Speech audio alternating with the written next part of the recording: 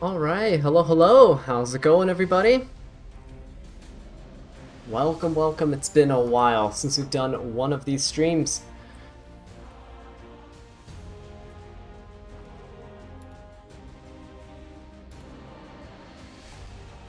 Hey, Black Veil, how's it going?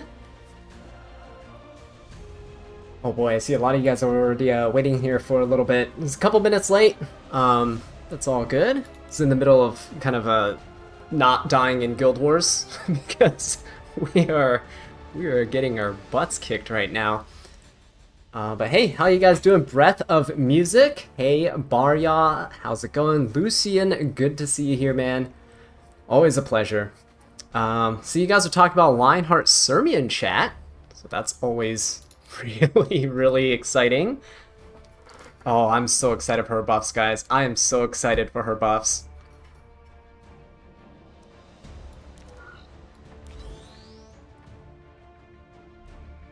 Kriomk, how you doing? Crusader Gabriel, hey, hello. Phoenix Blazin, hello, how you doing? Online Nerd, good to see you here. I thought Guild War ended at like 10 o'clock my time, like 7 minutes ago, but apparently I'm still in it. I don't know if I'm like mistaken and there's still time in the Guild Wars, but I'm gonna keep playing. So I normally don't ever do Guild Wars this late. We're gonna try our best here. Josiah, hey, finally a stream again. I know, it's been a while. Last time I did a stream, I think was like 3 months ago when I was on spring break. I've been on summer break for a little bit now, like 3 or so weeks, but I have been getting a lot done. I think you guys have been enjoying the daily uploads, which is really nice. It's taken a lot of my time up again, so yeah, we'll definitely make time for more streams, I promise. We're going to be covering the, World Championships. We're also going to be trying to do some more shenanigans with just playing and trying to climb an RTA and such.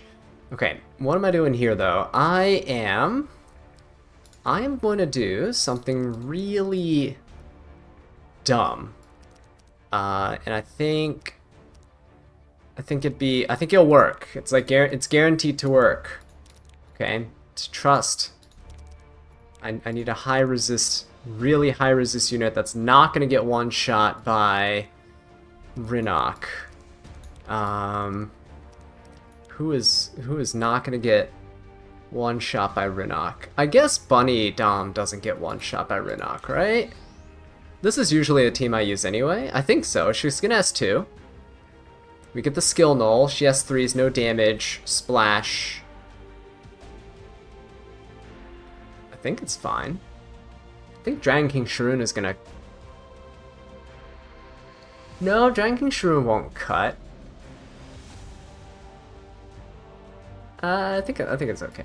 We have 1 hour left of Guild Wars? Ah, beautiful. Okay, fantastic. What's the bracket looking like? I haven't actually looked at the bracket. I'll be honest, I don't really keep up with other Epic 7 like content streamers and players and such, so I'm not really in tune with all the top players. But we're good. Still chilling. We'll take a look. It'll be actually more fun not knowing who's who. I know a few names, like the bigger names, but not really paying attention too much. I don't pay too much attention to the latter. Kiron buff thoughts? Oh, guys, Kiron is goated. Absolutely amazing unit. Just insane. I can't wait. I just seriously, I can't wait. He's gonna be so much fun. Uh-oh, we're gonna get screwed here. Yeah, no, with him being more consistent in damage, it's gonna be amazing. Oh, well, rest in peace, my team. Yeah, with him being more consistent, I'm gonna be so happy. I'm gonna be able to use him pretty much everywhere. The main weakness is that he sucks into evasion units, but he's really good. He's like, his kit theoretically would be really good into evasion units because you just do a bunch of splash true damage to them and then they die, right? So that's what I'm hoping for. We're gonna see how it works. You remember last year at the World Championship how fun the streams were? Oh man, we're gonna have a good time, guys. I can guarantee you that. We're gonna have a good time. I slept way past my normal time, and then I'll get up in the morning, just so I'd be able to stay up tonight and tomorrow night. So hopefully we'll be able to witness some fun matches. I'm excited because the Lunatic Draft format actually makes it so it guarantees that you're not going to be bored out of your mind watching the same exact 10 units be drafted over and over and over again, right? So many cumulative bans, you get to see these whales bring out like non-meta units, you're going to see these whales use absolutely insane strategies that you've never thought of before. It's going to be great. I'm excited. Man, me, hey, good morning to you as well. You're rooting for Light and Dzander. Yeah, Light's cool. Light's cool. Dzander also really cool. I remember him from the past years of E7WC championships. Are they gonna add drops on Twitch? They always add emotes, but never heard of anything this time around. Verum, that's a good point. I was actually on their Twitch earlier. See, I'm not partnered with Smilegate or anything, so I don't actually have like insider knowledge. But their Twitch doesn't seem set up for streaming. It's a little weird. Don't know why.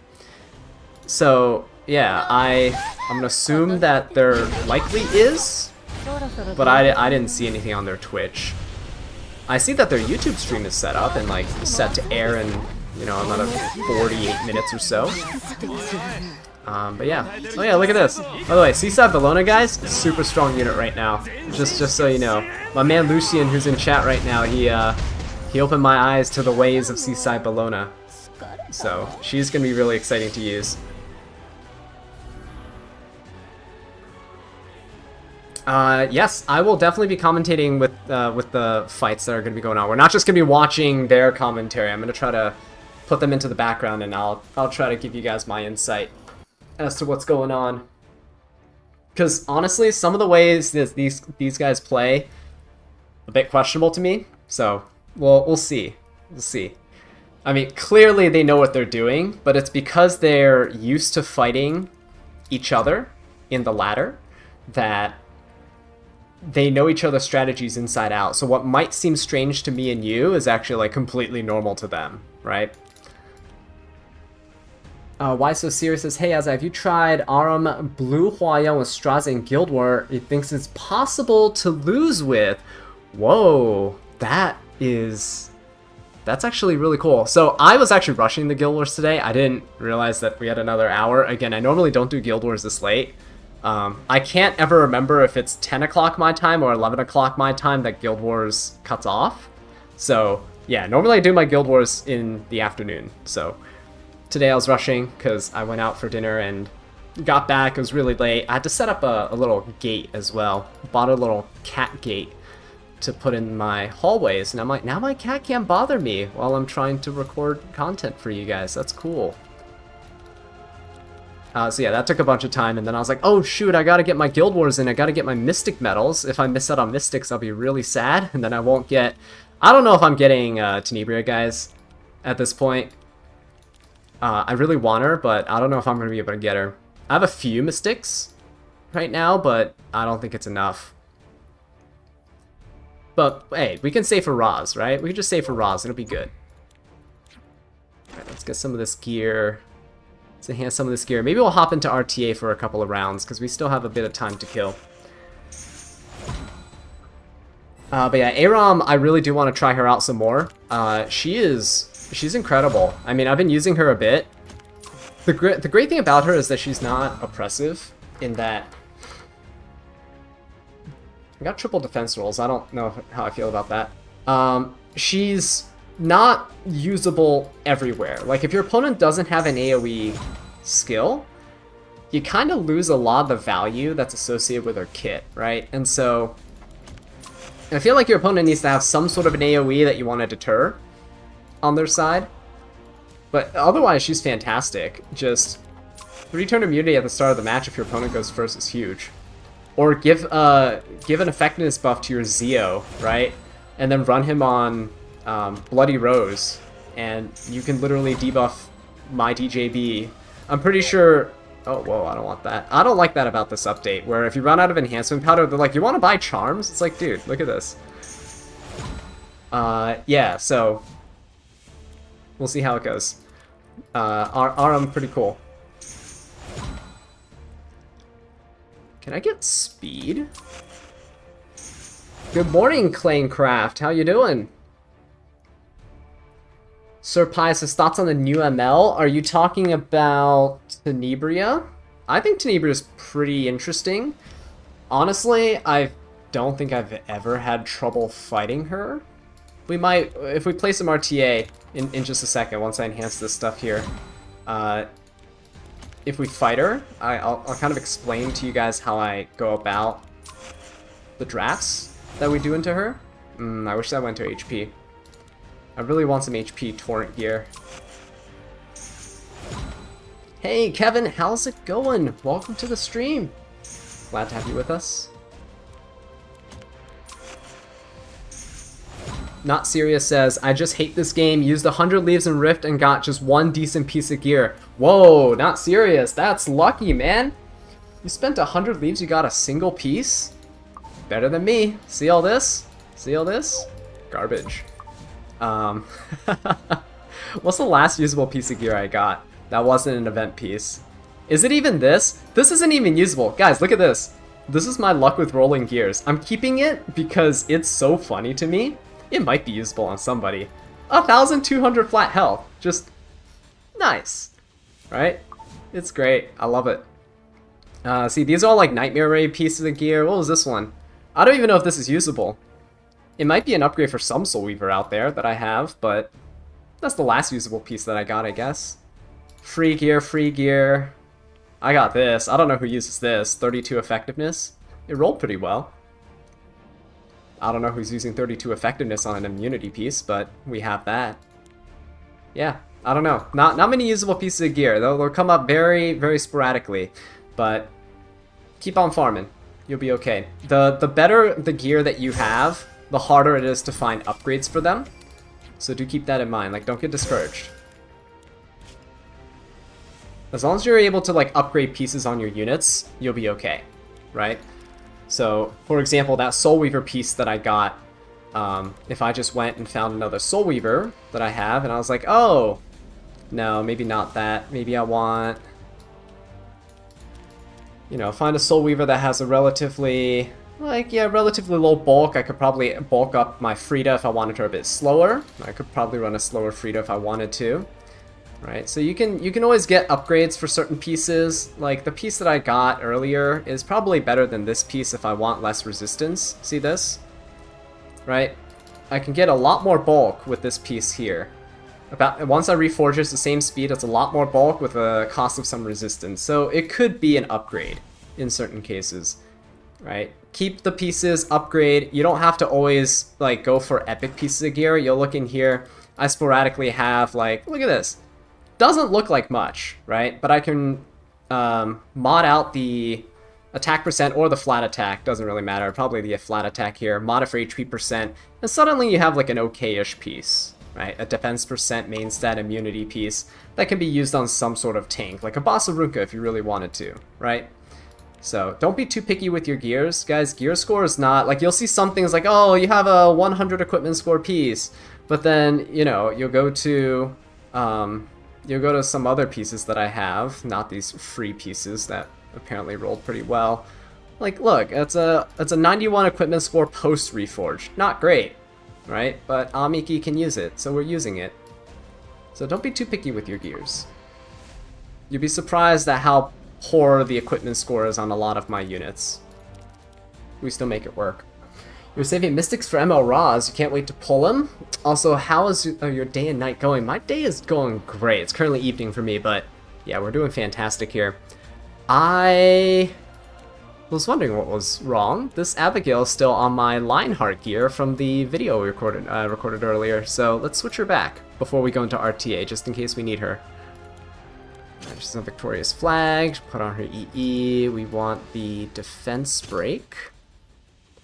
And I'm gonna put... God, guys, I can't wait for equipment sets, right? Imagine having equipment sets where I can just click one button and all this gear goes back to the proper units instead of me having to go through and do this song and dance. Like, what is this? This is like a 7-year-old game, by the way, where I still have to go through my pieces like this and be like, wait, where's my Where's the Abigail that's holding the gear for Lionheart? There she is! Oh my god, look at that. Crazy. I think it's that piece. I think we sort by defense now. And then where's the Abigail? There's the Abigail. Look at this, guys. Isn't this amazing? A 7-year-old game and we're still doing this. Can't wait. I really hope they do gear sets. If they don't do gear sets, I'm gonna be so sad. I'm gonna cry. I think it's this piece, and then should be a speed. There we go. That's the Lionheart Sirmia that I have. Perfect. Look at that. Isn't this an invigorating gameplay here? Abigail. I gave Abigail's gear to who did I give it to? Is she on Destruction? I gave it to the Chocolate Slime. That's honestly the role of my Chocolate Slime, is to hold pieces of gear for units so I don't forget what they have. It is my it's my little cheat. Is she actually on Destruction or is she on Speed Set?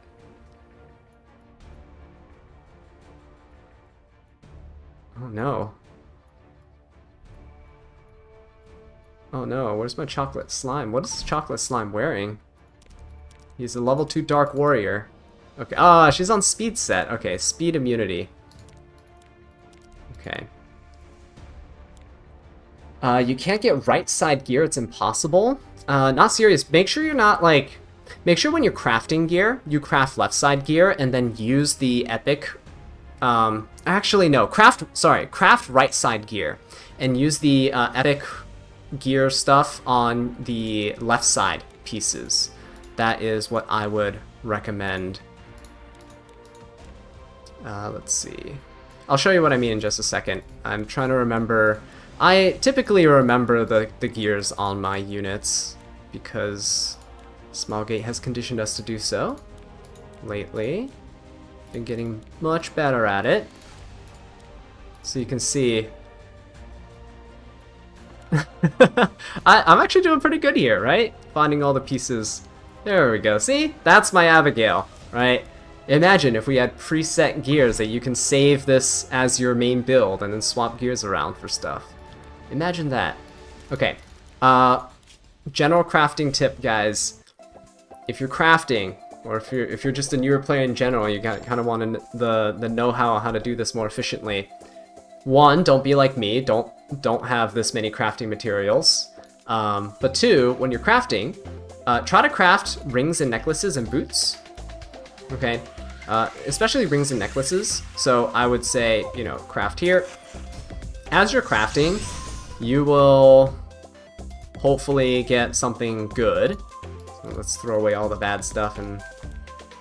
Right, okay, hopefully get stuff that's good. And then you'll get this in the center here. You'll get epic crafts. Use epic crafts on the left side gear. So the reason for this is because you have a higher chance of getting something good with left side gear because it's less RNG, right? So you'll craft left side gear. This is right side gear. I'm still on a ring. Ignore that. Let's go for a helmet. Speed set helmet, right? Craft left side gear.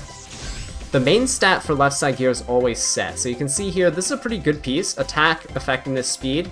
Pretty good on any debuffer that's out there, right? And then you can roll this and hopefully get more pieces this way. So as you're crafting right side gear and spamming your materials in there, you'll be getting left side gear as a byproduct like this, and that's kind of the more efficient route to go. If your gear sucks like mine in terms of rolls, then you keep going, and you keep going like this. And then make sure you also get your blue boxes for getting your conversion gems, and then you craft those. This piece sucks. Come on, we need speed. Oh, okay. Didn't expect that, actually. The World Championship starts, Kwong, it starts at, well, for my time at 11 o'clock, so in 35 minutes. Right, oh man, 2 flat attack rolls. Alright, we need speed on this one. Nope, that is not speed. Okay.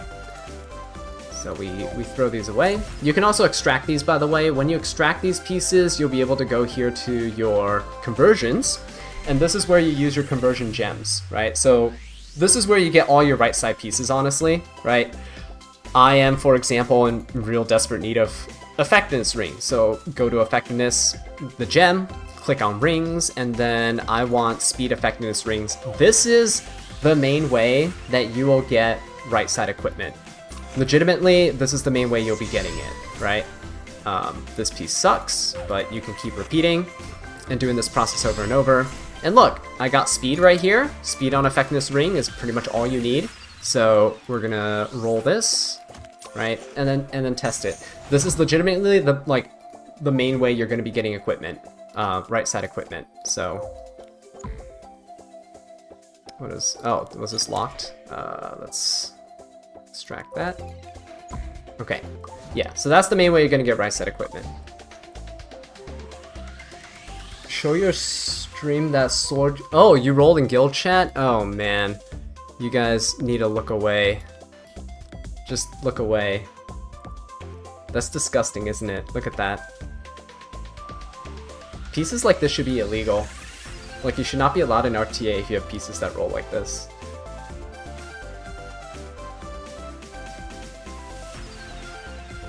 Lionheart Surmia now having immunity will make causes run so much smoother. Oh, okay. Yeah. Lionheart's actually... The immunity buff is huge, honestly. The change is huge. Who am I rooting for to win, Charles? Honestly, anyone that uses Charles. If someone brings out Charles, they're immediately going to get my vote, and I'm going to vote for them to win. I'm making this tedious process look fun in some way. I don't know how I'm making it look fun. This is just crafting. But I'm glad you're enjoying it.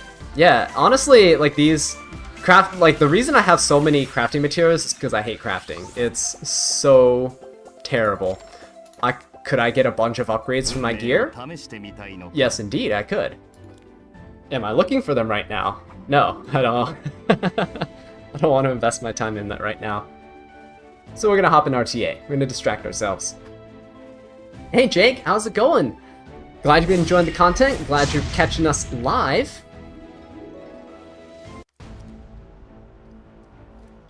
Wouldn't Surmia be a mort counter?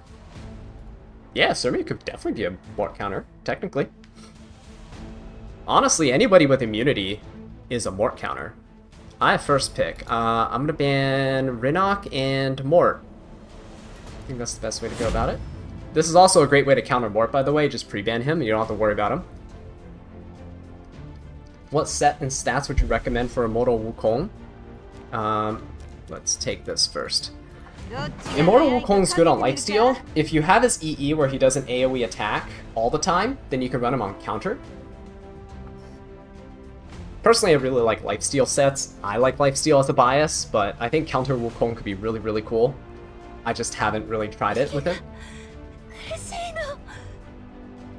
Destruction set would go really good if you just want damage. And yeah, lifesteal set is good for sustain, bruisery fights. You got light Tenebria today, you're so happy. Oh man, wow. Congratulations, Andrew. That's amazing. Enjoy your new toy. Alright, we're fighting Abyssal Euphine, Aftermoon Soak Flan. I don't like where this is going, because this guy could easily run Harsetti here on his team. So could I, if I really want to be degenerate, but I think what I'll do is... he's running 2 units that have Fighting Spirit and Focus, so you lock in Cfan and Politis, and you just sit on her, right? Your opponent now has... Oh, your opponent is now going to Ahmed cleave you, so forget what I said. I'm gonna die.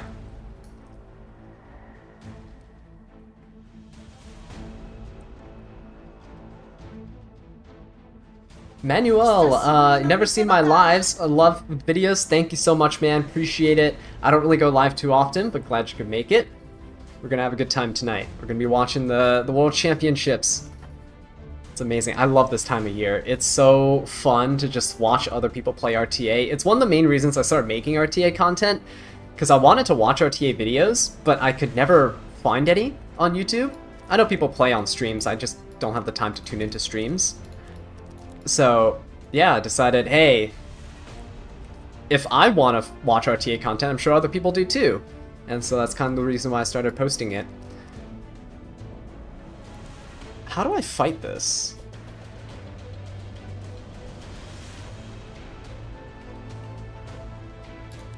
Honestly? Amiki? BBK. Harseti's banned. Ah, didn't catch that. But yeah, we're good.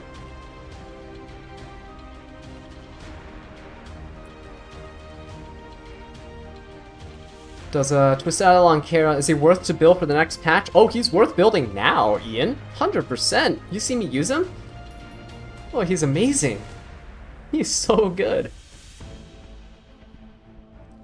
Tsuha, you said, I like RTA and playing tank down, but dang, now the demand to just, I don't know what a 1v1 hit is, but I'm assuming it's like a lot of burst DPS and one-shotting. Ooh. Get rid of Newman Luna. I think I could just fight the rest, right? Either BBK or Amiki can solo. Yeah, I think we got this. He gave me Bossa Runka as well. So his A-Flon can't hit anybody except Bossa Runka, right? DJB... There's no debuffs on the other side. We HP imprint the team. ML Politis doesn't matter. She can die, so we'll just give attack imprint to the team. Bossa Runka... We'll give attack imprint to the team. It's just gonna be Amiki alive in the end, so we'll just attack imprint her and hope that she one-shots everything. Felipe, hello from Brazil. Hey man, how's it going? Glad you could tune into the stream. I don't know what time it is for you down in Brazil, but I don't know if it's like late or what, but hey, glad to have you here, regardless. How do I build my Amiki? She's on counter resist. I can show you the build after this. So many people are picking Orbit now, I know, it's crazy. It makes me kind of want to build mine too. Oh, okay, Amiki, good job. Hua Young S3 me, do it. S3 me. Amiki, go. Amiki, kill, please. Counter. Counter. Very nice. Counter. Very nice. Beautiful. Easy game.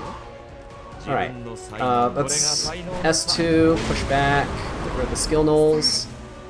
Let's give... Why not? Why not give rage buff to everyone, right? Give rage buff to everybody. Push everyone back again. Yes, there we go.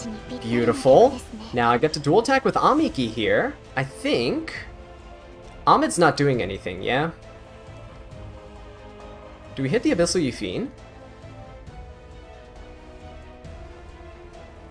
I'm gonna hit the Flan. Just get rid of her, right?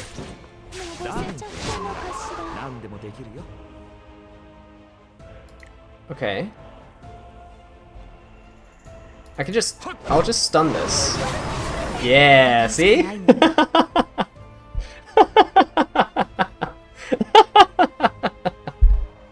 Believe in the DJB, guys. I'm telling ya. Believe in the DJB. He can push up his Yufine, that's okay. It makes it so Amiki can't die here, it's fine.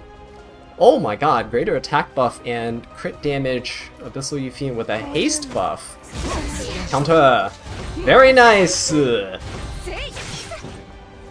Oh, beautiful. Absolutely beautiful. What is this? Soul Burn? Increased damage oh. Just slam it. Yeah. There we go. Amiki's so good. Oh! Oh! We got a counter. It's okay. It's alright. Amiki's alive. Amiki's alive. We're just gonna... Just S1. We're good. See? Anytime anyone slams, Hua Young into you, if you're fighting a Summer Hua Young and you have 2 picks left, always pick Amiki and BBK. Just always do it. It's so free. Hua Young can never kill any unit with immortality. If that's their main DPS, you just won. It's so free. What artifact? Here, let me show you the Amiki, guys.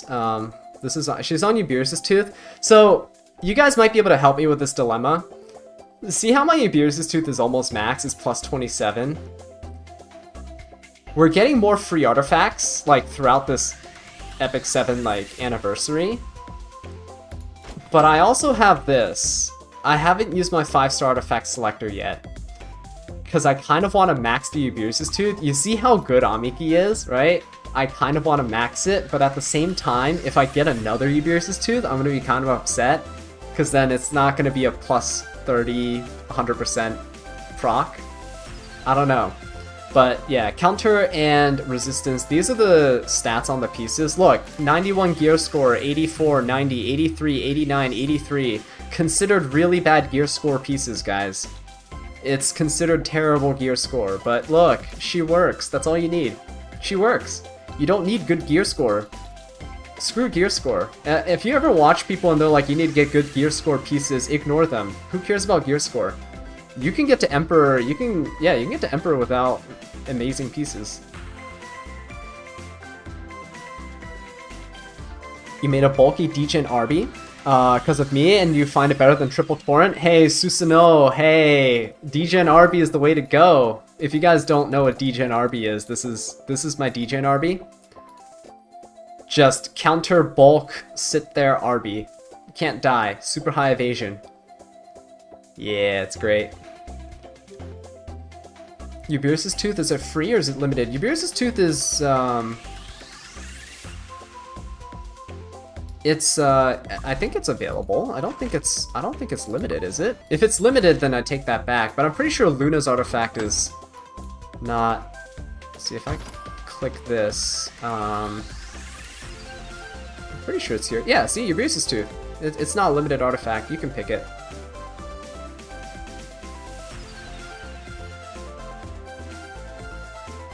If it's not 100%, it's 50%? Yeah. I don't know what I'd pick, though, from all the artifacts here. Like, I have enough Sigurds, I have enough Golden Roses. You guys, some of you want to see DJB, so here's DJB. Here's my man. I could make him faster, that's the funny thing. He could be faster. Oh, sorry, he is not on. That's not his real stat. There you go. Now he has 200 resistance. Amiki has soloed so many games. Yeah, Amiki is insane for soloing games. And she's free, like everyone should build her. Says me, who just built her like last week, but, you know. Do as I say, not as I do, right? Then you would have a new Ebeer's that could be used on someone else. Yeah, I can see that. I kind of want to max it out, I really do.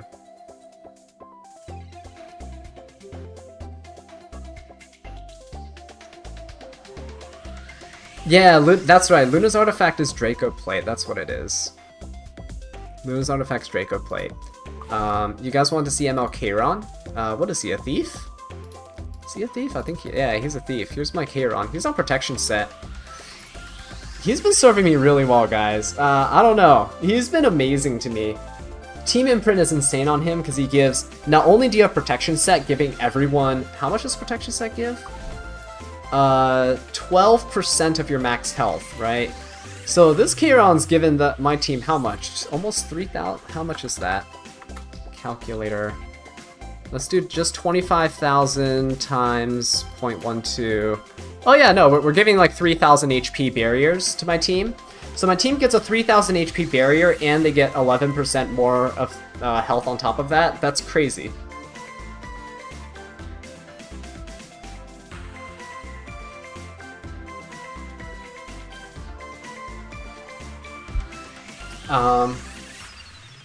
DJB outspeeding enemy openers is always funny. It's hilarious, but on Soul Constellation you can cut after like most openers and then you just push up your team and then you win. How do you build Aram? Aram, hell yeah, here's my Aram, guys. This is my Aram. Don't use this as an actual guideline. Like, this is pieces that I don't think are super relatable for people, but I'm on counter and resist set, and I'm rocking 240 speed, 20k health, 100 resistance. Will I change Kiron's build after the buff? Probably not. The reason why is because his damage reduction is crazy. So you just have to sit there. And against high damage units like Afternoon Soak Flan, they're going to be trying to kill him. They're gonna try to kill him. You don't want to build super high damage. You don't need him to crit. You don't need damage on him. That's the main thing. You just need to pop his S3 and then you win. Like, just...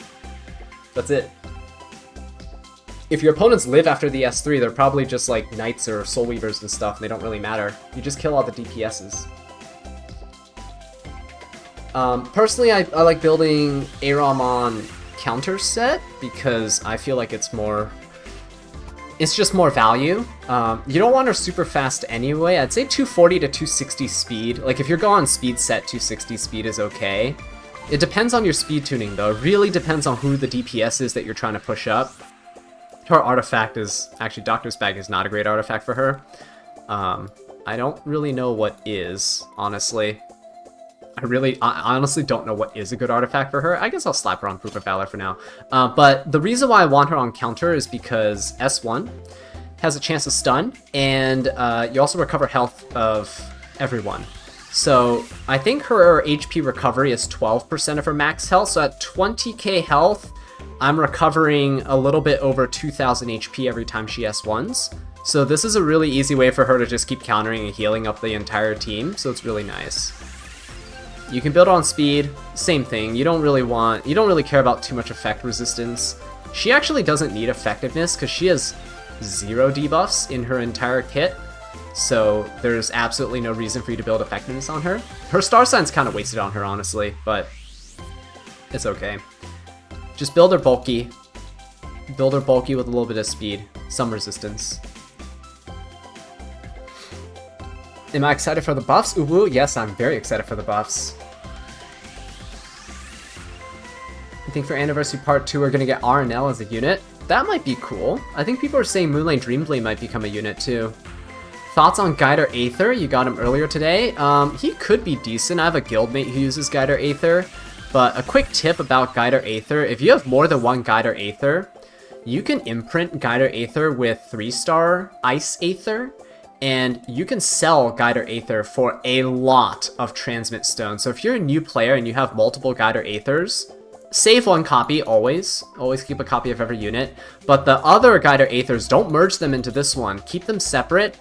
SSS imprint them here with Ice Aethers, just 3-star Aethers, feed them into him. And then what you'll do is, if I unlock this, I can show you. You can transmit him for 70 silver Transmit Stones. It's crazy. Right? It's insane.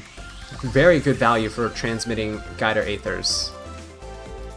So that's a tip for you guys. I need to lock him up so I don't accidentally transmit him. Do I plan on reducing ER on Kiron? Nope. Not at all. So Kiron's actually been my kind of, not an ace, but kind of a pocket pick. The reason why I put him on Bastion of Hope is because he gives effect res to everyone on my team. When you see me draft Kiron, it's always against teams that have debuff units. So a lot of people are running Light Tenebria into me, and so I would pick really high resist units. I'd pick my DJB, right? You usually see me pick DJB. I know he can't cleanse the buffs off of my other units, but he's a really good healer. He's a really good utility unit. You can push back your opponents, you can barrier invert them. Tenebria has barriers, by the way, so DJB's still good to her. You'll usually see me run Bellion, so I'll run an effect res Bellion like this, 200 effect res. You might see me run Seaside Bellona, so Seaside Bellona also on effect res, right? You'll see me run Kiron with these units, and so he boosts their overall effect resistance, and they're just sitting there, and you can't do anything to them. That's the whole point of me bringing Kiron. You can't do anything to my team. You're going to keep chipping away at all these other threats, right? You're going to try to kill the Bellion, trying to stun the Bellion, do whatever, and Kiron's just sitting there, and he'll tick, tick, tick, tick, and then he'll explode, and then everything dies. So it's great. How long until the tournament? 15 minutes until it starts.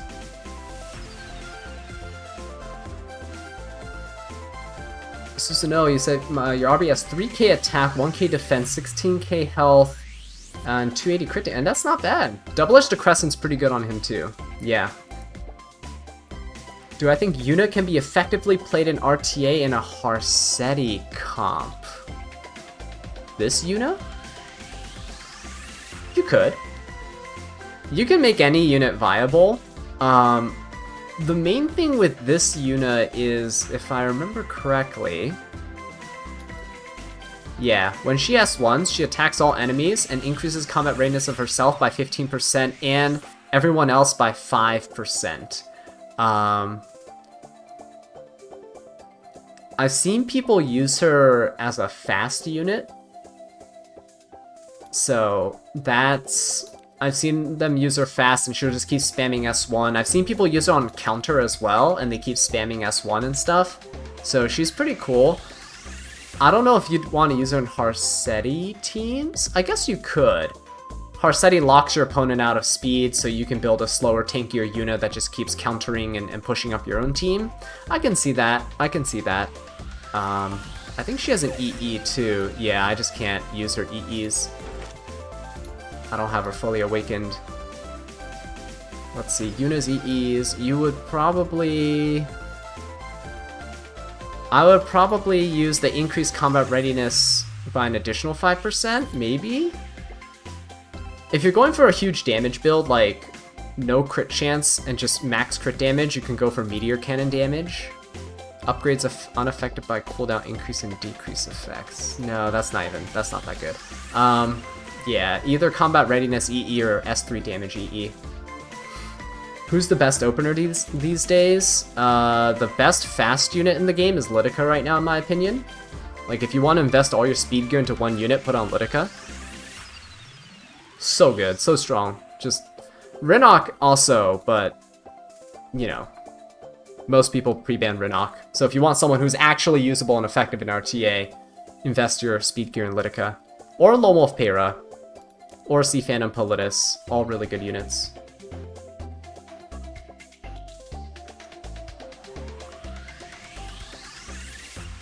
Can't wait for the Spez buffs? Oh yeah, can't wait. Do I have Young Senya built? Yes, F, I do. My Young Senya is built on a really bad set right now because I only use her against Harsetti, so I just threw a bunch of garbage gear on her and this is what she looks like. I don't use her in RTA ever. I realized after so many weeks of queuing that I never use her in RTA, so... Yeah, ended up just putting her on some spare gear, moved gear to other units that needed it more. Does my Amiki have an effect res ring or an attack ring? Amiki should have an effect res ring. Oh, no, sorry, she's on an attack ring. What? That's insane. Wait a minute. How do I have so much resistance then? 26 on the boots, 22 on the ring, 37 on the necklace, 32 chest, 35 helmet, and 13 on the weapon. So, yeah, mine's 185 effect resistance. This was a lot of, again, do you see these pieces? They're not crafted pieces, they're conversion pieces. What I did was I literally went to equipment conversions, and this is what I was talking to you guys earlier, like 30 minutes ago, those of you guys who are here. I was talking to you guys about crafting, right? Guys, please, trust me, go here, click on something that you want. Let's say I want, I don't know, let's say I want an effect res ring. I don't really need one right now, but let's say we do. Let's say we need an effect res ring on Amiki, who's on a counter set or resist set, right? Just craft it, and boom! Like, oh look, maybe I'm making an effect res Geno or BBK, right? Look, suddenly, whoa, hang on, these are pretty decent stats, and then you enhance it. Like the fact that you take the RNG out of the main stat with conversion pieces is huge. That's mainly what you want to use conversions for, is the right side pieces. So when you get these blue boxes, let me just enhance this first. Okay, we'll do one more. Come on, go speed. Okay, no, we don't want that. But if you go to your boxes here, do you see these blue boxes? These that I have way too many of? The equipment conversion gems? When you use these, get these founts. Not the blue ones, those are flat stats. The only blue one that's good is the speed one. You don't really want to use the helmet, chest, and weapon. Those are what you can get through your epic crafts, right? You can go here to your crafting and see this middle button here. So you would go to your epic crafts. This is where you're getting your helmets. This is where you're getting your weapons, and this is where you're getting your chest pieces. So you never want to use your, unless you randomly get these from like guild boss stuff. Like I can go to weapon. I have a weapon fount. I can use it. Got it from the world boss drops, right?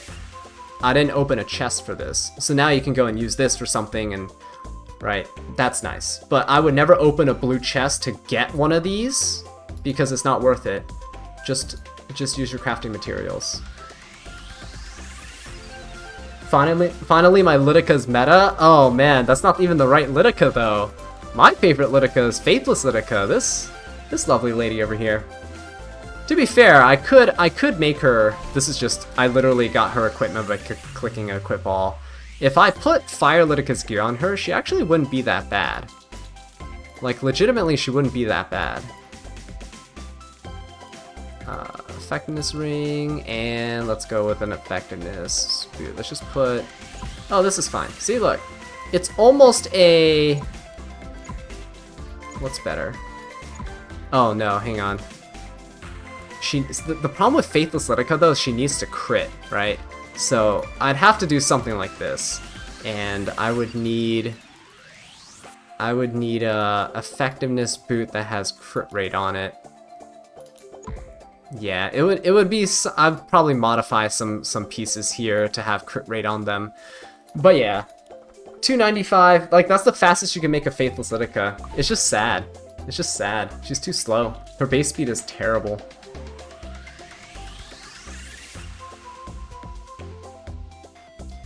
You're glad see Lilia's getting modernized? Oh, I'm so happy about that too. What do I think of the new Tenebria? I think she's alright. Again, I fought her multiple times. Many times. If I show you guys my match history, it's just, we just played this.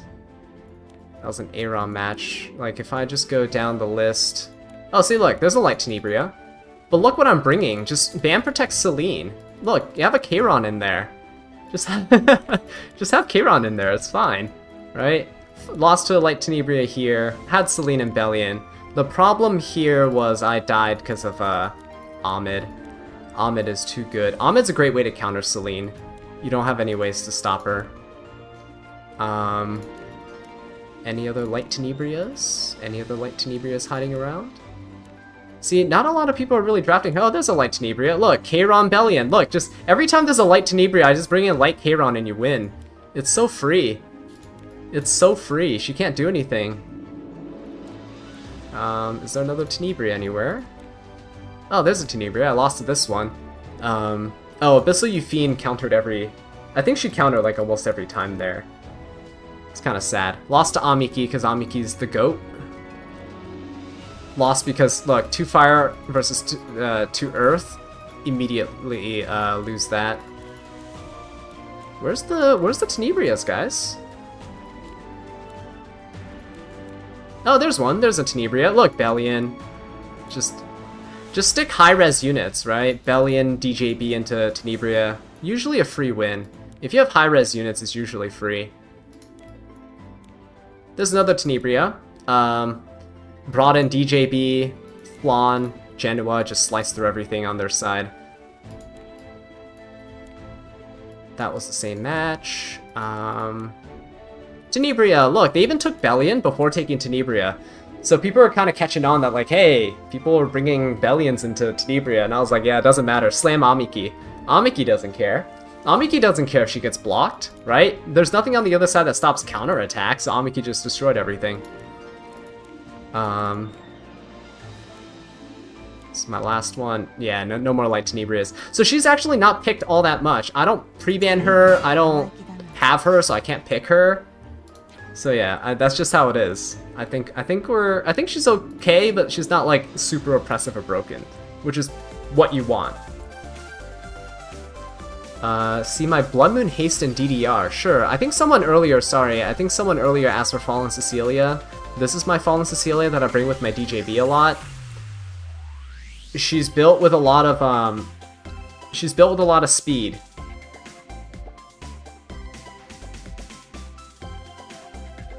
I like Fallen Cecilia speedy. The more turns she takes, the more barriers you give to your team.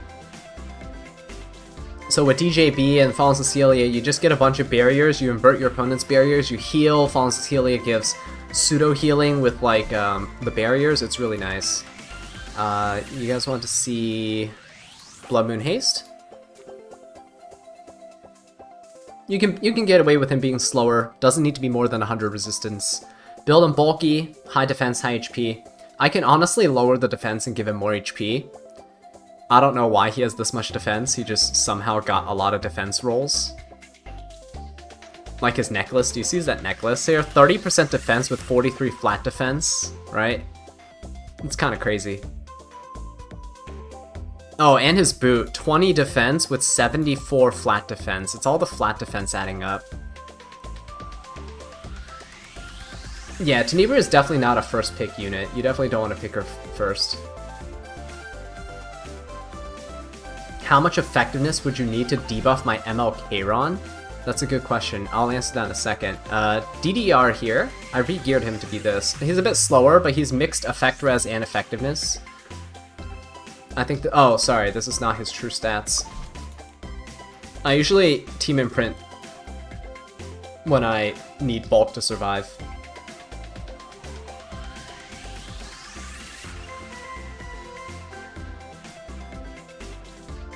Yeah, so mixed stat DDR, this is actually, like, look, this is a really intensive build. Really high equipment score average 98, right? It's because you want bulk and you want to stack effectiveness and resistance. It's hard to do that. Would Host as a Banquet be good on ML Kiron? It's okay. It'd be okay on him. If you're looking for a budget option, I was running him on this, Shepherd or Chaos. It's a good 4-star artifact. You get this in Hall of Trials, I think. You get a flat 10% defense increase, which is great, because it helps his bulk. And as he loses more HP, his evasion and defense increase by up to 40%. It's really nice. It's like one of the best defensive thief artifacts ever. So it's a good alternative. So to answer the question of how much do you need to debuff Kiron, 200 effect res with... You gain 50 at the start plus 20, so I have 270 effect resistance. If your unit has over 170 effectiveness, you will start getting a chance to debuff my Kiron. To guarantee 100% chance that you will debuff my Kiron, bar 15%, you would need 225, oh no, 270, 255. You would need 255 effectiveness to guarantee, except for 15%, that you can debuff my Kiron. Yeah. That's how much effectiveness you need. Which is why I bring Kiron along, and they can't debuff him, and then he sits there, and then you win. Kiron's good, guys, trust me. Who's my highest attack unit? It's a good question. We'll also bring up the stream very soon, because I think they're starting... Oh, Arunka's my highest attack unit. 7,100 attack. So sad that she's garbage. It's so sad that she's garbage.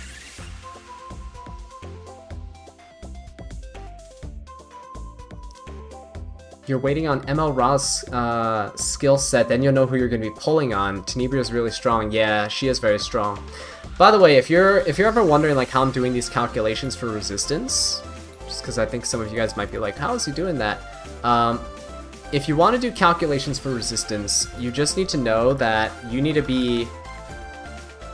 To guarantee debuffs, you just need to have... let's do this. Calculator. There we go. Calculator, right? So if I have a 300 resist unit, all you need to start... Because effectiveness has like 100% lead over effect resistance. What I mean by that is if both people have 0 effectiveness and effect resistance, effectiveness will always win.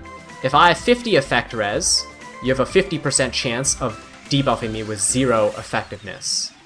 If I have 100% effect res and you have 0 effectiveness, you have 0% chance of debuffing me, right? Because you minus the 100% advantage that effectiveness has, and it's 0.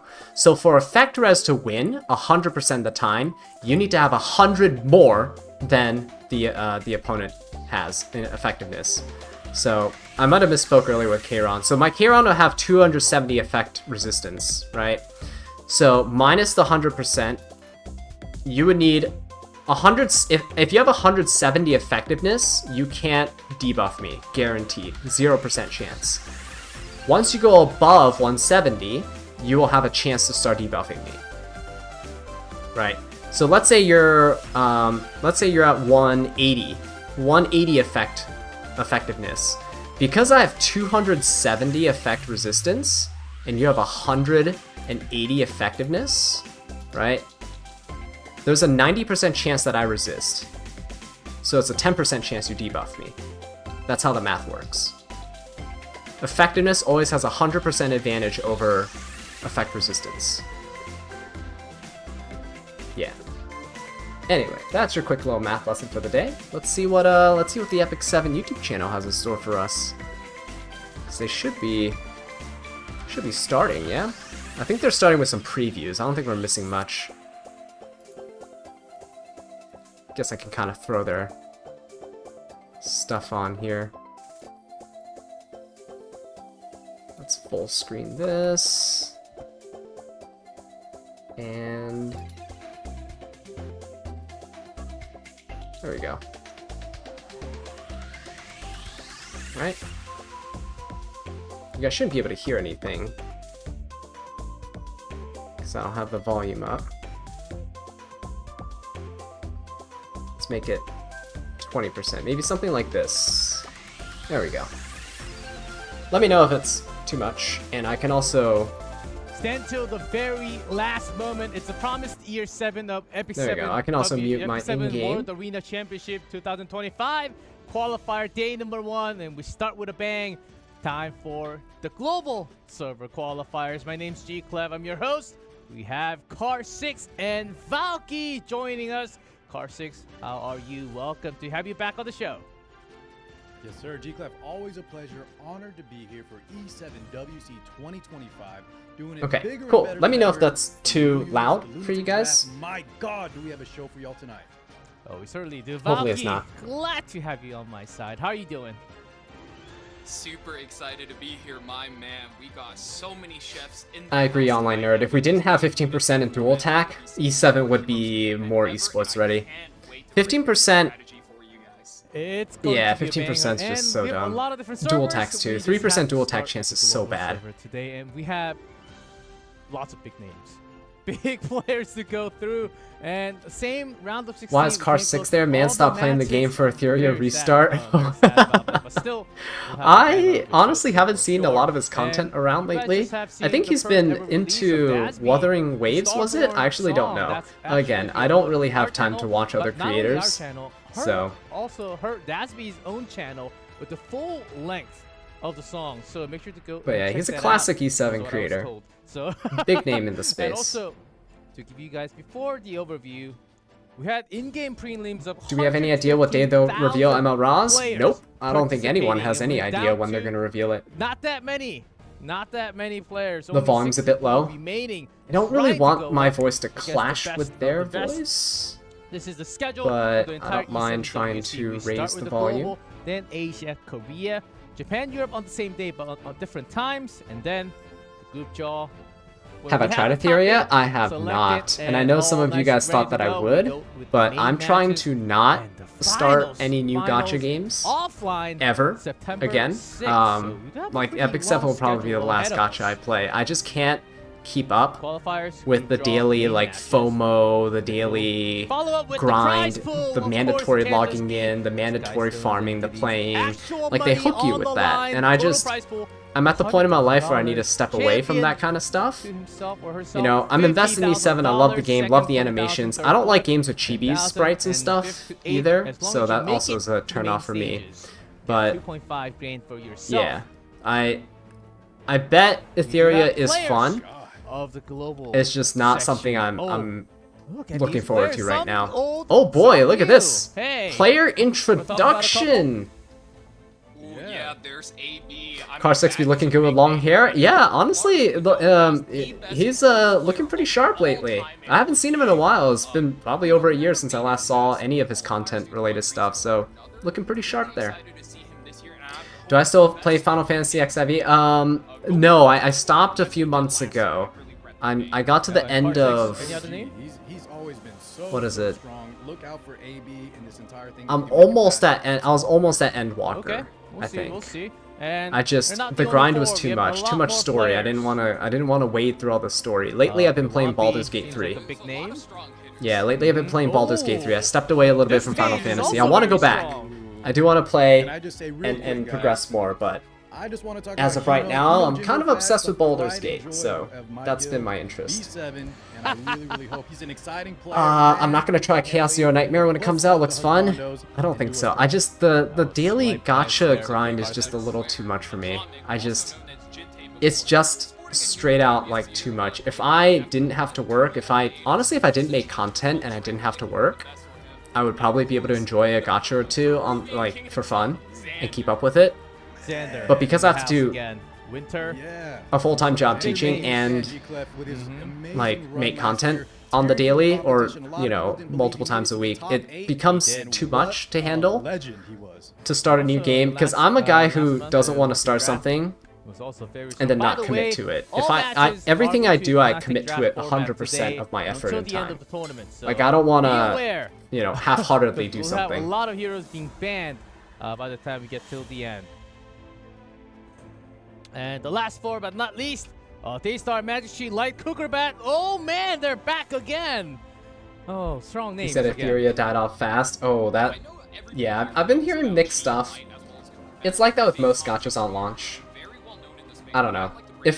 Honestly, if I were to play any gacha again, I would pick up, I'd honestly go pick up Honkai Star Rail just because they collabed with Less than Fate, 2 years and of the I'm a count, huge and Fate we nerd, somehow made so it this far. seeing Saber and seeing Archer with his full unlimited That's Bladeworks chant just got me. Like the fanboy in me was screaming to play it.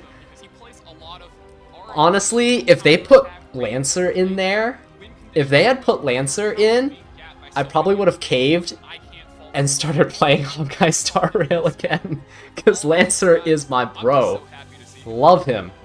Oh, That's insane. Archer with Let's a full see if chant we is make cool it to the though. first round, because when we get past the round of 16, we will get to see all the quarterfinals at least. But you do have to break that first round. And Magic Chi, Light, Cuckerbat, the name I think they Dragon Ridas, her Baldur's Gate 3, I Light, have to Chi, subscribe. Cuckerbat, Dude, out I've been here having for a so much fun with Baldur's Gate. long It's time, for years and insane. years I beat the since game, I the think a month qualifiers. ago. About E7WC. 3 weeks ago. 3 or 4 weeks ago, I beat the game.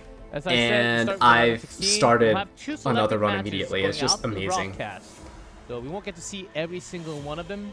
But starting from the quarterfinals, we get to see all the action. Semifinals. I teach, no wonder At you the make end, some we'll have tedious two parts of the game seem global interesting. players Oh, thank you, advancing mister. to the main matches. So same Obamian, thank you so drill as much. last year. Those are kind words. And I wish my let's see if students the thought that volunteers too, will but be they don't. slow. I I teach math, chat, so I try to make the content that I I teach hear you. engaging and relevant And to production is people and their working on it, lives. and Valky, Doesn't always work out. Depends on how well behaved people are in We've been trying to class. fix his mic for the last Ein says Ku best doggo. Oh yeah, he is. Ku is best I doggo, hope man. I hope What a good this boy. is all resolved. Everyone, thank you for the feedback. We appreciate it a lot. And Oh, look at these. Look at the tournament brackets, guys. And AB is. Oh god. Aether Bulge, guys. That's a classic name. AB is abbreviated for Aether Bulge. Love it. I can't wait. I can't wait. I don't know if he's the same player though. Is he like is the account just getting piloted by somebody else? That's the problem with the E7 World Championships that make me not ever take it super seriously, is that all these accounts are like bought and sold and traded between these people. They have like 5 or 6 people farming the same account. So when you see these like whale accounts and gears, do keep in mind that it's one person fronting the money, and it's usually like 3 or 4 or 5 people that are farming every day nonstop. Like they're literally like, oh, I'm gonna farm for this 6 hours, I have to go to work, and then their friend logs on and farms for another 6 hours constantly. They're non-stop farming and getting gears and enhancing things and equipping things, and they're non-stop climbing in ladder too. So if you have multiple people who are able to pilot accounts, and I know it's against Smilegate's terms of service, but is it really illegal when they're not cracking down on any of it? Just saying. When you have people who can be like, oh, I'll play for these 6 hours, you play for these 6 hours, you play for these 6 hours, how are you let's supposed see to if he compete breaks and through. try to qualify for the Turn, or tournaments Wizard just when, comes up you know, you have from that people side, climbing up and like that? If that's possible, Just throwing it out there. I mean, last year we had, you know, disqualification, right, for the winner of the last year's tournament because they were in a voice call with other people, you know, just yeah, or not last year, sorry, the year before. It was the year before, 2 years ago. Last year they did the offline final. Finally, they did the offline final, and it was a blowout. It was great. It was so funny to watch. They tried to stall for time, and it was over so quick. It was just cleave after cleave after cleave. Who just came back, or from 2 years ago, but some new names kicking. I think that's You have not a really good sign. And heard, you've not heard a good thing about Honkai Star Rail and the Fate collab. You avoided to not ruin your love for Fate. Hey, personally, the reason why I look at Honkai Star Rail and considered it is because it's PvE, because and it's a little less pressure to have to play daily. Plus, they archive all their events, which is really nice. Will be available. I haven't gone back though. I'm just a huge Fate nerd. I'll stick to collecting figures and like stuff for Fate characters. It's fine. Everything will be allowed. So let's talk about some of the heroes, because the new heroes are bursting. They need to make offline auto farming. See, I don't know about that though. When you get offline gaming, that's when you can start cheating really easily. Anything that's offline and not live and done on servers is really easily exploitable by the player base. You get a lot of security concerns and cheating concerns, and you know, you can start doing some pretty bad stuff when you take games and put it into offline modes like that. So I know I'm not a game dev or anything like that, so if anyone is and you want to crack me, all for it. But from what I know is anytime you have an offline, if you have a portion of the game that can be taken offline, that's when people can easily exploit stuff. Because it's not being verified by your live servers. Everybody has all kinds of creative, aggressive strategies. Suddenly you have people bring back Blue Kisei, Judge Kisei, Strays. Josiah says, same logic as isn't it mass genocide if no one knows or saw? Yeah, Smallgate likes to turn a blind eye to some of the rampant cheating and account buying and multiple people piloting accounts that happen, especially in their high-tier gameplay here. Oh guys, look at that! E7WC. It's a long coupon code, so make sure to write it down. E7WC 2025 _EMO _coupon. That's the thing. That's there you guys go. That's the coupon code. Let's pin that message. There you go. Yes, let me write that down too. So can we keep that up for extra 10 seconds? It's a pretty long coupon code. 25 EMO. I don't know what EMO why they have emo in there, but hey, there you go. Coupon code. It's a coupon. Make sure you guys redeem it. But there we go. You got a free Tenebria emoji. Yes, everyone's got it on chat. Copy paste. Thank you, everyone. And with that, I believe we have another one. Oh, there's another one. Gold. Guys, another coupon code. Also charms. I'm redeeming this right now. Opening 25. I'm logging into my account on the side. I'm redeeming this right now. Ooh, guys, leaves. I need more leaves. Yeah, since we had the UI being all mixed up, not mixed up, cleaned out, I should say. Okay. You can still find it on event tab. Go all the way down. I will do this. I'll post this one as well. We have a separate page where you can put in the coupon code. So just Google it, Ep7 coupon iPhone, and then it's one of the first things that pop up on Google. So, EMO is for emoji. Okay. There you guys go. That's the second code. Let me. Yeah, make sure to get the second one to E7WC on the opening 25. So, with that, I think we are ready to go with the player matchup. Here is the first ever player for the global server going against the. Are you a bad player? You have 25k stamina? No, it just means you haven't farmed enough. That's all good. Mixed. Oh man, getting hyped. What is this player all made? Oh, here I'll give you guys a link as well to redeem. About this player. Well, Meow Mix has been around for quite a while. I want you to take note of the Last Rider Crow in both the most pick and the most ban protection. We were talking a little bit earlier, G-Clef, right? Last Rider Crow has always been really strong, but I think one sec, that is not the right. Highlight his potential between the damage mitigation, the immunity, and there you go. That's the link to redeem. Yeah. Yeah, Valky, do you have any comment about Meow Mixed? I think one impression a lot of people have for Epic 7 is that in order to play aggressive to bring the high damage, you have to be fast. And Meowmix is known as one of the most aggressive turn 2 players. So he often hits his opponents with switch-ups on including effect resistance unit, and as you see here on screen, he's got the Empyrean Illinap, the Last Rider. There we go. So a lot of I'll defensive pin this uses so that you guys that turn can access that. dichotomy, if you will, up against his opponent, who I know for a fact is a faster player. Oh, lots of No chat problem, guys. waiting for Meowmix already. I can see the hype behind this player going up against Xander. It just has to be this matchup in the round of 16. Meowmix versus Xander. Xander will be our first televised live matchup. Oh man, what about Xander? We talked a lot about him already. I know, I can't wait to see what he has here, but Xander, such an amazing run. We kind of talked about that in last year's E7WC, but this And if you guys are here for the watch party, that's great. I appreciate you guys. Make sure you also open up the Twitch stream on the side. I think they have Twitch drops, so that is also something you might want to keep in mind. Twitch drops on the official Twitch stream that's going on over on the E7 Twitch channel. Alright. Oh, most picked characters double Crow Empyrean Illinov. I wanna see Ice Crow. Most ban protected is Solitaria. Makes sense. She's super strong right now into Afternoon Soak Flan and stuff. Double Crow with Empyrean Illinap. He is actually, I think, taking a similar path as Light E7 did. They used to be known as extremely fast and aggressive players. Dragon Riders, yes, Fene is absolutely amazing, so strong in all game contents. Glad you have her, because she is absolutely amazing. That being said, though, he did kind of bust out that Specimen Says last year, and that was one of the Meowmix versus Xander, okay. And if you didn't see the balanced patch notes, I think Xander's going to be very happy. All right, we have the wow, matchup. look at that E7 2025 win rate, though. For Meowmix. That's global qualifiers, but top 8.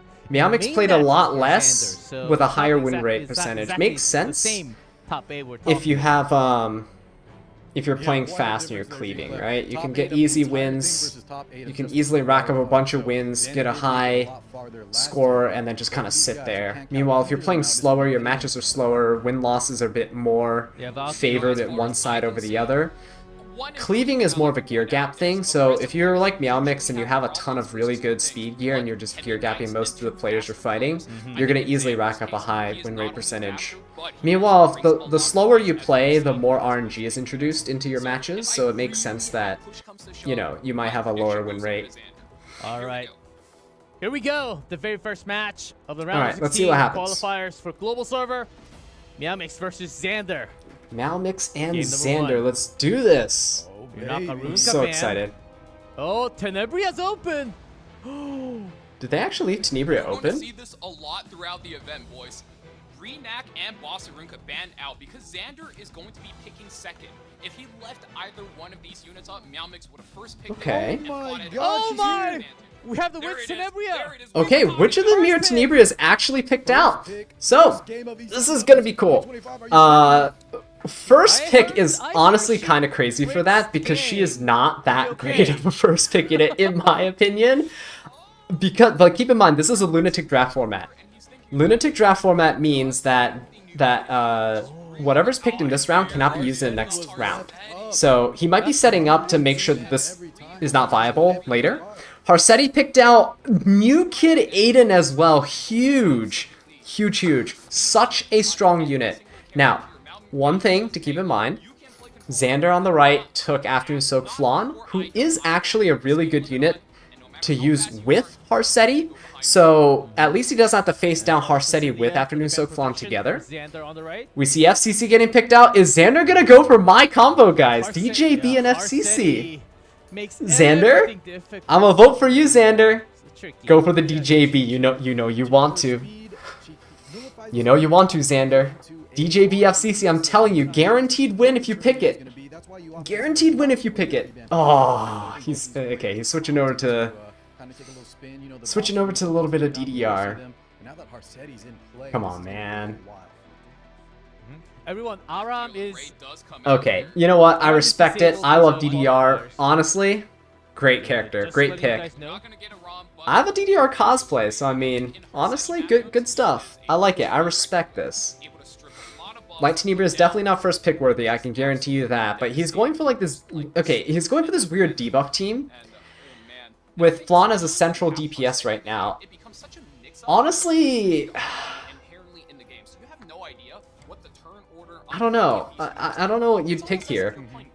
Designer Lilibet seems like she could be okay into a DDR, but Designer Lilibet can also, I mean, also really easily die to the Flan. Okay, I mean, it might be one that's built for Harsetti though. We'll see. We will get those, you know, that guaranteed hit, the crit, and so potentially, depending on the turn order, that could be a nice... Ooh, Solitaria getting picked up here. Wonderful stuff. So, Solitaria shuts down all focus, which means that Afternoon Soak Flan cannot do anything in terms of dual attacks. I say that, but keep in mind Light Tenebria will always dual attack with the highest attack unit on your side of the field. So, Light Tenebria's S1 will still always bring Flan. It's just that no one else can bring Flan with their S1s, right? Arcdemon might be okay. Like, legitimately might be okay here, because she also dual attacks the highest attack unit with her EE. So she'll bring Afternoon Soak Flan for the dual attacks, which is great. But you can also seal, and sealing Aiden, so no evasion, sealing Designer Lilibet, so no cleanse, sealing Imperial Ilanov is also so good. So yeah, definitely see why Arcdemon's banned out. Solitary is easily the ban here, because, again, you want your Afternoon Soak Flan, your only DPS unit on your side of the field to be able to do something, right?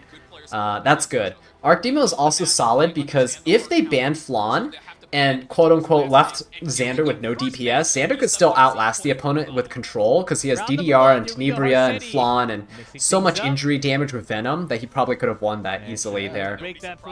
I like the UI on the bottom though. I think we're going to see skill cooldowns there. Wonderful stuff. So Harsetti opening with the S3. Unbuffable... Not really landing on anybody, actually. I don't know how much effectiveness or effect res is on this FCC, but... After Soak Flan, gonna go after Dilibet. Definitely want to take her out as soon as possible. Look at that! Look at this. Defense broken Dilibet. That's what I was saying, guys. After Soak Flan, before the match even started, I told you After Soak Flan was just gonna destroy this Designer Lilibet, right? So smart on him to soul burn, because he knew this was a tanky one. And there you go. Designer Lilibet gone. It's only New Kid Aiden left against the DDR, who can easily sleep the opponent. Right, can easily sleep the opponent here. So definitely just go for the S3. Sleep the opponent. Aram is not allowed. No, Aram is actually globally banned for the Epic 7 World Championships qualifiers right now. And look at that! FCC, you can honestly just provoke the Harsetti and not awaken the Aiden or the Imperial Iladov. It's the way to go. Yep, there you go. Afternoon Soak Flan dual attack, it's great. The reason you don't want to hit the Aiden is FCC's attack will wake up Aiden, and so Afternoon Soak Flan dual attack will not guarantee the hit. Here, you can guarantee that Afternoon Soak Flan's S1 hits the Aiden, and you deal massive damage. Look at that. She's already so low. Imperial Ilanov's almost dead. Yeah, it's not looking good for Meow Mixed here. Brian, hey, welcome to the stream. Thanks for your kind words. I really appreciate it. Glad you enjoy the RTA videos and the content.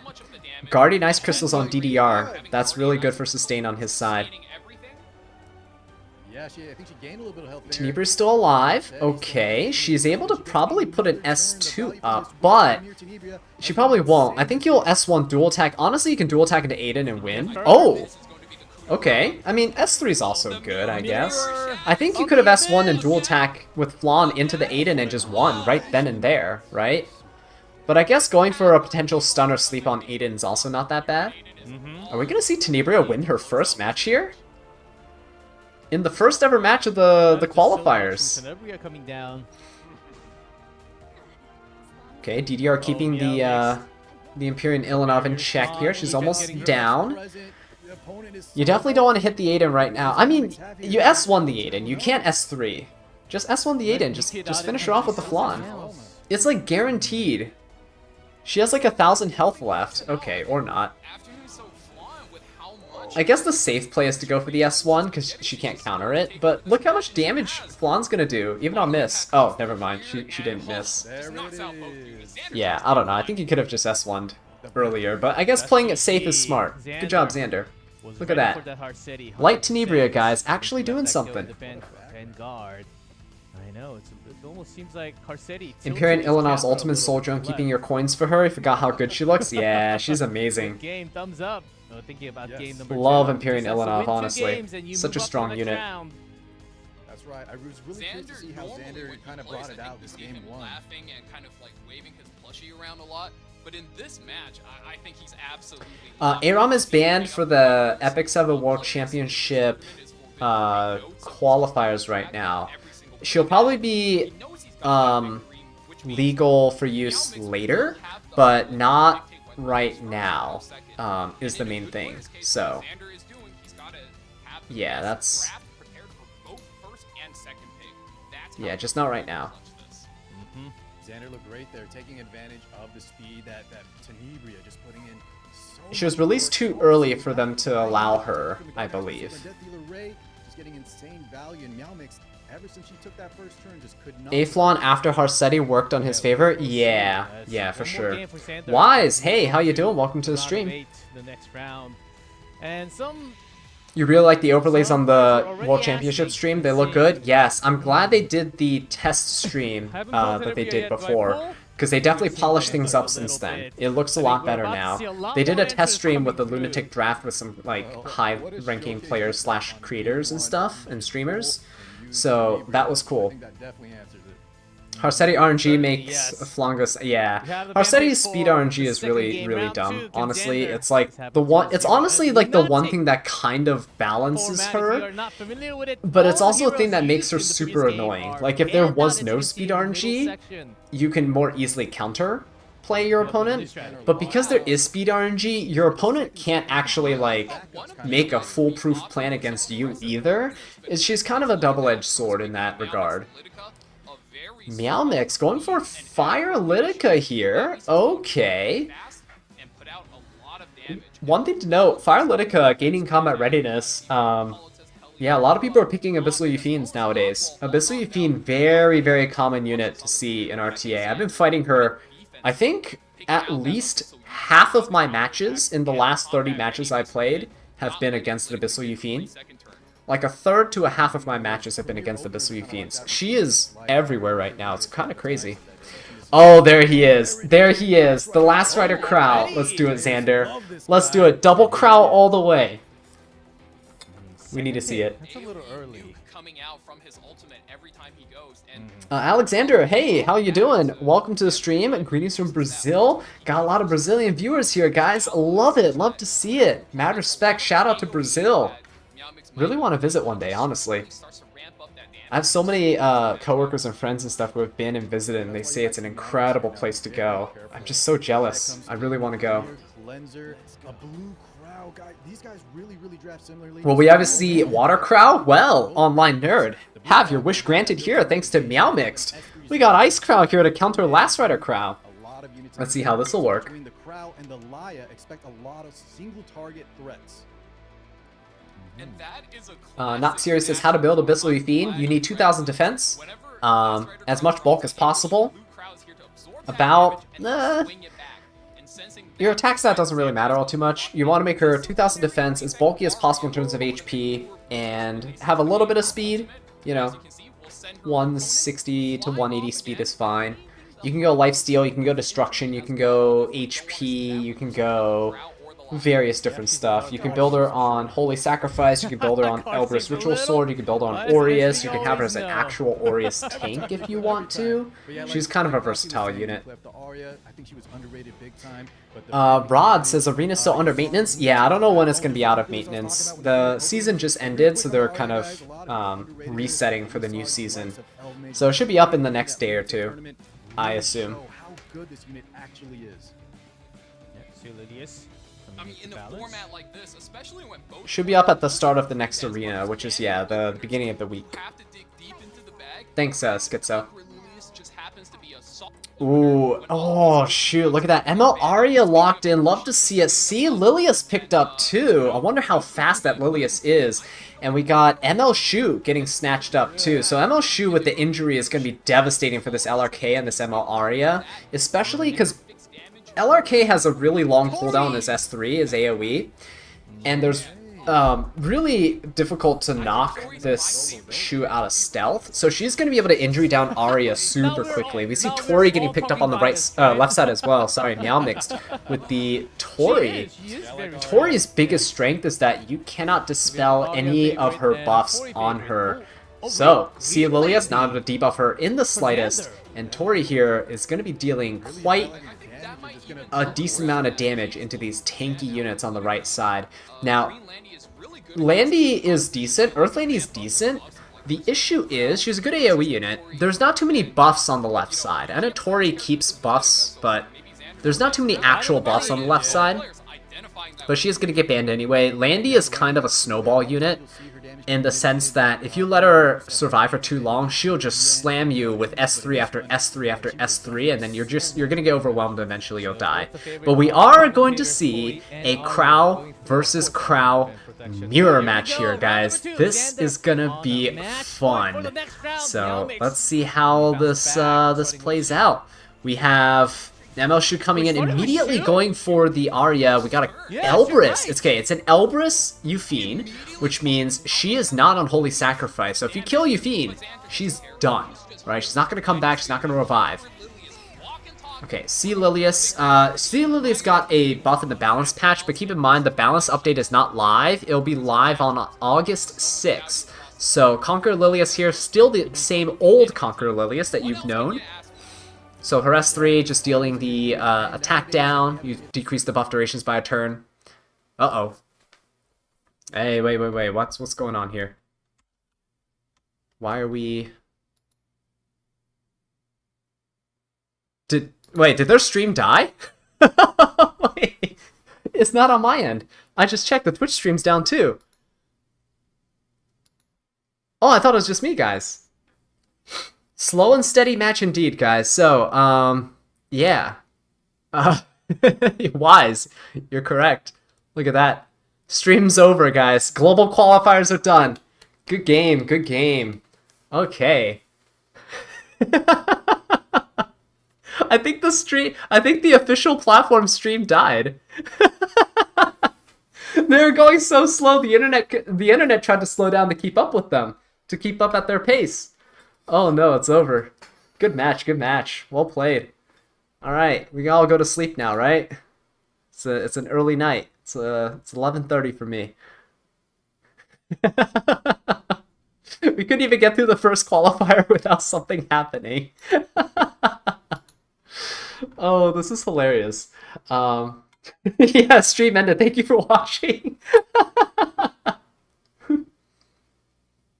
At least we got the coupons, you're right. Hey, but normally through these Epic 7 World Championship stuff, they do announce teasers and extra videos and things. I don't know. Crow killed the stream. Double Crow was too much. Imagine what would happen if they had a fire Crow here, right? Oh, man. Okay, so what I'll do here is I guess we'll switch over to Epic 7. If you guys want to see any units or builds, let me know. I can definitely share some of that stuff with you guys while we're waiting. We could discuss units and thoughts on things, right? Balance patch stuff. I'll switch over to the VOD once it's back up and running. But for right now, I don't think they're live. Yeah, I think they're still offline. Okay. Yeah, we need compensation, right? Well, we definitely need to have like a bunch of leaves. Maybe an ML5 selector. That'd be kind of cool. I would appreciate that right now. Oh, you heard there might have been a power outage. Huh. A power outage, huh? That would actually honestly be kind of insane. That means the stream won't come back if there's a power outage. What's going on in Korea? I don't know if they're streaming from Korea on the English side of things. I guess not, right? why am I not in the tournament, Mikari?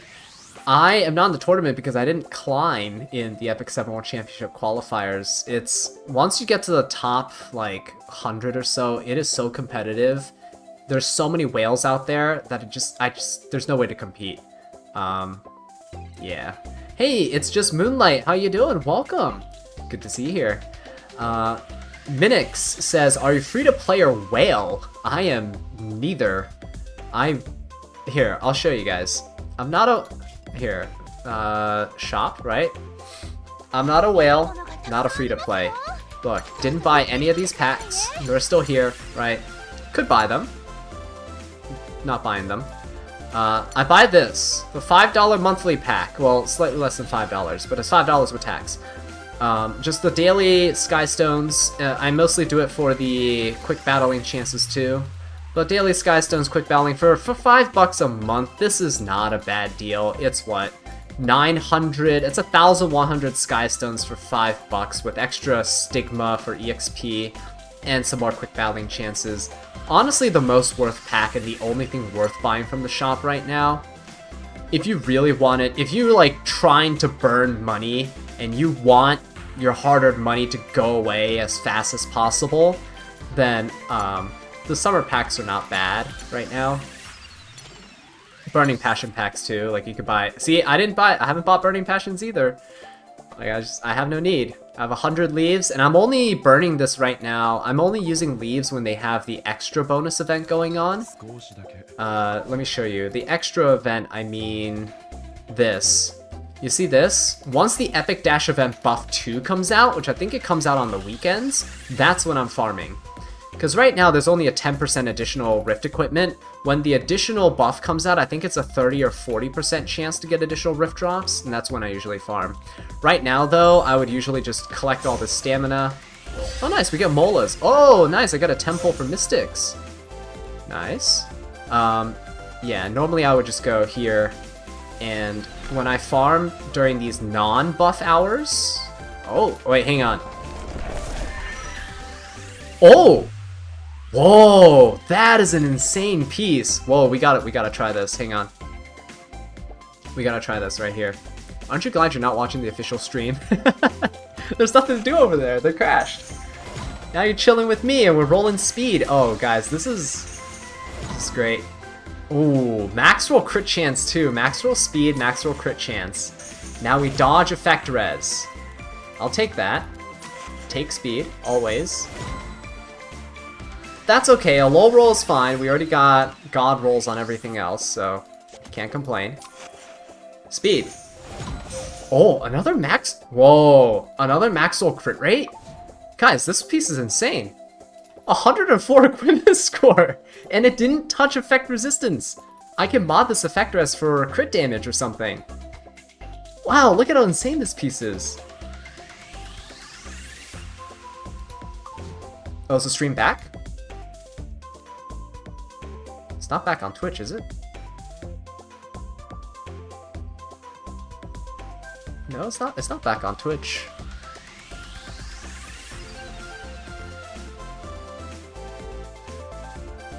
Is it back on YouTube? Yeah, just always a good unit and... Nope, it's not back on YouTube either. Yeah, just always a good unit and... Yeah, no, I'm refreshing the page and it's just playing like the last second of the stream.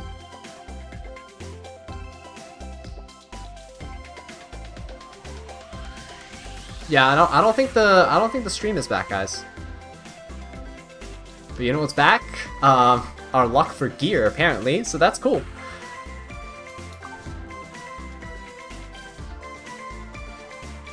Okay, I'm apparently seeing on Twitch chat that the Korean stream is working on YouTube.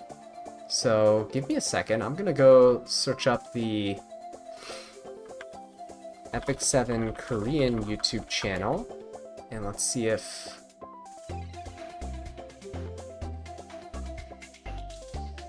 I don't even know. I didn't even know they have a Korean YouTube channel. I don't know how we can even find it. Oh, there it is. Epic 7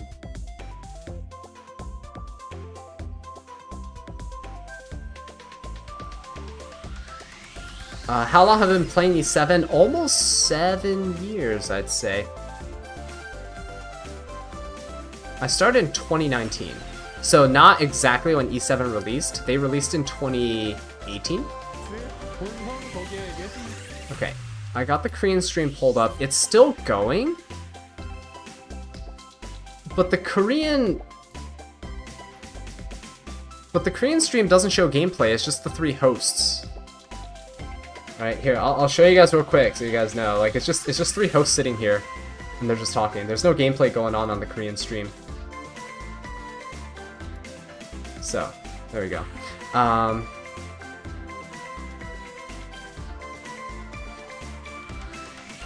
But what I will do is I'll keep an eye out. Having fun? Are we back? Oh, there we go. Okay, I can hear you now. I hear clicks. I hear people. Oh. I hear people.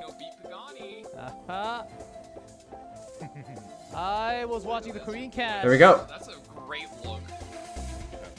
And the match is still happening. Okay, so apparently the match is still happening, according to them. Yeah, did your first round exit? We're back.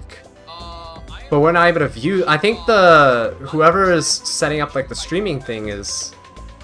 You got 1%, like you lost your 1%? Yeah, it's like the full attack into... Yeah, I don't know. We are back. Honestly, I don't know what's going on, but the stream is back. Sorry. That's it. I have to apologize big time to everyone. We're finally back. Hanami, you wanted to see my Rift setup. Yeah, I can share that later. Except for the Korean casters, I don't know how that works, but we got it all fixed. Or honestly, if they're not... Have at least 20 plus computers just on this floor. Here, let me turn off my Epic 7 music. Apologize big time. Oh yeah, I don't know what's going on. Matches, I think still going. I think the match is still happening though. They say the match is still happening. Yeah, I know. I don't want to miss that. I don't want to miss the double crow match. That sucks. I want to see the double crow. Can we get into the match? Please. Yeah, you really can't have an E7 qualifier without an accident, right? It always something like this that happens. 저 경기 진행되고 있으면 넘겨주세요. Okay, well, I mean, while that's going on, if you want to see my Rift setup, these are my Rift, Getting any feed. these are my Rift controller things that I got going. So number 1, number 1, number 1, number 3. I have a max Rift controller though, keep that in mind, and my Robin is soloing. So this is my current Robin. She's my PvP Robin, but she's soloing like this. I just have Dux Noctis. I'm speaking! Guys! I should The audio is not okay, he said some I should random honestly words. mute them in the background, but it's okay. Alright, yeah, this is the Robin that I'm running. Keep in mind, you can't solo with Robin until, like, later. So, yeah. I can hear both of you. She solos I can this. hear- If you want to see I guides can on it, I don't hear have guides on my both channel, of but you. it's because Tristan Both Wolf of you, makes yes, really good yes, guides. If you want to yes, see yes. Tristan Wolf's, I'm like, guides, okay. then I'd I can hear recommend both of checking you. him out. Good. Yes. He has wonderful guides on this type of stuff. We can hear you. Alright. I can hear the guys. They Can you are guys hear they're me talking a lot about and nothing both right here. Yes. What is going on? Okay, good. This- I think we're ready. We're 45 Let's minutes into their roll! official live stream, and we haven't gotten a single match Go, go, go, played go, yet. go, go, go, go, go, let's That is go. crazy to Let's me, go get guys. it. That's crazy. Huh? What's Can't hear happening? you. Again? What's going on? Wait, let me send it the chat.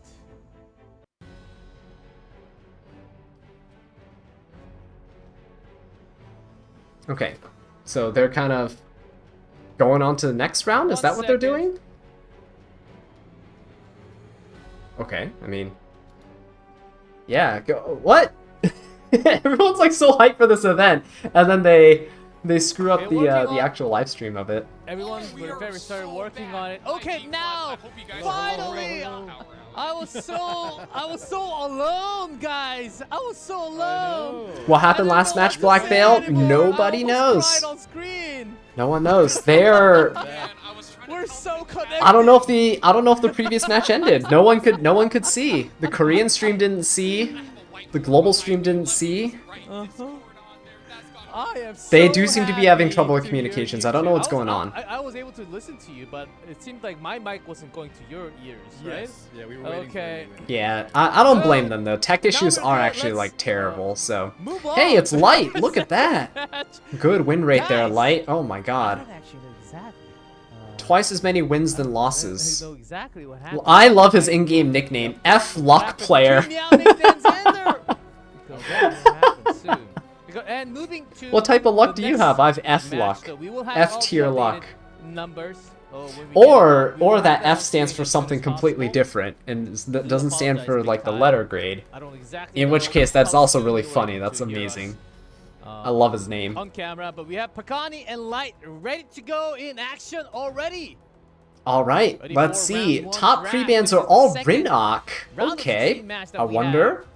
We have Bossaruka, we have ML Pera, Harsetti, and Rinok all banned out. We see Light Tenebria first pick again.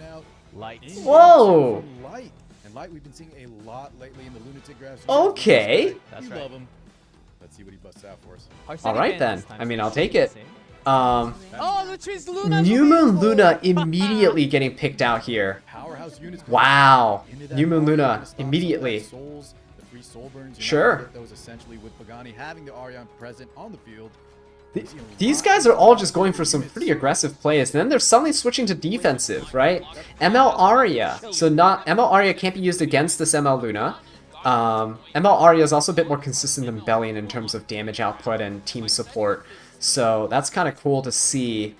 Light Tenebria, though, with the Fire Flan seems like a pretty good strategy. Very common here. Zeo Ban Protected, that's huge. Zeo Ban Protect ensures 100% of the time that Light is going to take the first turn. And Zeo can always S1 and dual attack with Fire Flan, push her up in combat readiness, and then Fire Flan can S3, push up the rest of the team. Light Tenebria can go, block the entire team. Like, you have a lot of potential here. Imperial Ilanov immediately getting picked up, ban protected, to kind of prevent cleaving, right? So that's kind of cool. I don't know why the guy on the left side is covering his mouth. That's a little bit suspicious. I'm only saying that because it might just be a habit of his. It's okay. I'm just saying that because in all past Epic 7 World Championships, every single year, we have people talking in voice chat, strategizing together. You know, people piloting accounts together. I'm just saying.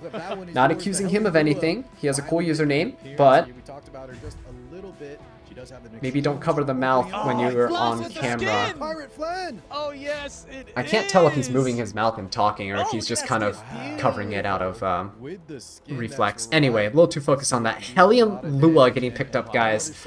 I'm voting for Light here. He's got the cringe Lua. We gotta do it. ML Lua, we got Pirate Captain Flan, got all my favorite characters on the right side. Double Flan on the right side, guys. How can you not vote for Light right now? He is, like, an amazing team. Look at that. In the game now. ML Politis on the left and Bystander Hua-Young also very, very strong picks. Honestly, I'd ban the Bystander Hua-Young. Yeah, there you go. Very nice. Light Tenebria getting banned out. Not bad, not bad. But, still not looking good. Zeo's taking first turn. You're going to see a lot of damage come out with this Afternoon Soak Flan, guys. You ready for it? Straight glowing in first round. Pagani versus Light. Of course, we got Zeo going first. He's always going to be going okay, first. so that little brat with the passive, he will be looking to set up his teammates. Zeo's gonna S3, but S3's not gonna deal that much damage with Imperial Ilanov on the other side because he relies fully on defense penetration. See, he can still silence though. It's still good because you see the Zeo has super high effectiveness to be able to debuff ML Arya. Like, that's insane. So Pirate Captain Flan pushes up the team. Hellion Lua's gonna go. No soul burn, right? Because you require double the cost. So you need 40 souls to soul burn here. He's able to hit the ML Politis and the Imperial Ilanov. Actually, honestly, good enough. Imperial Ilanov is the cleanser for the team anyway. Pirate Captain Flan coming in with the S3, gonna push back into some bombs and burns.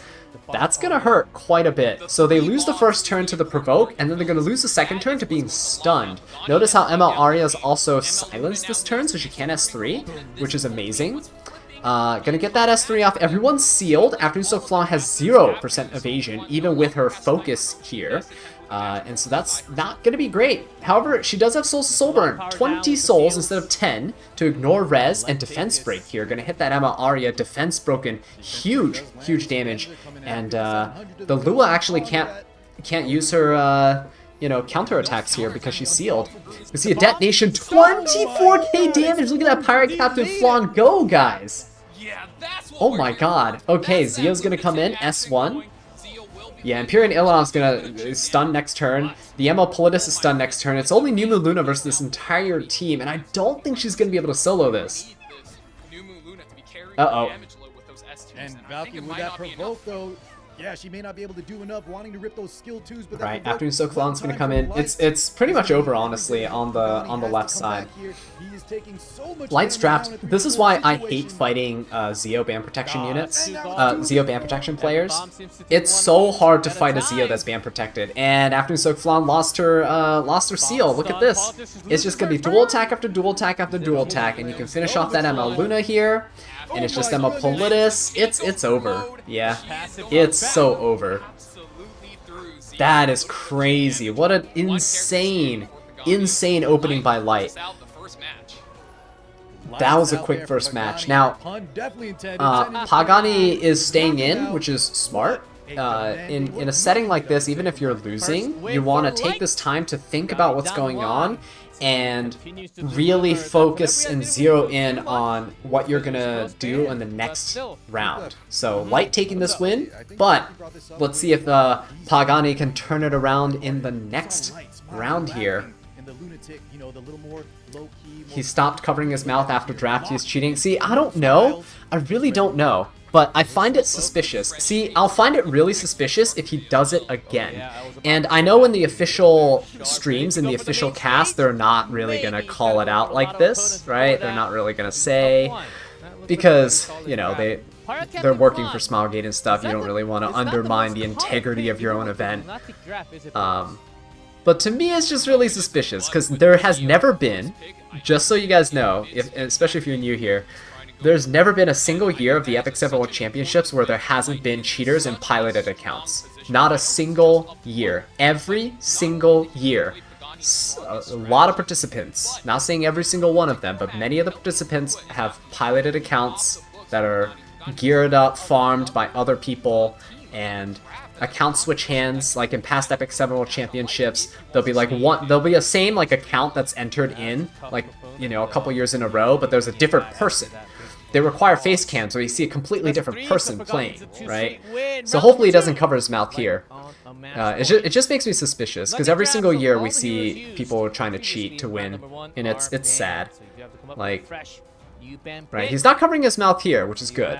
Hopefully they're calling him out, like I'm sure they have communications with like official people, like official Smilegate like overseers to the tournament. So moderators, I guess you could say, and hopefully they're telling him to not cover his mouth. So it's very suspicious.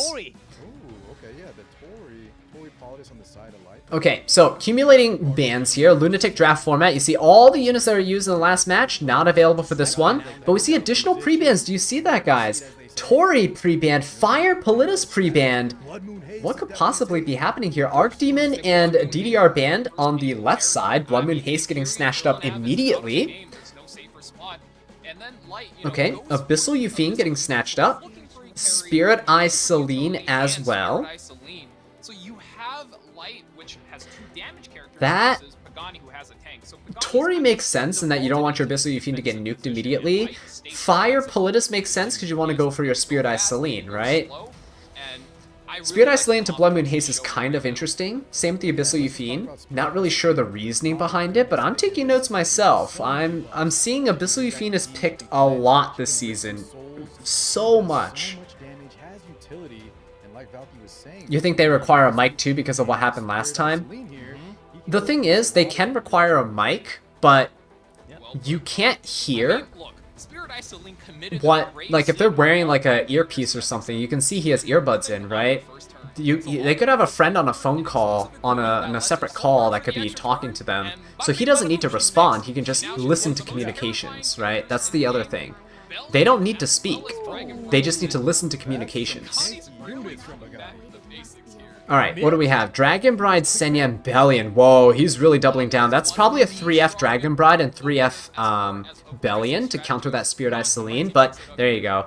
I kind of knew once the Fire Politis was pre-banned, Ahmed was going to get picked, because Fire Politis directly counters Ahmed, and he first picked Abyssal Yufine, so 2 units that cut combat readiness gains in half are both gone, and we have Spirit Eye Celine as a very dominant DPS unit here to use with the Ahmed that can potentially solo the left side, right, easily. And we also have Knockwall getting picked up here, which is potentially huge, because you can reset the Blood Moon Haste, right, you can seal as well. Sealing the Dragon Bride Senya is pretty big right now to prevent her from, you know, doing her shenanigans with getting her buffs and the barriers and the cleanse for the backline. Fire Litica to come in to try to contest speed. Yeah, this Ahmed is going to be insane. I mean, the EE for speed makes it so that Ahmed could go toe-to-toe with some people's fastest openers. She got a 10 speed EE recently, and we've seen a resurgence of her in RTA, and that's all she needed. I mean, getting 10 free speed is massive in a game where, you know, that's essentially 3 speed rolls, right? More than 3 average speed rolls, too. Fairy Tale Tenebria getting snatched up. That is actually kind of cool, but where's the damage coming from? Well, if Spirit Eye Celine gets banned, then Abyssal Yufine can act as a replacement damage dealer, potentially. We can see that happen. Knockwall and Fairy Tale Tenebria are going to provide a lot of control onto the team on the left side here, but Fire Litica might just outspeed everybody. I'm not sure how fast the units on this account are. Okay, Fire Litica is going to get banned, right? The 2 units I kind of have my eyes on, Spirit Eye Celine and Fire Litica, both getting banned here.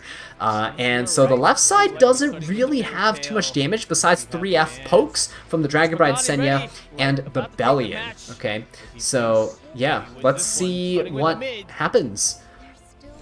Ahmed is going to go first, going to S2. Okay, the Bunny Dom gets a skill null for everyone as well, so it's kind of the you do it, but I can do it too.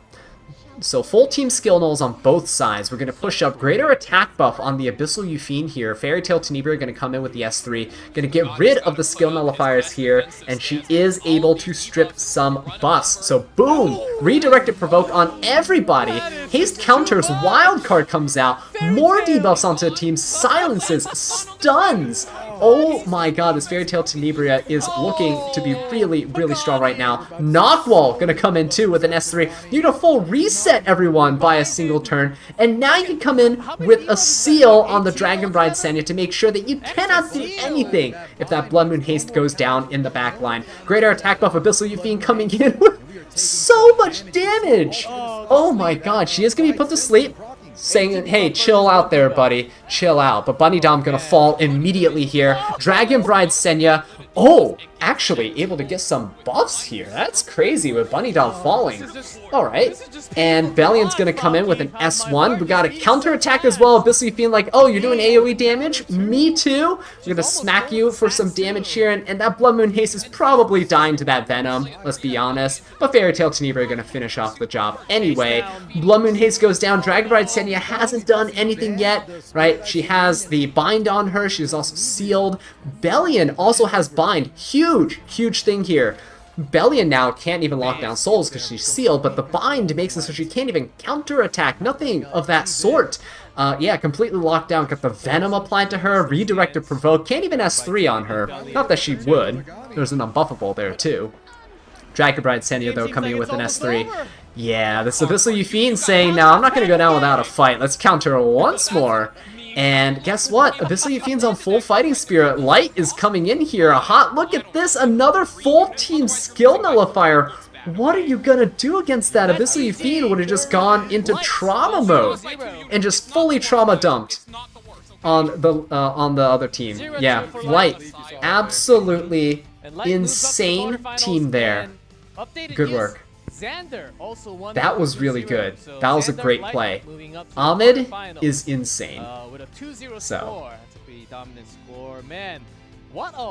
yeah, that Abyssal Yufine. Don't underestimate a greater attack buff Abyssal Yufine. Ahmed with that EE, incredible. Just look at how much damage that Abyssal Yufine did and took.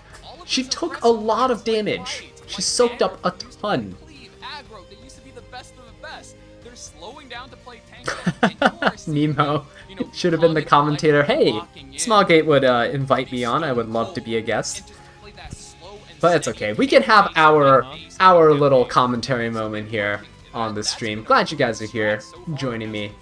Really appreciate it. I really do. Like, it makes it so much more fun to watch with other people. Normally, if I'm watching alone, like, sometimes I'll honestly fall asleep. Like, before I streamed, like, these watch parties, I would fall asleep, like, halfway through the event.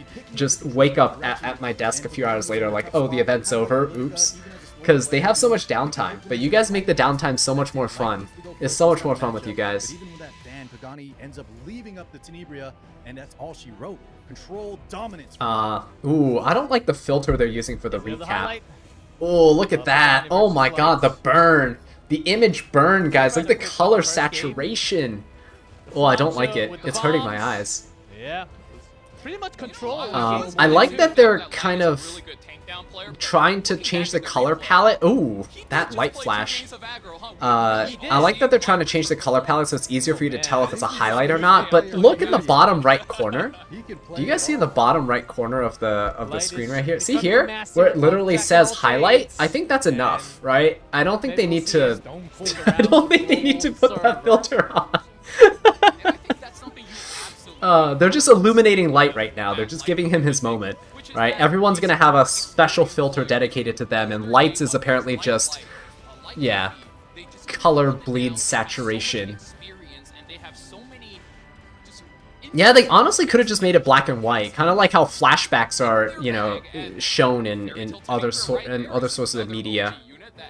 Yoshi, this is your first event that you've watched, and you're doing it through me. Hey, I appreciate that, man. Thank you so much. I do want to let you guys know, though, that if you're watching here, I love you guys. You're amazing. I do want to let you know that you should also at least have the Epic 7 Twitch stream open, though, here, just so you can have it in the background. If you want to listen to me, that's fine. You can just mute their stream because you get Twitch drops, so you can get some extra like leaves and goodies and things there. And if you haven't already, the pinned comment that I have, it gives you the website to go redeem the codes. There are 2 codes that have been issued, and one contains some emojis, don't miss out on them, and the other one contains some leaves, some gold, and some other goodies, right? So don't miss out. We have some downtime right now between matches, so if you haven't redeemed those codes, please do so. Definitely don't want to miss out on that.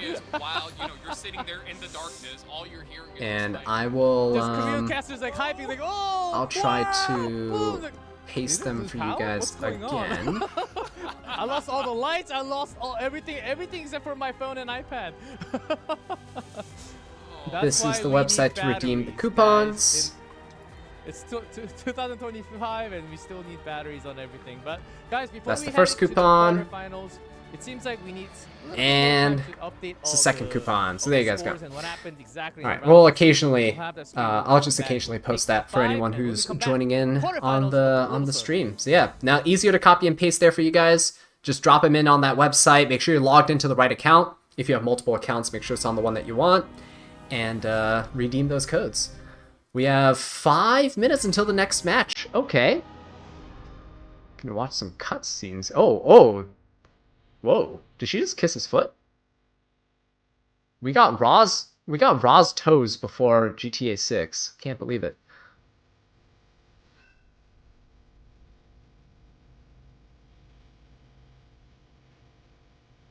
Oh, it's a funny Tenebria emoji. Actually, I kind of want to see. I'm really enjoying this cutscene, though, right here. That's actually really cool. I like these little animated shorts and stuff. Oh, that DN thing was really cool. Same thing with the Spectre Tenebria. Ooh, and Brinnock. Yes. So I'm a huge fan of these animated sequences because they give me more thumbnail material, honestly. It's just more stills that I have. Look at that. Oh, that Kiron looks sick. If only they'd buff Fire Kiron to be more viable. At least we got ML Kiron, though.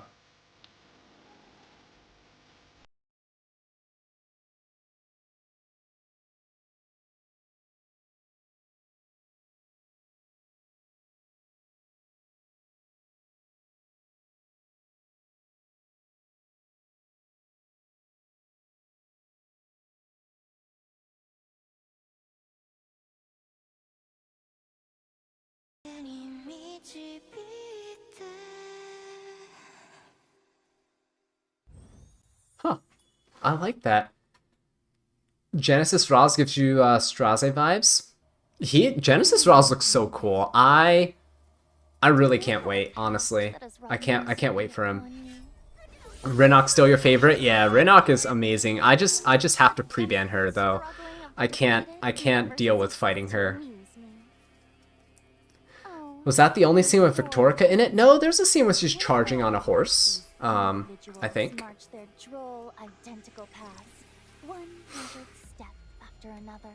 An anime would be sick, but I know it costs them way too much money, and I don't think they make enough money to potentially make an anime, is the thing. I would love to see an Epic 7 anime. It would honestly be absolutely amazing.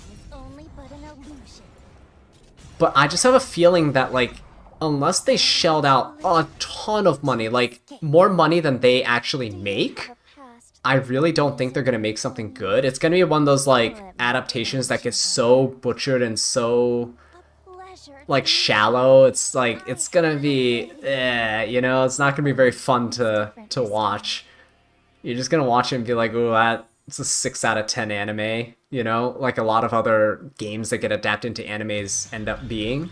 I guess, like, the best anime adaptations I've seen from games are like the Fate series, right? The Fate series, I'd say, is fantastic. Like Fate Grand Order, for example. Not saying like Fate Stay Night, but like Fate Grand Order adaptations, like the Babylonia and all that good stuff. You hope Arky is in Genesis Roz's animation? Oh, I hope they honestly update the Guardians. They promised they update the Guardians years ago, but they never did. So their monthly revenue is only 2 to 3 million. Yeah, but that's not counting. I think it only counts the Google Play Store and the Apple App Store. I don't think it counts the not Xiaomi. What is it? Huawei, the Huawei store, and it doesn't count the Amazon Coin Store back when they were still a thing. Amazon Coins have ended. And I think it doesn't count people who directly buy things through the actual the desktop application, so through the Stove platform. So it doesn't count that. They're definitely making more than 2 to 3 million, and that also doesn't count China servers revenue. I think that's because that's counted separately. They don't use Google Play or Apple App Store there, I believe. So yeah, they're not counting China's revenue either. So do keep that in mind. Epic 7's pulling in good amounts of money. Now I just really hope that they end up giving us a collab. A nice collab. Like, imagine if they did a Fate collab. I'm so jealous. I'm so jealous of Honkai Star Rail. They get a Fate collab and we don't. It's sad.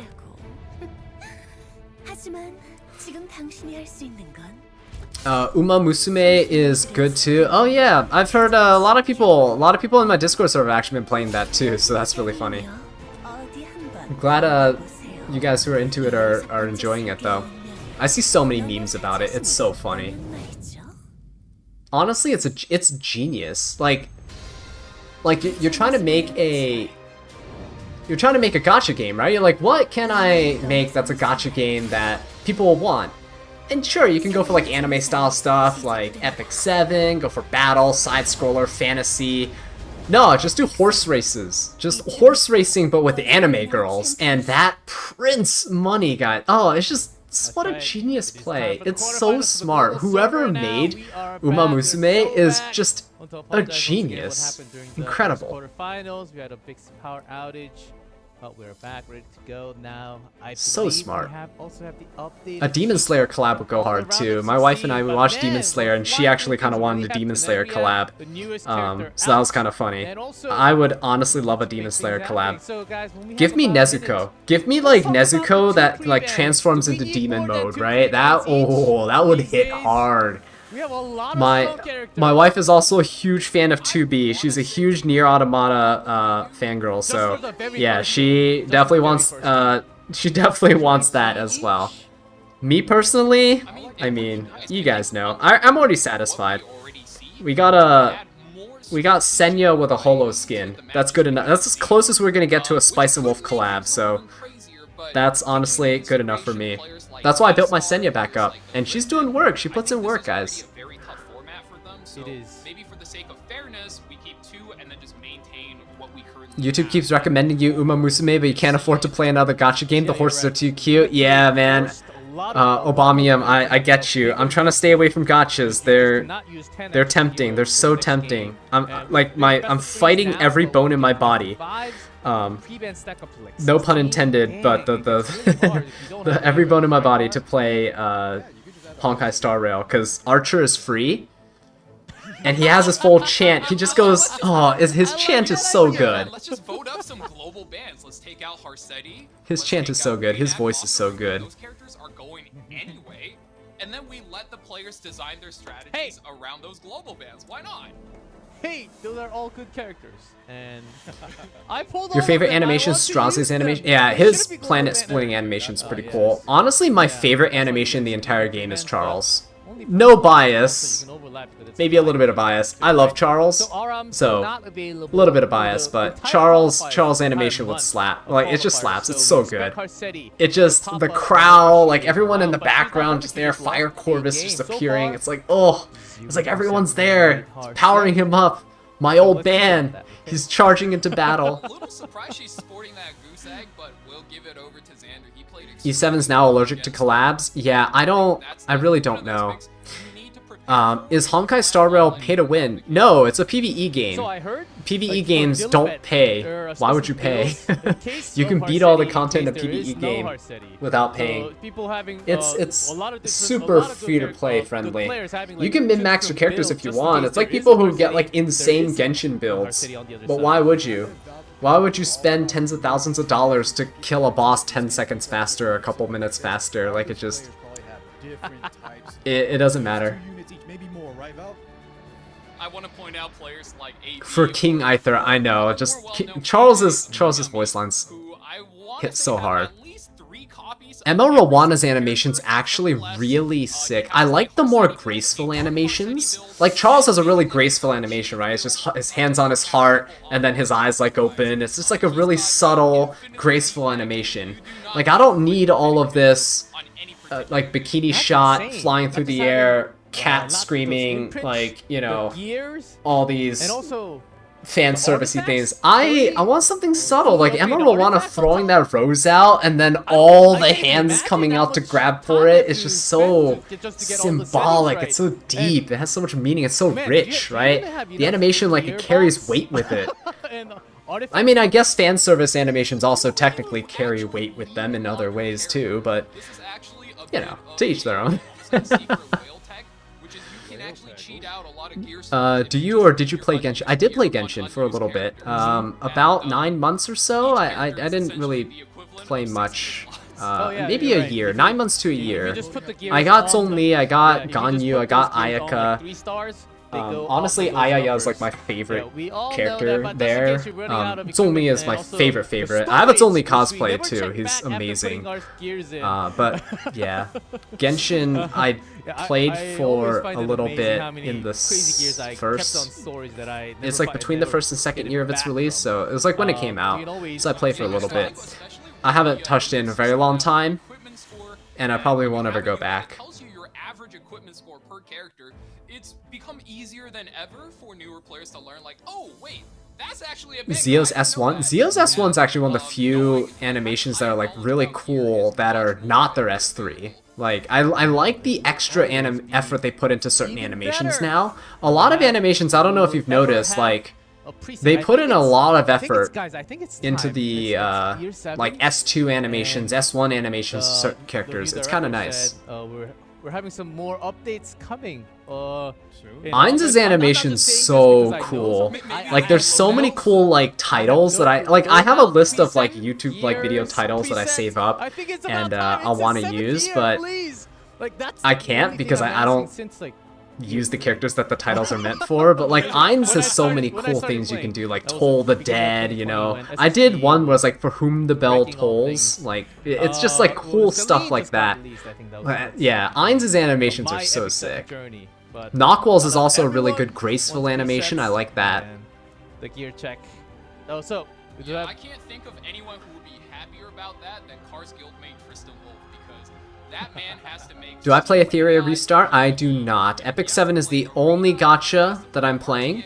Yeah, it is. I don't play any other gachas right now. Is that a new code right there? Watch E7WC Championship 25. Is that a new one? And that's an extra coupon It code is. out, for everyone who had to suddenly say, okay, what happened for the first match? There you go. That's another code for you guys. So we're going to need to have that redeem code page up again.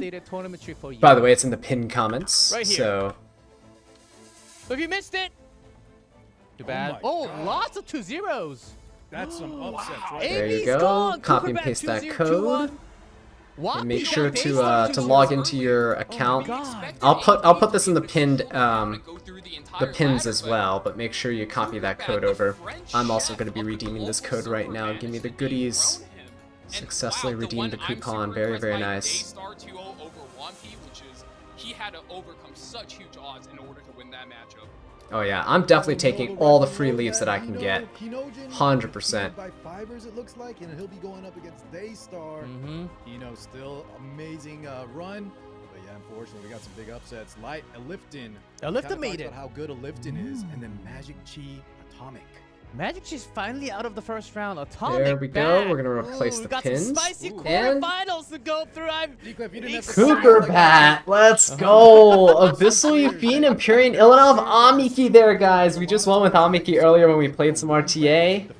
The most ban protected unit is Abyssal Yufine. Guys, I'm telling you, Abyssal Yufine right now, such a popular unit in RTA. It's kind of crazy. She just popped out of nowhere and everybody's using her. I feel like every time I use her, she dies. Oh, this just has to be the matchup, doesn't it? Oh, man. Quarterfinals, we do not get to miss any action. Wish we could have voted for Closer Charles skin so we can get an animation update. I'm telling you, Closer Charles got shafted. I'm still voting for Green Charles, Earth Charles, though, to get the skin. Make sure you guys have done your daily voting, by the way. That's also very important. Make sure you get that 7th anniversary voting in. The first quarterfinal matchup. Who do you think's gonna win, Susanoo, you're watching the stream for codes for your guildmates. It's very kind of you, man. That's awesome. By the way, if you guys don't know, you can go here and go and vote for the popularity poll, right? You get stamina, and you get to vote every single day on who you want to win a new skin that's going to be available for free for everybody. Now, if you're voting and you actually want the most goated skin of all time to be coming out in the future, vote Charles. Just letting you know, Charles, guys, come on, we need a Charles skin. Got 1-1. Let's see who actually. But for the most part, I'm voting for units that don't have a skin yet. I'm voting Charles just because he's my favorite. If you guys want to vote Charles too, you have 4 votes. You could throw one Charles's way. I'd appreciate that. But I'm voting for DDR because he doesn't have a skin. I think he'd look amazing in one. I'm voting for Spirit Eye Celine because she doesn't have a skin and she would look really good in one. And I'm also voting for Navy Captain Landy because one of my friends is a huge fan of Navy Captain Landy, and I think Pirate Captain Flan has a skin. Let's give Navy Captain Landy a skin too, right? But yeah, I'm sure it's going to be like Luna that wins or something ridiculous, so we'll see. That is 5 5-star artifacts in a single passive. Alright, we got 2 pre-bans coming out. Tenebria actually pre-banned this time. Solitaria pre-banned. New Moon Luna and ML Para also pre-banned. So Xander actually going to ban the more aggressive units here. Both players kind of playing it tanky. They're playing it slow. Boss Aruka getting picked up by Xander on the right side. Kukerbat, though, going for Empyrean Ilanov. Going for Afternoon Soak Flan. Doing some pretty safe plays. You see, everyone in the first round goes for just the same 10 units. And I'm so glad that they're introducing this lunatic ban format, because then we're gonna see like the people here actually don't really have a choice but to kind of dip into the more, you know, weirder picks. We saw like Knockwall start coming out, right? We saw the Fairy Tail Tenebria come out. We saw some really cool options start coming out. The first round is always typically pretty standard. I wouldn't say it's very boring because sometimes the players spice it up with some cool builds and stuff. but it's typically very expected, right? So we'll see what happens with this. We see Rinok and FCC getting picked out. It's really common to see people pick the unit and the unit that counters that unit together. So for example, I like to pick DJB with Fallen Cecilia. Fallen Cecilia gives your team a barrier at the start of the match, but DJB can barrier invert, converting all that barrier HP into damage instead against your team. So when I pick them together, typically very nice. Fallen Cecilia's passive, though, reduces the amount of splash damage that you take from true damage sources, like Rinok's S3, which does 7,000 fixed damage to everyone when she does her S3. So by taking the Fallen Cecilia here, you're guaranteeing that your Rinok is doing that extra splash damage. Now, the opponent is really smart here, Kukerbat, doing what I hate, and that is ban protecting Zio, which means he is guaranteed first turn no matter what. And he's following up with that with a Requiem Rowana. Huge play here because Zio's guaranteed to go first no matter what happens now. Even if there's a Harseti, Zio's going to take the first turn. And when he takes that first turn, Requiem Rowana is going to jump up immediately and take the turn after. If that's not what happens, because there's an Abyssal Yufine here, for example, the Zio can actually S1 and then push up the Afternoon Soak Flan. Also going to be huge, okay? Now, with this, Firelytic is going to be the last pick. He is fighting Seaside Bellona and Abyssal Yufine, though. You see Abyssal Yufine, such a popular, common pick. It's insane. But she's going to get picked out here. Seaside Bellona is a interesting one as well. She is really not going to be affected by the Rowana or any of the other units on the other side. She also gains her focus really fast with Afternoon Soak Flan. I can definitely see the Abyssal Yufine getting banned there because there's a lot of combat readiness reliance on the left side, right? Imperial Ilanov gains it from getting hit, Fire Flan gains it from dual attacks in her S3, Zio can bridge both Rowana and Afternoon Soak Flan, so it's a very combat readiness reliant team. And we're gonna see a lot more Abyssal Yufine and Fire Politices pop up after the balance patch as well. Right, Zio's gonna open up S3, see Requiem Rowana hot on his heels here. Okay, no debuffs getting inflicted. Got a counterattack defense break. A lot of splash damage. Ooh, okay. And Requiem Rowana going to come in. S3 going to do a look at how graceful that is, though. And then the impactful grab onto the opponents like a chokehold. And we saw some resets, but look at that, Seaside Bellona unaffected there. She does not care. Just a little bit of a backhand, a little bit of a 1-2, and look, Zio and Requiem Rowana almost down. This is really bad. Kukerbat immediately surrendering. Because honestly, if Imperial Ilanov takes a turn and pushes up the Afternoon Soak Flan, if she goes for an S1 and AoEs, Seaside Bellona is just going to wipe out half his team, and Kukerbat is done. So, this second round is really high stakes now. Kukerbat really needs to step this up. He had his most picked unit, Abyssal Yufine, his most ban-protected unit, taken by the opponent. And now, moving on into the second round, Abyssal Yufine is not going to be available for use. Keep in mind, Imperial Ilanov was also one of his top 3 most drafted units. She is going to be gone now after this first round. So going into the second round, most of his units, most of his solid picks are going to be gone. Now, this is just something to keep in mind. Xander also had 2 very oppressive picks on his side there, Bossarunka and Rinok. Kukerbat did not try to contest any of those picks. He tried to fight the Rinok. He didn't pick Rinok into the Bossarunka, right? So, yeah, that was kind of an interesting play. Typically you see Rinok pre-ban, typically you see Bossarunka pre-ban. People don't want to deal with those units, even on the higher level. Bossarunka, I think, has some of the highest win rate percentages I've ever seen for a unit. It's somewhere in the 60-something% win rate. It's crazy.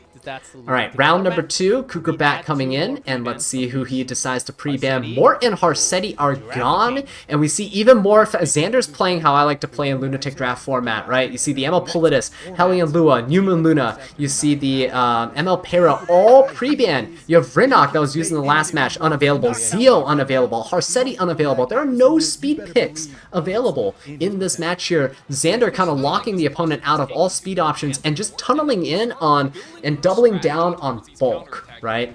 So we have Spirit Eye Celine getting snatched up. First pick, typically not what I would suggest, but if you have a really speedy Spirit Eye Celine, you could set up some stuff. That could be really nice. The main thing is that Spirit Eye Celine is really weak to true damage and splash damage, and being outsped. So, unless you have good protection for the Spirit Eye Celine, she is going to be in a bit of danger here. See Lilius and Last Rider Crow going to get picked up. Really solid options, right? Empyrean Ilanov not available. She was used in the last round. So Last Rider Crow now able to do quite a bit with his S3. Defense penetration, ton of stuff. Okay. Yeah. This is going to be pretty good. We have DJB picked up with Peyra. Whoa. Peyra locked in is huge. That's a speed unit that a lot of people overlook that used to be super meta and also has an absolutely amazing skin, by the way. Just top tier skin, let me tell you that right now. But Peyra, she's going to be able to inflict Restrict, Unbuffable. She has Escort buff, gives a huge barrier to herself. It makes sense why the opponent's going for DJB as well. I say the opponent, but it's Kukerbat. It's not like we're fighting Kukerbat here. Sorry. Kukerbat with DJB and Peyra was a really good combo back in the day as well. So you're going to see a lot of these players dip back to previous metas. Now that all the current meta units have been picked and are gone, see, you're going to see players like Xander here going for the Navy Captain landing, dipping back into previous metas. The anti-crit buff being locked in here is huge. Spirit Eye Celine sucks against anti-crit buffs. You miss a crit, you deal no damage. And Spirit Eye Celine can easily die to a Navy Captain landing counter and salvo. It's a two-shot kill, right, onto this Spirit Eye Celine. Huge stuff. Infinite Horizon Acadia is also going to get picked up. Really good support for this Navy Captain Landy. Essentially locks out the opponent from debuffing her and controlling her by any means with seals and such, right? With a Knockwall or what have you, or an Archdemon, for example. Mort was also pre-banned by Kukerbat, which means nothing can stop this Navy Captain Landy. We got Blood Moon Haste getting picked up. Potentially a desperate attempt here. If Blood Moon Haste has anyone die on his side of the field, he can S3 and nuke the Navy Captain Landy. But can you really be certain that that's going to kill? I'm not sure, because seeing how Xander builds his units, this could be a 20k HP Navy Captain Landy that's just there and hits like a truck, right? You can build a 0-speed Navy Captain Landy on really high bulk and some decent damage. ML Bologna, guys, we have like the meta from like last year resurfacing here. ML Bologna into Navy Captain Landy is very good. I can see ML Bologna getting banned, and I'm not sure who's going to get banned on the right side here. Maybe Last Rider Crow if you want to minimize the damage that your opponent's taking and mitigating. But Celine is going to shut down the Peyra, going to shut down that DJB. I think Kukerbat's in a really bad position here. Xander, in my opinion, has just won in draft completely. Oh! ML Bologna not getting banned here. In fact, we see Lilius and Blood Moon Haste gonna be banned out. This is gonna be very interesting. We have a lot of AoEs on the right side, salvos and Last Rider Crow's S3s. So this is going to be potentially really bad if this ML Bologna hits really hard and can take multiple turns. We see a really slow Navy Captain Landy, right? And we see Peyra opening up. Now, look at the right side. There are a lot of barriers, and Peyra's not going to strip any of it. She is just going to go straight for the S3. She has the Goblet of Oath. She gets the barrier and everything. There's a little lag on the stream there. That's okay. Celine going to go into the Spirit Eye Celine. And it's actually not... And because the Escort buff, Spirit Eye Celine's not going to die. There's enough damage share going on that it takes 3 hits to kill Spirit Eye Celine, and not just 2. She's going to come in with the S3. She's going to go straight for the Spirit Eye Celine. He sees an opening here. Oh, they're lagging a little bit. Alright. Spirit Eye Celine now super low. Infinite Horizon Acadia is able to take the turn. What is she going to do here? She's going to push up the Last Rider Crow. DJB gets pushed up too. It's not enough. Last Rider Crow's not going to cut. We're going to see a Baryon version come in. A lot of damage. Pushing everybody back. DJB taking the turn now. He's going to probably go for the S3. He's going to push up his own team. Spirit Eye Celine. If she can get that S3 going, she's going to be in a really good position. Right, going to be in a really good position.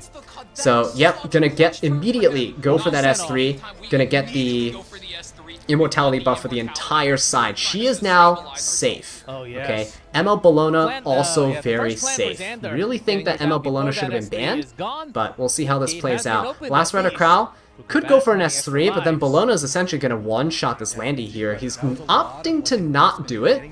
Sorry for this lag. I don't know what's going on here. That's a little bit strange. Yeah, I don't know what's going on. All right, let's reload. And okay, there we go. We're back. Sorry about that, guys. Infinite Horizon Katie is gonna pop that S3. Swipe to unlock. I don't know what's going on with the Plus 3,000. with the stream here. Still laggy. Yeah. Yeah, 3,000 not too bad. Okay, I think we're good now. All right. He's gonna go into the Celine, gonna get a little bit of healing. Spirit Eye Celine's safe though. The main thing you gotta see on the other side is that right now the Infinite Horizon Acades is very vulnerable. Oh, counter! Ooh, restrict though. Attack buff, vigor buff, Bologna gonna finish off the Navy Captain Randy. Wow. Okay. Yeah, I guess the streams don't like Crow, guys. Last Rider Crow is like tanking all the streams here.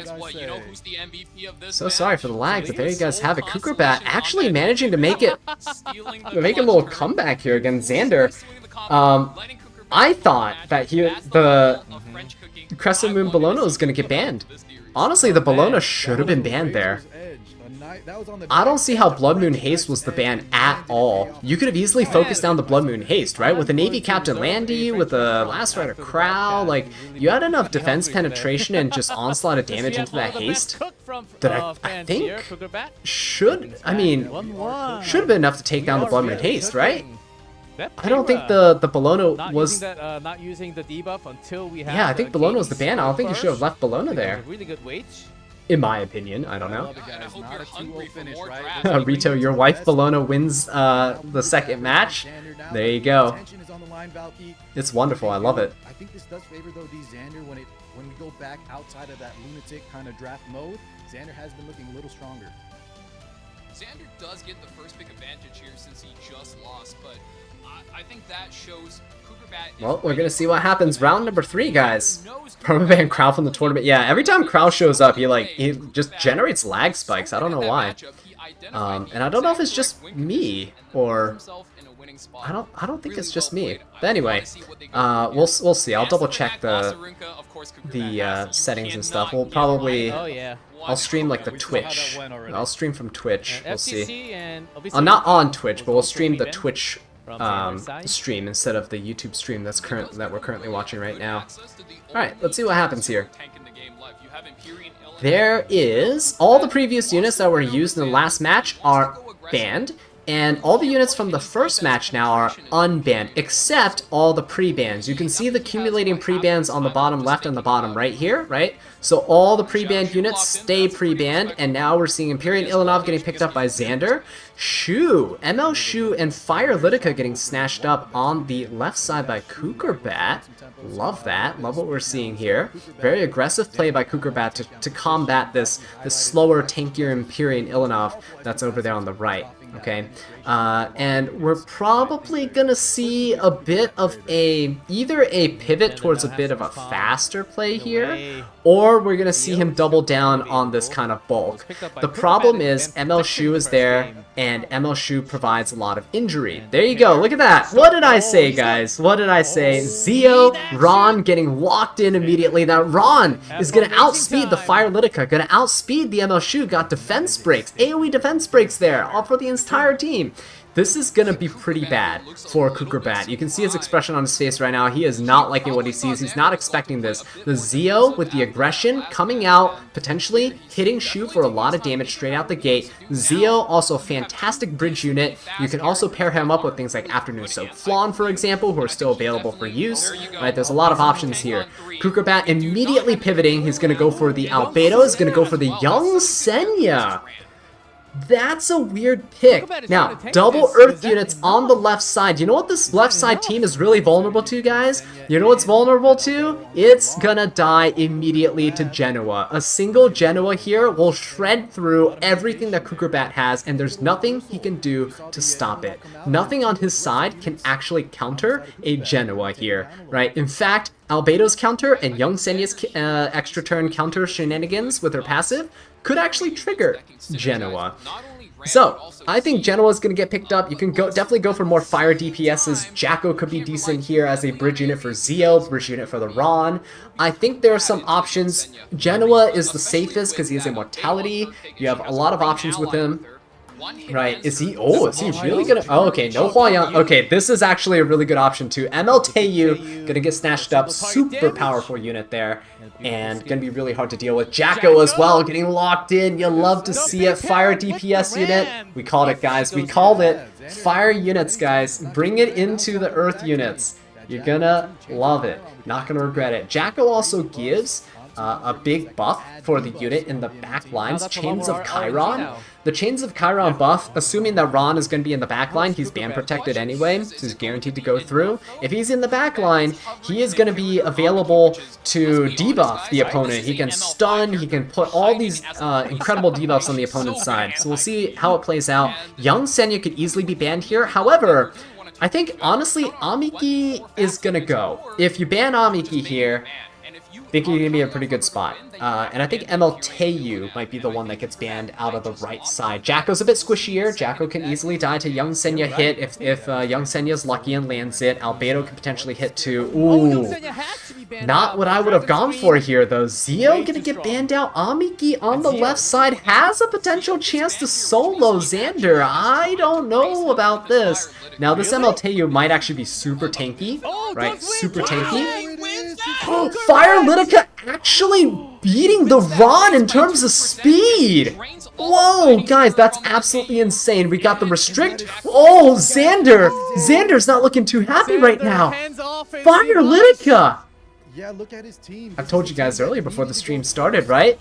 Here, Fire Litica is the fastest speed possible. She is so strong right now. Look at that. Pushed all the way to the back. Imperial Ilanov not going to be able to take a turn. Ron going to go for the S2. What is going to happen now? Immunity coming in a little bit late. MLTU cannot push up here. Jacko cannot push up here. All the restrict buffs. He's going to go for the S3. Sword of Summer Twilight there. Going to do a lot of damage. Or not, actually. Albedo doing the counters.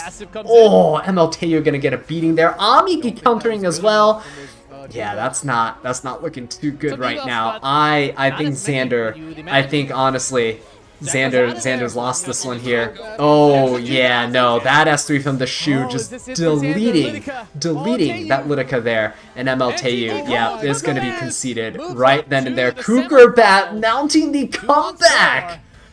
That Fire Litica Kukerbat, he thought he was screwed, and look at that smile. He's smiling so bright right now. He knows. He knows. There might have been a little speed RNG to it. You don't know. You don't know. Yeah, Kukerbat. He is looking pretty proud, and I would be too. Xander, ooh, that's gotta hurt. Honestly, I don't think it mattered who he banned there, Amiki or what have you. That Fire Litica, maybe Fire Litica was the ban, right? To ensure that you won't get contested for speed. That Zio ban was on point. Kukerbat, very, very smart decision there. We're banning that Zio. Zio would have bridged into the Teiyu and the Jacko immediately. You would have lost. By banning the Zio, he at least had a chance to potentially outspeed the opponent. He took the gamble and he won. You have to go for it. Zio ban. Oh, if that Zio was in that protection, Kukerbat, insane. Man was in that yeah, so a lot of people probably put their best speed on a single unit. And when you see things like Ron, who have the highest speed, base speed unit like in the game, right?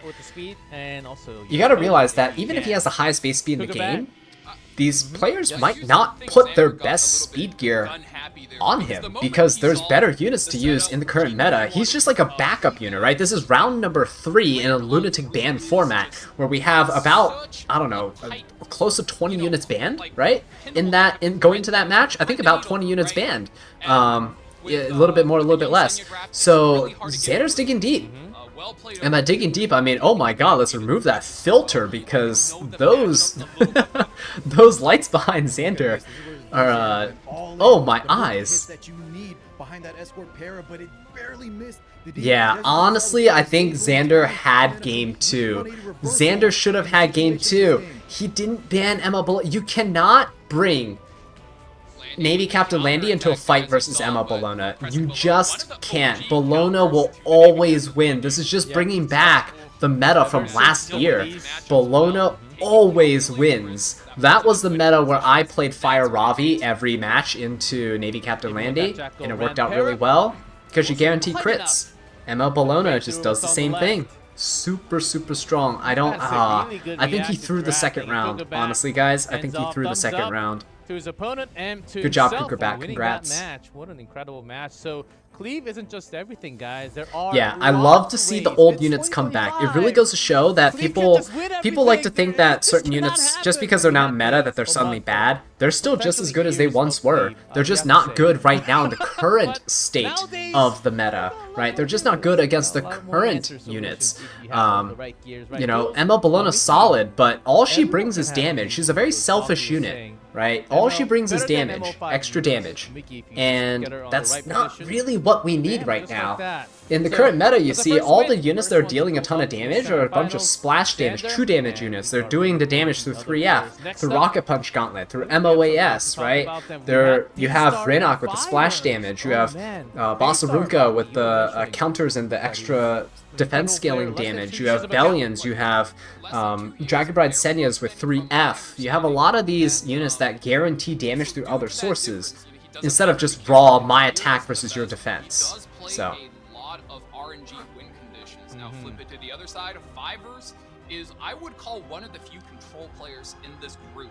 Yeah, and this is one of the things I like about the Lunatic draft format, is that it really gets you to see if the current top units were not there, what would the meta be, right? Because people like to say that we should nerf units.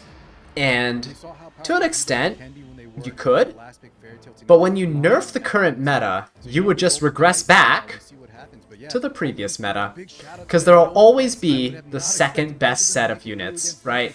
You saw right there, you can ban the Bossarunkas, the Rinox, all these modern units, you ban the Harsettis, you ban all this stuff, there's no Lone Wolf Pyrrha the entire time, all that stuff, right? And then you just regress, and then you start seeing, oh, they're bringing DJB and Pyrrha back from metas past, they're bringing LRK back from metas past, right? They're bringing the double crowd combos back from the metas past, they're bringing back like the DDRs from the metas past. So did get a lot of repeat banners. That's the problem, is that if you try to nerf things, you'll just go back to a previous meta, and people hated the Navy Captain Landy Abyssal Euphine counter RNG meta, right? But if you ban that, then you go back to the hand guy APOC Ravi meta, right? You'll just keep going back and back and back and back, and because none of the other units' power levels have changed. Do keep that in mind. APOC Ravi is still as strong as she was when she was meta a couple years ago. Same exact kit. Can do the same exact things that she always did. People just don't use her right now. Both players. Yeah, I love the Heli Lua in combination with the new Moon on most pick, as well as Arya there to make sure you're. Alright, so we have two people that I actually am not familiar with. Daystar on the left side, and Fivers on the right side. I actually kind of like his name, Fivers with a 5 after it. He's a huge fan of the 5s here. A little high 5 there, right?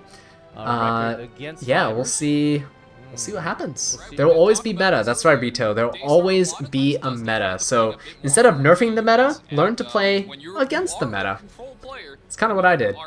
DJB FCC guys, they're not really meta units right now. They're kind of good anti-meta units though, I can tell you that. Fallen Cecilia counters a lot of the meta right now, and she's not really commonly picked right now too. DJB counters a lot of the meta right now, not very commonly picked either. Higher side or the lower side? They're really good. They are technically meta, right? They're really strong right now. People do use them. But they're not first, second picks that you normally see.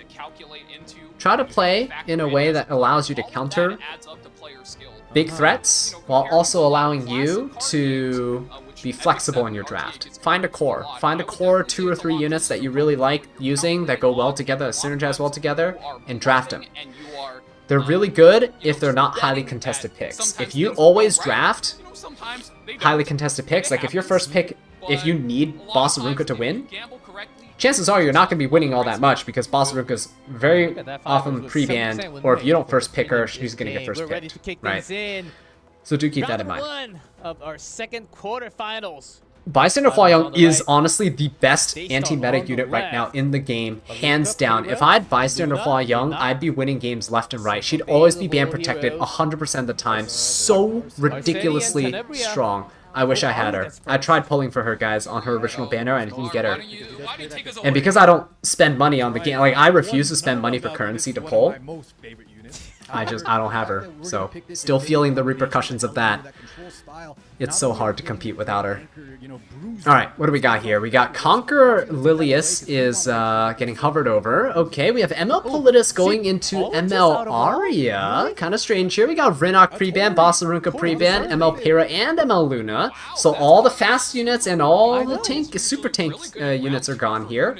Right, 3 fast units and a really strong tanker gone, and we see Tori getting picked up. Whoa, smart pick into the ML Aria. She has a lot of damage, right? Doesn't rely on defense penetration, which is really good. But Tori also can soul burn for free, as long as you get the Cascade buff, which she grants herself 20% chance per buff that's on her. You can give yourself the Cascade buff and you can hit for a ton of damage. Now, Cascade gets countered a little bit by Fallen Cecilia, so we see on the right side here, Fivers, Fallen Cecilia getting picked up, DJB as well. They're using the classic as a combo I just talked to you guys about, right? DJB, we got the FCC, we got the res stacking with the ML Aria. This is looking to be a very solid team. Ice Crow on the left side. Careful, guys, might get some lag spikes because Crow is here. But we also have Light Tenebria. Not sure how I feel about Light Tenebria in this context, because you're fighting a Fallen Cecilia who can throw those debuffs back at you. You have a DJB who can barrier invert you if you use your S2. You have an ML Aria who's likely not going to be affected by any of your debuffs. So, we'll see what happens though. Spirit Eye Celine gonna get picked up. She does self-cleanse, so if this Tenebria goes first and puts block on her, it's fine. She can still S3, she can still put Immortality on herself, she can still cleanse herself, she still counters, nothing stops her here, right?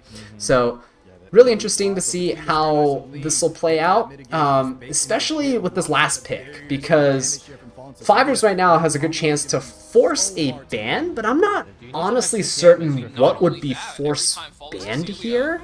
He is going to end up going for another control unit in the form of Heli and Lua. His team is looking to lack a bit of damage. That's my only concern.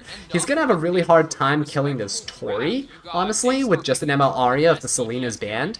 So, Fire Flan, though, getting picked up on the left side, that is a really good pick. So, we see the Fire Flan getting banned out, Heli and Lua getting banned out as well.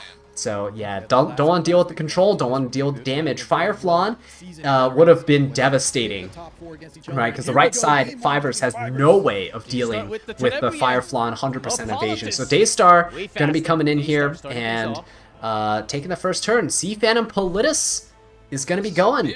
And notice that the Tori doesn't have a barrier. She's not on her own artifact. Likely going to be on Wind Rider here. I didn't catch the artifact in the start if there was one that shined. But we see the resistance from the Spirit Eye Celine as well. Could be a pretty decent resist Celine. Who knows? Could have also been 15%. But always good to try to keep track of these little things here. Photo! Oh, Summer Photogenic Artifact. Spirit Eye Celine one-shotting the Tenebria. Where'd she go? Where'd she go? I thought there was a new ML5 that got released lately, huh? Don't see her here. Anyway, Spirit Eye Celine can come in with an S3 now. Team completely unaffected by this incoming slew of debuffs, potential debuffs on the left side. Spirit Eye Celine's still going to go for the Tori, though. DJB saying, you know what? Actually, how about it's our turn again? Tori is about to go down because this Fallen Cecilia is going to deal a lot of damage, and also this Aria is going to come in and probably just S3 the Tori to finish her off. If he finishes off the Tori, that's going to be basically 0 damage on the left side. Daystar is screwed. There's nothing that Ice Crow can do against the full team of skill nullifiers, even with ML Politis there. Yeah, it's crazy. Look at that. S3, Tori's down, and there is the white flag of surrender. Daystar is conceding, and Fivers takes the win. Yeah, that Spirit Eye Celine ignoring damage share, guys. Summer Photogenic. That cat is insane. That artifact's super strong. Honestly, one of the best thief damage artifacts in the game right now. If you have multiple copies, make sure to not merge them together. Keep them separate so you can gear as many thieves as possible with it. Close second is going to be Wind Rider. Definitely brings that was kind of crazy. I don't think Daystar had a very solid draft. I'll be very honest there. I don't really understand what the Ice Crow was going to do in that situation, so that was kind of strange. But I will say that the Tenebria was also a very questionable decision as well. Seeing that the team on the other side was high resistance, I don't know what Tenebria would have offered. She might have been a high effectiveness Tenebria. Don't get me wrong. Could have been a 250 effectiveness Tenebria that was much slower. But again, what would that accomplish is the main question, right? The team had bulk on the right side, and a lot of units that either resist or self-cleanse, or can, like FCC, throw those debuffs back at you. Don't really see the purpose of that. Alright, moving on into round number 2. Look at all those bans in the middle, guys. All the units in the last round cannot be used anymore here. So we got some more tanks that are unavailable. FCC is gone, right? And not available for use. You got a lot of cleansers that are gone too. So keep that in mind. Spirit Eye Selena, full team cleanse, gone. We have DJB, full team cleanser, immunity buffer, gone. We see the ML Shoe first pick. We've seen this before, in like earlier today, right? But Urban Shadow Shoe first pick, I don't know if that would necessarily be my go-to. There are still fast units that are available for play here, and they could potentially outspeed the ML Shoe. There's also nice defensive options that you could potentially use as well. DN is going to come in. Anti-crit is pretty decent against Shoe, unless it's not a crit Shoe. But the barriers from DN also prevent the injury from Shu from stacking up, which is really nice as well. DN can just use her S2, get a nice fat barrier on everybody with an attack buff, and you're good to go. We see hovering over Albedo. I don't see Albedo getting picked up. Whoa, okay, we're maybe throwing here. I don't know. Albedo is an HP scaling knight that scales DPS usually from her artifact 3F, which deals a percentage of your max health as damage to your opponent, right? But the left side with ML Shu is now following up with DDR-A Tywin. Guys, what was that I said earlier about when you ban the current meta, people are going to play the previous meta? Oh yeah, that's right, that's what's happening here. A Tywin's gonna get banned, protected. Not really sure why when DDR could have been, but I guess they want to guarantee that a knight gets through for damage reduction. Even though we clearly saw the Summer Photogenic not care about any of that. But the DDR here are going to provide quite a bit of control, especially with the Venoms and the injury that's about to come out onto the right side. So Albedo, in my opinion, not the best pick. DN would have been okay. If it's a high-res DN, she does have a full team cleanse on her S3, but typically DNs are built faster than DDRs nowadays, so I'm not sure how the turn order is going to play out. Alright, Harsetti gonna get picked up immediately. I see. Maybe the threat of a fast DDR and an ML Shu is forcing the Harsetti here. Designer Lilibet coming out. Good counter into DDR. A bit more consistent of a counter, honestly, than going for something like a Schneel. Now we see New Kid Aiden getting picked up. Another injury unit. Keep in mind, ML Shu's S3 detonates injury damage, or DDR's S1 detonates injury damage, right? Aiden detonates injury damage, especially with her new boss. She is a very consistent DPS unit. So, hopefully, we're going to see a lot of injury stacks happening to the right side here. Aside from DN, there's no source of barriers to mitigate any of this. Okay? So yeah, let's see what happens with the last pick. See what this is. This has to be something that needs to get banned, right? We definitely need to see something that has to get banned.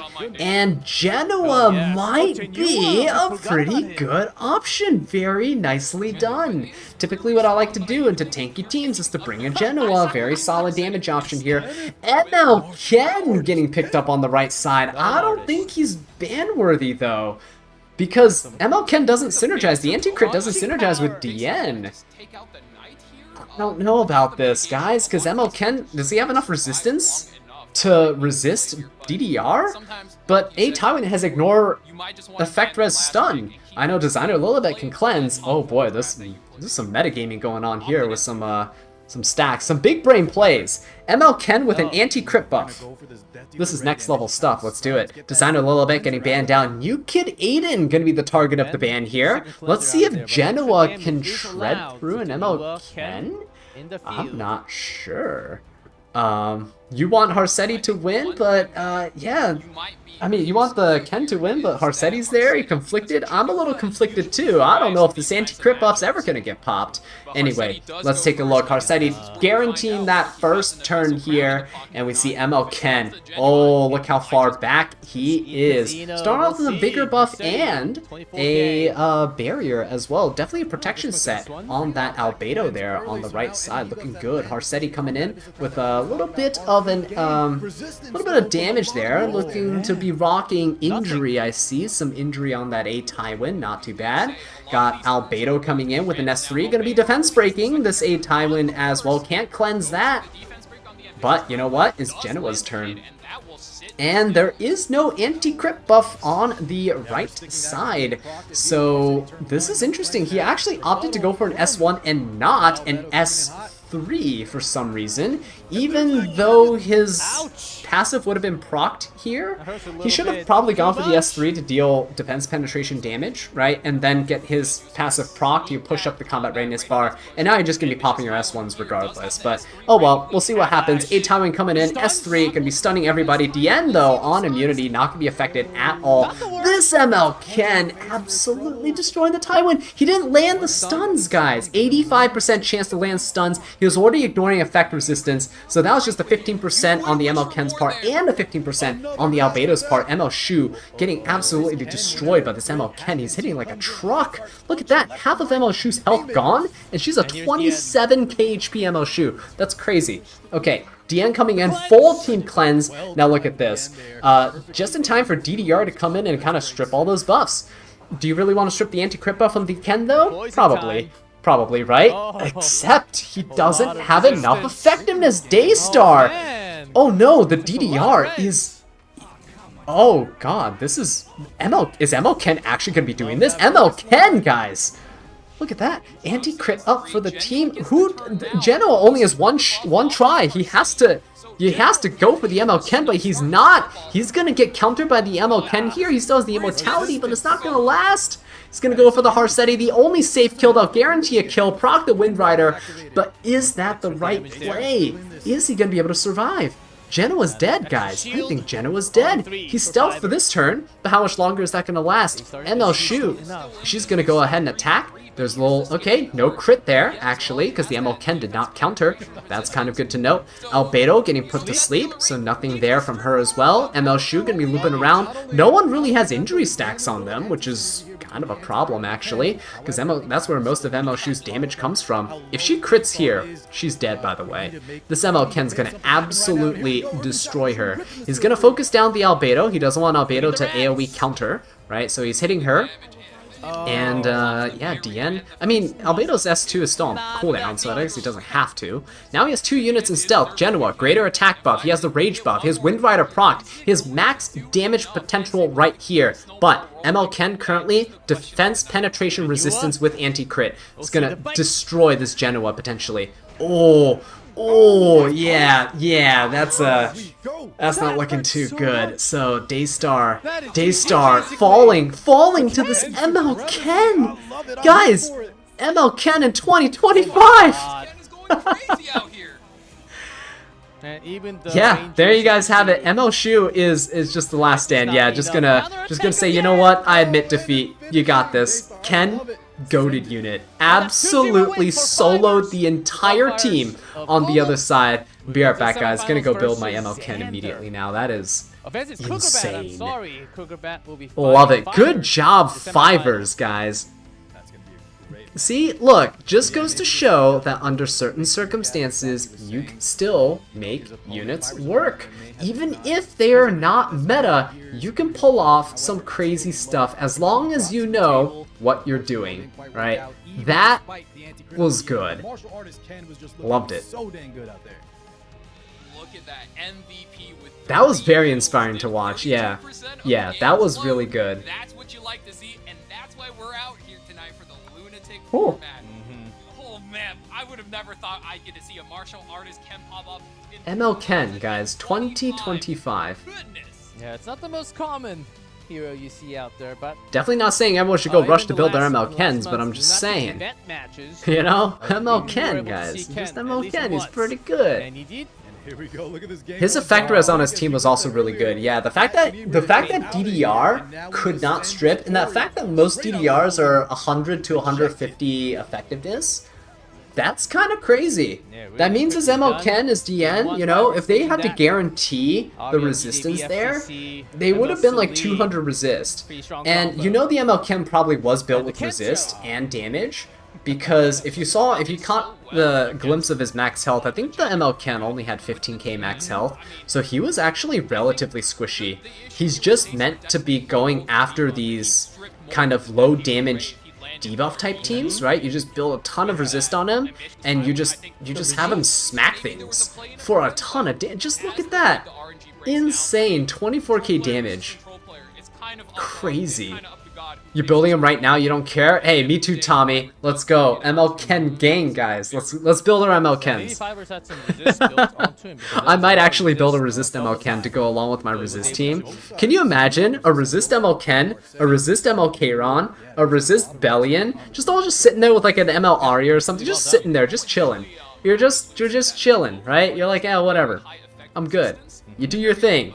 You do your thing. We'll counter. We'll just counter. We'll just win. Ah, Oh my god. resisted on That's both sides. crazy. Okay, well, there's always there's a lot more resist players. You played this so, game you for know, 7 count years them and out. still no ML do we have Ken? an Oh my god, Vakaron. Updated CG I'm so for- sorry.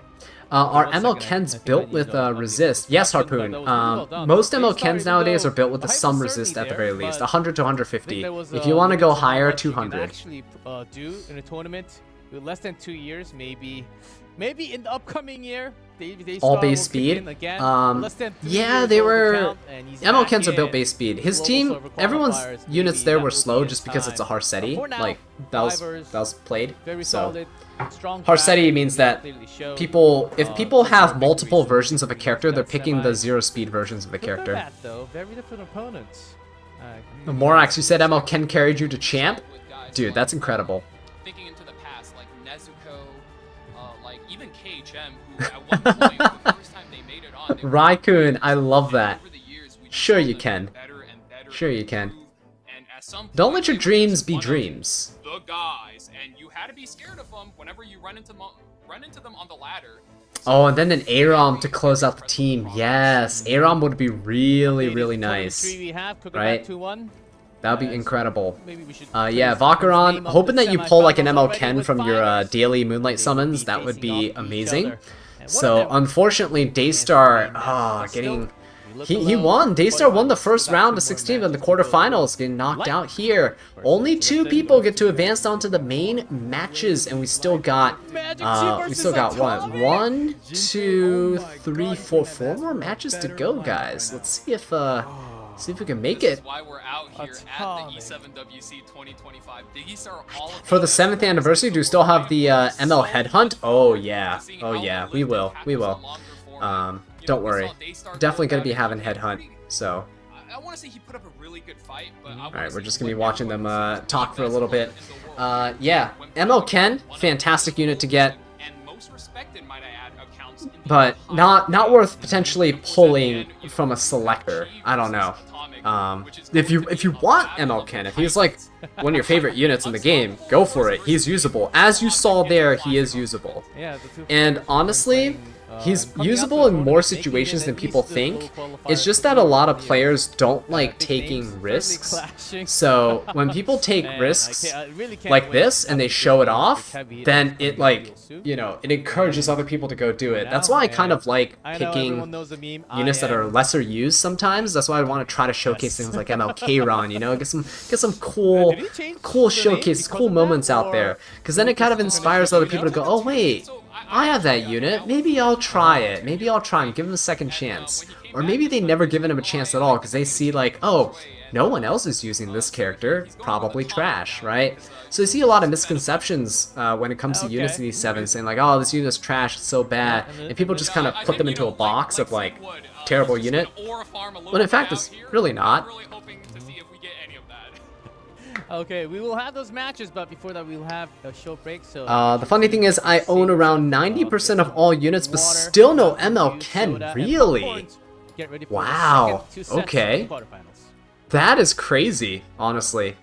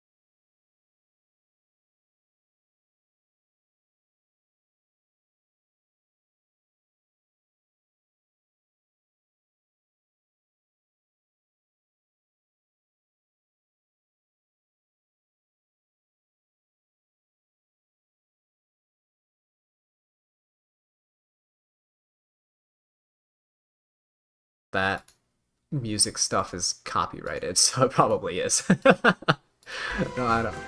Okay, there we go. It's E7 music. We're jamming. ML Ken. He requires such specific gear. I think I took off a piece from him. This used to be my ML Ken.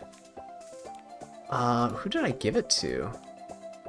Oh, maybe I gave it to Kiron. I think I gave it to Kiron. I think he used to have attack in there. Oh, you know what? Resist set with attack. I think I have something like that. Attack, crit damage, health, effect. Isn't this amazing for him?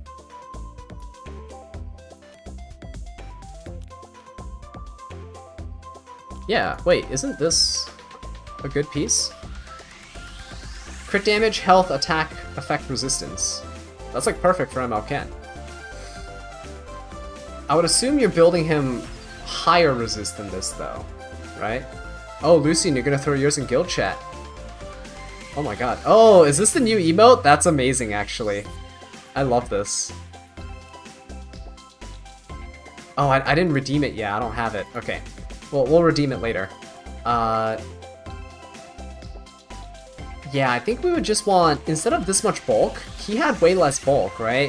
We would just need to go super effect res.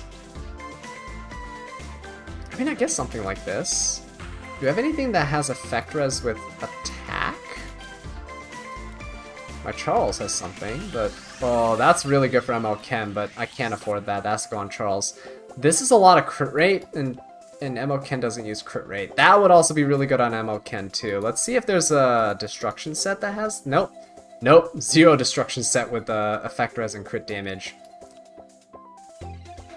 Okay, well that's a shame. I have some really good pieces in here, but there's not attack on any of them. We could probably modify attack onto some of them.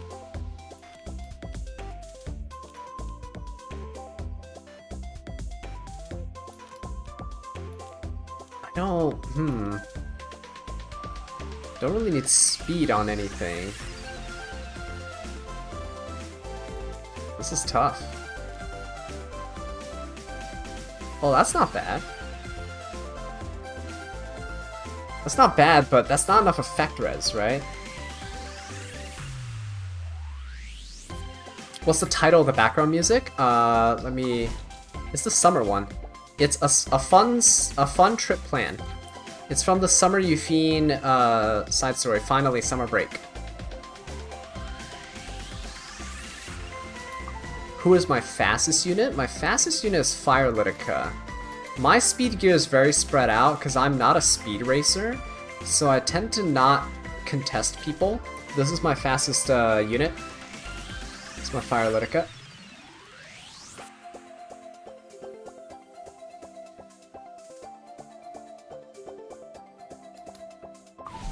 Yeah, Swarley, the music is A Fun Trip Plan. It's from Finally Summer Break.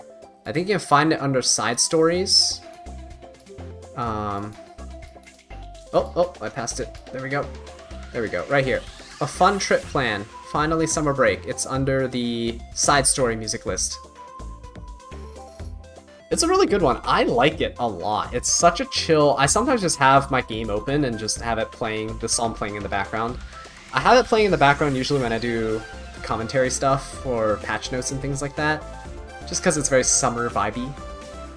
But I also sometimes just have it going because I like it. You never had 26... Yeah, the 26 speed is tragic. It's on a rage set, and the substats are not that great, honestly. But it works. If it works, it works. Yeah, that's what it is. I'm scared to modify the crit rate away, because what if I want a speedy rage unit? But I know I'm never going to do that. Ideally, I modify that for effectiveness or something like that, because it's always a fast debuffer that's going to use this piece, right? It's always going to be a fast debuffer that uses it. Yeah, so we'll see. Not bad.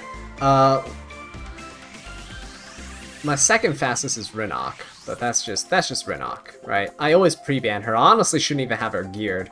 I pre-ban her all the time. You usually have the patience and good luck for good speed gear. You just gotta... Sometimes you gotta go and take a little risk. Just gotta go ahead and, you know... Let's go for it. Oh, here's Lucian with his, ML Ken. Oh my god. Oh, guys, this is the dream ML Ken. Look at this! Lucian with the...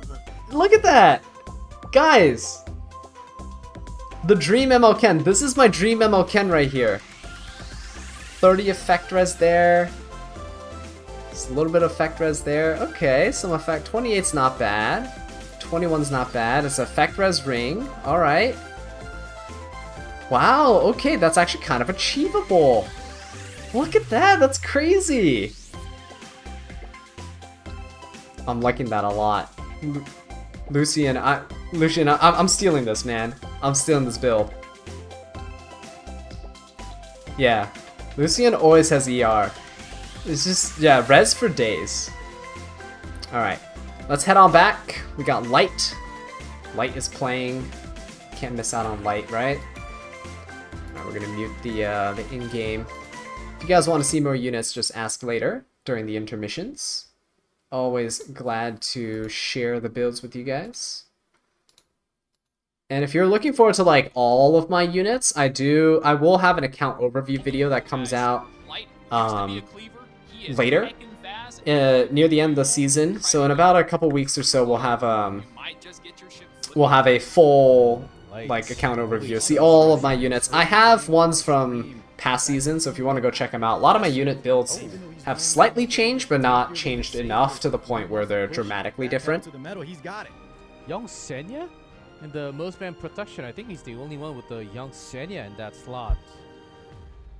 Very different most picks. We've seen her pop up a few times here, but you know what? Okay, give me 1 second. Let me try to refresh the stream here and see if I can get it to a little bit higher resolution for you guys.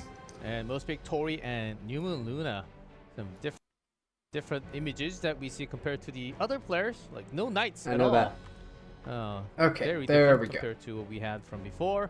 So let's see what he should look a little bit better now. Did. All right, we got Light versus Elefton. I don't think we watched any of Elefton's matches yet. Whoa, guys, look at that win rate. Look at that win rate, 73% win rate. Oh my god. He was ranked number 5 in the summer 2025 season in RTA right now. This guy's a crazy 73% win rate in top 5 in Legend. One of the new guards versus one of the most OG That is guards in the nuts. game. If he wants to prove himself, this is his chance. And going right into the match, I want to see what his strategy is and what he chooses to pre-ban. Who we think is gonna win? Made up of. Elifton's not looking bad, honestly. Elifton's not looking bad. He's looking pretty solid right now. And now you got that fresh shade. We got fresh on both. Light on the left, E7WC on the right, waiting for those pre-bans. And we do have Harsetti open from. Oh my gosh, let's see. Yep, Zio, Rinok. Really interesting, right? Zio and Rinok are gonna get pre-banned here. We have Boss Sarunka and ML Payra getting pre-banned on the right side. Okay, so we have a lot of speedy units that are gone, right? Harsetti's still available for play. Fire Litica, you know, all the other openers are still available for play. New Moon Luna, all that good stuff. But nothing's gonna stop. Hey, nothing's gonna stop the game more than pause, I guess. While they're hovering over Bellion in the background. Zoom battle. Can someone please press? So I wonder if someone disconnected or something here, but What's going on? We have powers. Did we lose internet this time? they're joking about losing internet now. Oh no, Epic 7, come on, you can't do this. You can't do us like this. We're all invested here. And this is probably going to be one of the most highly anticipated matches of not just today, but the entire tournament. Is it a technical difficulty, or is it like a player? It doesn't look like either player is disconnected. Yeah, they're indeed connected. So. Oh, they're getting Don't exactly know reconnected? what's going on, but We'll give him some time. yeah, nothing picked. We got So- a little bit of a sneak peek of that matchup, right? Light was kind of hovering between the Bellion or Okay, the I mean- Tenebria. And I think both, All right. He has the most basic room setup. Good to see. Oh, who? Elifton? on third pick ban protection. Okay. Yeah, honestly, guys, like You know, we barren saw from the blank graphics, rooms. a lot of green Not Senya- bad. or young Senya, rather. My room right now has like no decor. I have white, like a slightly off-white wall. It's like a kind of a beige wall, I guess you could say, like a light off-white. I don't know what to call it. I'm not really good with describing colors. There's not a single piece of decor on my walls at all. Or you outvalue them with a lot of effect resistance and you try to shake off those debuffs and just punch right through. And speaking of the draft phase, Valky, if we're going to talk about a Lifton and how good he is right now as a free-to-play player, take notes, guys. We really want to see what he does. Is he going to bait things out? Is he going to pick in a certain order? This is really where he takes advantage versus opponents who have overwhelming amount of units, overwhelming amount of gear. This is where he's going to shine. So with We already saw him do that once, taking down Winterwish 2-0. Winterwish, we saw before, as you highlighted, not only a super strong player. Oh, Josiah, you gonna be turning in? Yeah, it is getting late, so good night, man. Thank you for tuning into the stream. Really appreciate it. Back in 2023. Yeah, they're... Oh, man. Without... God, I really wish they didn't have these technical difficulties. I know they can't really control them sometimes, but... With it starting so late and then going so late, I know for some of you guys it's like, you know, some of you mentioned that this stuff started at like 10 a.m. and stuff for you, so maybe now it's like about noon. But for me, it's like 1 a.m. It's kind of crazy. We'll see. So we have New Moon Luna. All right. From Light. Okay, they're picking up from where they left off. New Moon Luna getting snatched up right now on Light's side. First pick, New Moon Luna, always honestly a pretty solid pick. You can't really go wrong with that. FCC can throw those buffs back at you. You have cleansers like DJB and Infinite Horizon Acadias that can pop up, but typically New Moon Luna, pretty solid first pick. We have Light Tenebria and Empyrean Ilinov getting picked up now. Okay. That's not bad. We got a lot of debuffs, defensive option right there. We got some cleansing with Empyrean Ilinov as well, who doesn't really care too much about New Moon Luna. We have Afternoon Soak Flan plus Harsetti. Now this is bad. I do not like Harsetti or Zio ban protections because coupled with Afternoon Soak Flan, it's so hard, right? They take first turn, they get the dual attack with Afternoon Soak Flan for free. You really can't pick any squishy units at all in response to this. Solitaria is ban protected, guaranteeing that there's absolutely no way this Afternoon Soak Flan will be dual attacking at all. Zero focus for the left side here. And New Kid Aiden also getting snatched up. DDR though getting responded to by Light on the left side. Oh man. New Kid Aiden very powerful with injury, but DDR also the king of injury himself here. with the ability to sleep as well. It's gonna be crazy. Now, keep in mind that, you know, if there's a surprise on the right side and all these units are built with effect res, DDR is gonna be useless here. And we just see what I believe to be one of the strongest units in this meta here is Bystander Hua Young. She got picked earlier today in some other matches, and she got banned immediately because she is that good. She is so good, I can't believe people think she needed a buff. This unit is insane, and every day that I do not have her, I cry a little bit on the inside. Yeah, that is just incredible. She is so strong, immune to debuffs, and there's a lot of debuffs on the right side there with Solitaria and the Light Tenebria. Hua Young could be very devastating. Genoa, though, picked up as a DPS to kind of go toe-to-toe with the Hua Young here. Both injury units are getting banned out, so let's see how this plays out. Harsetti going to be going. The great thing is with Harsetti and Yukid Aiden is that when Harsetti goes, she has an AoE attack and her S3 and S1, so Yukid Aiden would have been able to push up afterwards with like Vigor buff that she would have granted herself, so it would have been amazing. So that's why Yukid Aiden was banned, if you were wondering.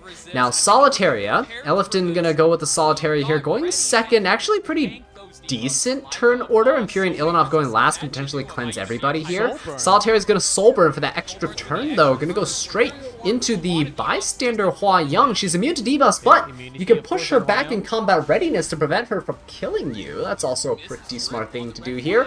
Glad that she did not counter there. Extra attack coming in, and got a speed down and an unbuffable. Neither of those really are going to be doing much. Speed down doesn't matter because Harsetti fixes everyone's speed. So if you have a speed up or speed down, none of it matters at all. Genoa coming in with just an S1. I've noticed a lot of people don't open with a Genoa S3 very often in these high-level matches. I'm not sure why. Is it maybe it's because they don't expect the Genoa to be able to proc the passive, and they'd rather have the attack buff set up for the next turn's S3, but Newman Luna is just going to come in and Soulburn is just going to inflict a ton of debuffs here onto the Genoa, including Seal and Unbuffable, basically completely countering all of Genoa's passives, right? Tenebria gonna come in and retaliate in kind, saying, hey, two can play at this debuff game, so how about we redirect provoke your entire team?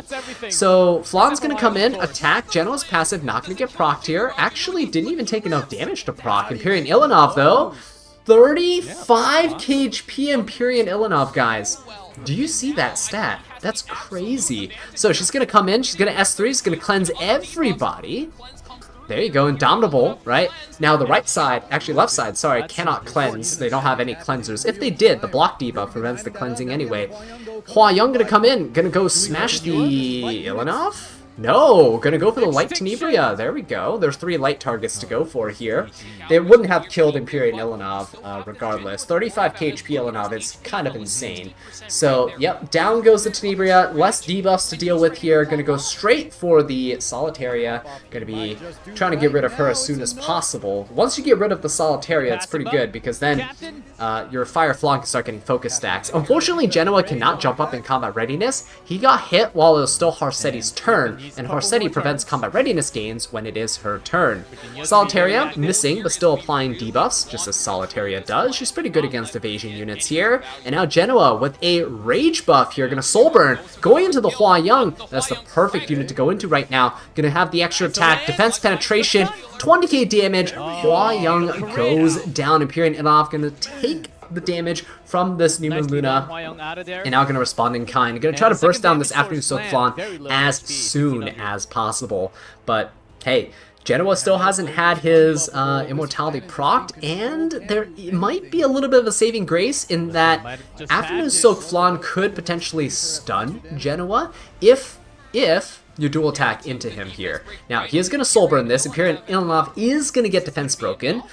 There's still no dual attacks though with the Afternoon Soak Flan. You have to get really lucky to naturally dual attack with her here, and because Solitaire is just shutting everything down. So getting this Genoa immortality procced is going to be a little tricky.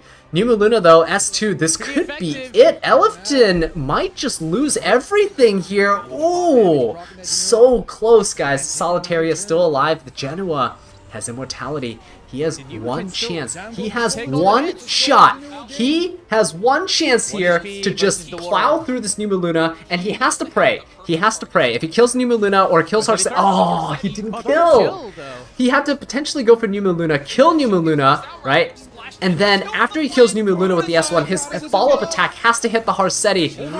But, oh! He wasn't able to lap! The New Moon Luna does end up New Moon Luna with that extra combat readiness, guys, in her kit, able to loop around, Genoa not able to keep up, lost the rage buff, lost that extra speed. wins the first game. Light By extra taking speed. that. That Oh was my close, and you, god. slow to have the extra turn. That is crazy. So, you know, this is it. Can you take Wow. that fight? We're talking you up. You got a big That one was going. kind of sad. I feel really bad for him. That was so close. You saw the disappointment on his face. He knew what had to happen. He had to have the stars align. Right, he had to. Because what would have happened is if he S1, let's say he did S1 to Numa Luna and it killed Numa Luna, Genoa's follow-up attack, the extra attack, would have been random, right? It could either kill Harseti and do splash damage to kill Afternoon Soak Flan, or it would hit the Afternoon Soak Flan, but he had to win the 50-50 to hit her. If you won the 50-50, the splash damage still wouldn't kill Harseti, It certainly was. so you're kind of in a pickle there. You probably would have still died. So he needed to kill the Harseti with the extra attack, and the splash damage had to kill the Afternoon Soak Flan. So I don't think he should be kicking himself too much. There's a lot of RNG that had to go his way in order for him to win that, but still, losing it does feel bad. But hey, as a rank 5 player, I'm sure he's used to these types of moments. So you see him kind of unfazed now, right? He kind of let it out, a little bit of frustration. But now, let's see what he's gonna do. You see a top pre-bans? Both of them don't like fighting speed units. So we got Heli and Lua got banned out on the left side. We got Fire Politis banned out as well. But look at Elefton. He banned out the FCC, another tanky unit gone, by the way, but also banned the Ahmed. So you can see that Light was probably trying to go for an Ahmed play, pre-banning that Fire Politis. And look at this, Elefton saying, yeah, no, I kind of know what you're trying to do. I know I pre-banned the Ahmed, but we're going to just pick the Abyssal Yufine to make sure that you really can't do any CR pushing. So, yeah. We got the Abyssal Yufine getting picked up on the right side here. Light going for a Spirit Eye Celine, a decent counter into Abyssal Yufine. She only has AoEs, right? She'll always crit, and Spirit Eye Celine will just kind of smack this Abyssal Yufine down. So that's a really good counter pick there. Seafan and Politis as well, really strong to stop the Abyssal Yufine from gaining Fighting Spirit. Cuts that Fighting Spirit gain in half. And both are really good fast units too. DJB gonna get picked up along with C. Lilius. That's actually not expected, but Ban Protected C. Lilius, they must be very confident in their speed. Elefton going for that ban protection on that speed contesting unit, I would say, at this point.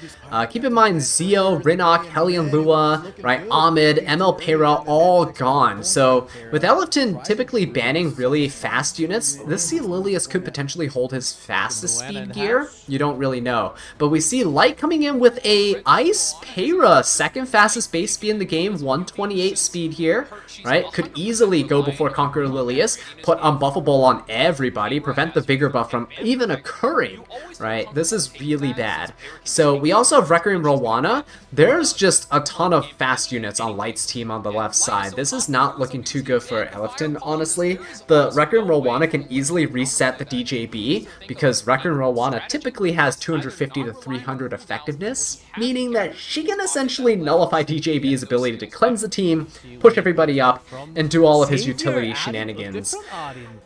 What is this we see? Not a new kid Aiden, but a Savior Aiden coming in. Not sure how Savior Aiden's really gonna fare against the Spirit Eye Celine, but I like to see it. We see a Ron getting picked up too, saying, hey, you want a speed contest? Now, we don't know if this is a bluff or not. Is this a bluff? We don't know. We don't know. Let's see here. Wrecker and Rowana into Abyssal Yufine is a little bit weird. I do agree with that. However, see Summertime Assyria getting picked up as well. Abyssal Yufine ban. Yeah, there you go. Kind of telegraphing the Abyssal Yufine ban with all the combat readiness manipulation shenanigans on the left side here, right? So yeah, Summertime Assyria getting banned out. Don't want to get bombed down. But with that, Wrecker and Rowana makes it through. And ML, look at the Para! Look at the Para just outspeeding this Ron! In fact, ML Politis is also hot on the heels too. Okay, Ron was not fast enough, and Aiden actually doing quite a bit of damage to that Rowana there. Pretty impressive. Okay, Light Aiden, let's do it. Savior Aiden is ready. Got that little counter attack in, right? Got the attack buff ready. Wrecker Rowana coming in with the S3. Let's see what happens here. Are you able to hit the Aiden? If so, Aiden pushes up. Aiden pushes up with the Moonlight Dream Blade. She's able to go 2 units though with unbuffable. The only unit she could put invincibility on at this point is the DJB, and is that worth it?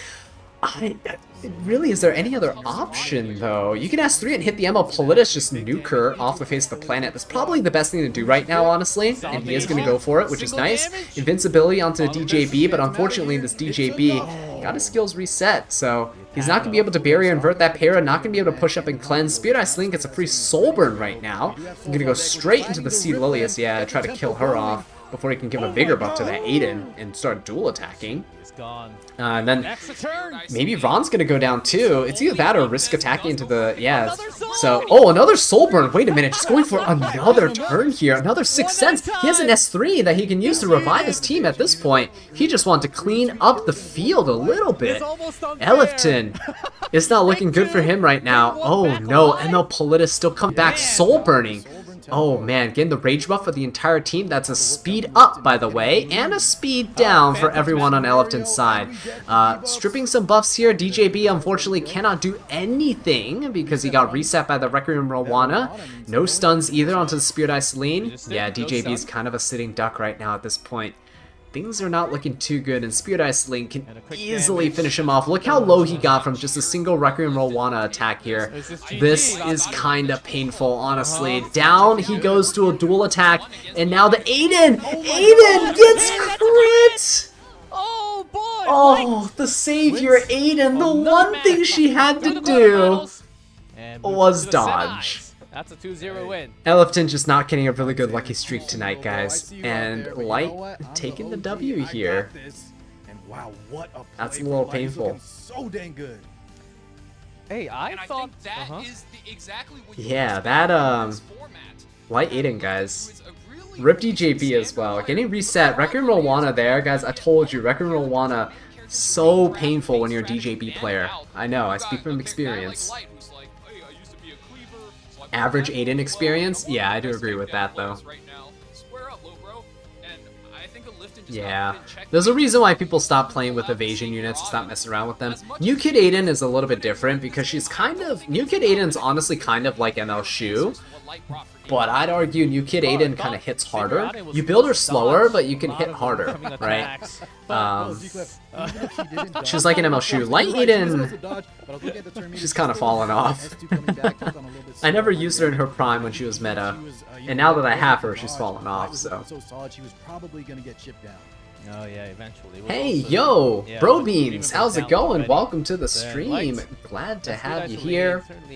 Saw a couple of other, some of you guys were also saying hi earlier, so hey, welcome if you guys are joining us. It is late at night. It's currently 11:30, but we still got a couple more matches to go. They're quite entertaining matches though, guys. The recap's not as much. The, oh my god, the burn. My eyes. It's like deep fried. Look at this. Terrible. You see a back and forth between the damage carries, and it came down to the wire. The bystander you still use Light Aiden into Lidicas. Yes, Light Aiden actually not bad into Fire Lidica. Personally, I actually use Holiday Euphine now into Fire Lidica. Super good unit, by the way. If you have Holiday Euphine, oh, you should gear her and fight Fire Lidicas. So fun. I actually am surprised no one's used a Holiday Euphine into a Fire Lidica yet in this. I mean, look at this. Janua almost clutching the game out. Harry said, in the last Epic 7 World Championship, she didn't dodge? Oh, yeah. No, she was very popular in the last one last year. Didn't dodge. They're very good. Yeah, I do agree. They're very good matches so far. The deep fried recap, I could probably do without. Again, I like the suggestion that you guys have given, like, just do black and white. Black and white is so much better than the deep fried shenanigans here. Here's We game saw 2. this Aiden doing some decent damage. However, look, that's turn 2 cooldown. She still works. Evasion's very coin flippy. Yeah, the thing with evasion is it's high risk, high reward, right? You could potentially solo with Savior Aiden. If she's on like a counter build and you're just sitting there and you're just countering and just smacking people back, you could potentially do it because she has some healing with her sustain and lifesteal in the S1, right? The issue is the moment you do get hit, it's pretty much over. So yeah.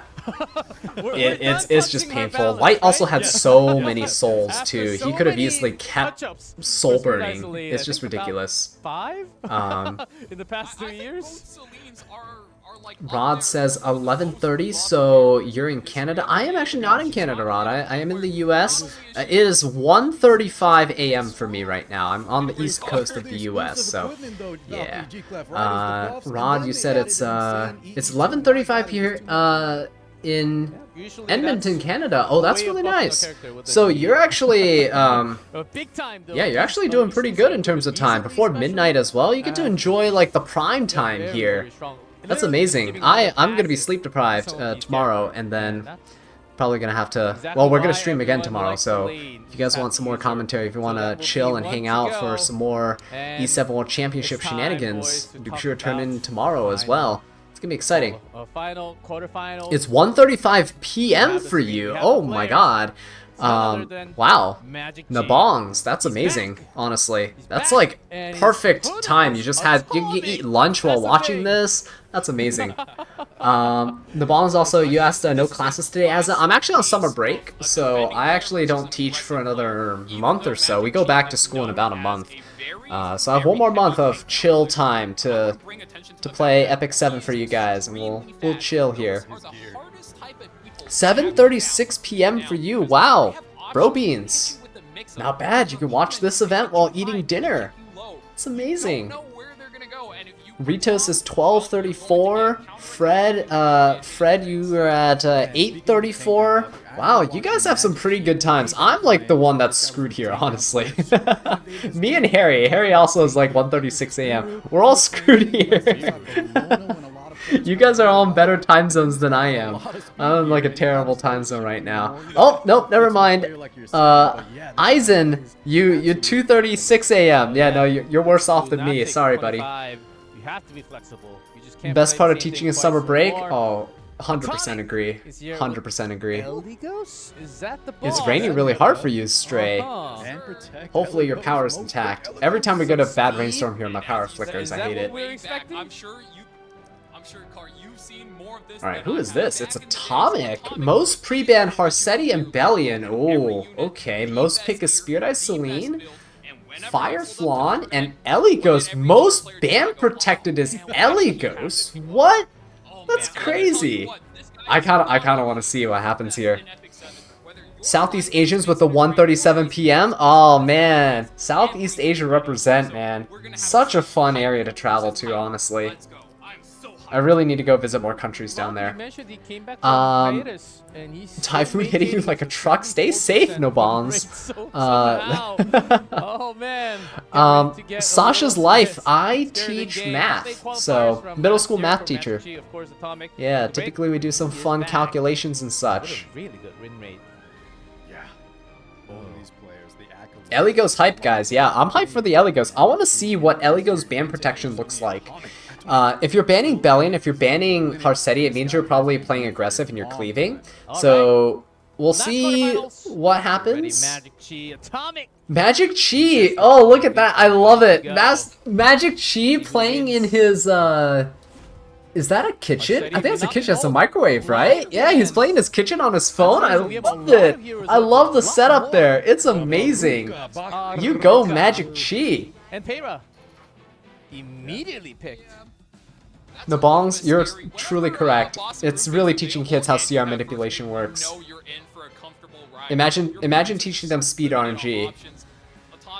Okay, we have Abyssal Yafine, ML Para picked up. That is a classic combo that I've been fighting a lot in the past week or so. This is something that I'm kind of used to here. But Bossa Runka was a free pick for Magic Chi here. Kinda cool to see. Right, Harsetti was banned, Rinok was banned on both sides, actually. Wow, wasted pre-ban slots there. Honestly, Epic 7, guys, we need triple pre-bans in our TA. Let's stop playing around here. We have 500 units in the game now, like, it's insane. We really need triple pre-bans. Like, alternating triple pre-bans, so no one can overlap their pre-bans. Come on, Smilegate, it's not... Oh! Hey guys, their camera's cut out. Cheating. They're cheating. Camera's cut out, they're cheating. They're all phoning a friend right now. They're using their lifelines. Okay, ML Aria, ML Politis getting picked up. That's interesting. Okay. ML Aria for the extra effect resistance. I don't see how ML Aria really works too well against Abyssal Eupheme, but the ML Politis works really well, cutting the fighting spirit gains in half. Really curious to see what the band protection... Oh, Hellion Lua band protection! That is so weird. Hellion Lua band protection with high resist units on the other side with a Boss Arunca? Does he want the counterattacks to hit him? Wait, what? Fire Litica as well? But there's a lot of bulk on the left side. I don't see how he's cutting through the bulk. Ban out one of his openers because he's got 3, so that's going to put him definitely in the driver's position. However, the Boss Arunca, that Aria, right?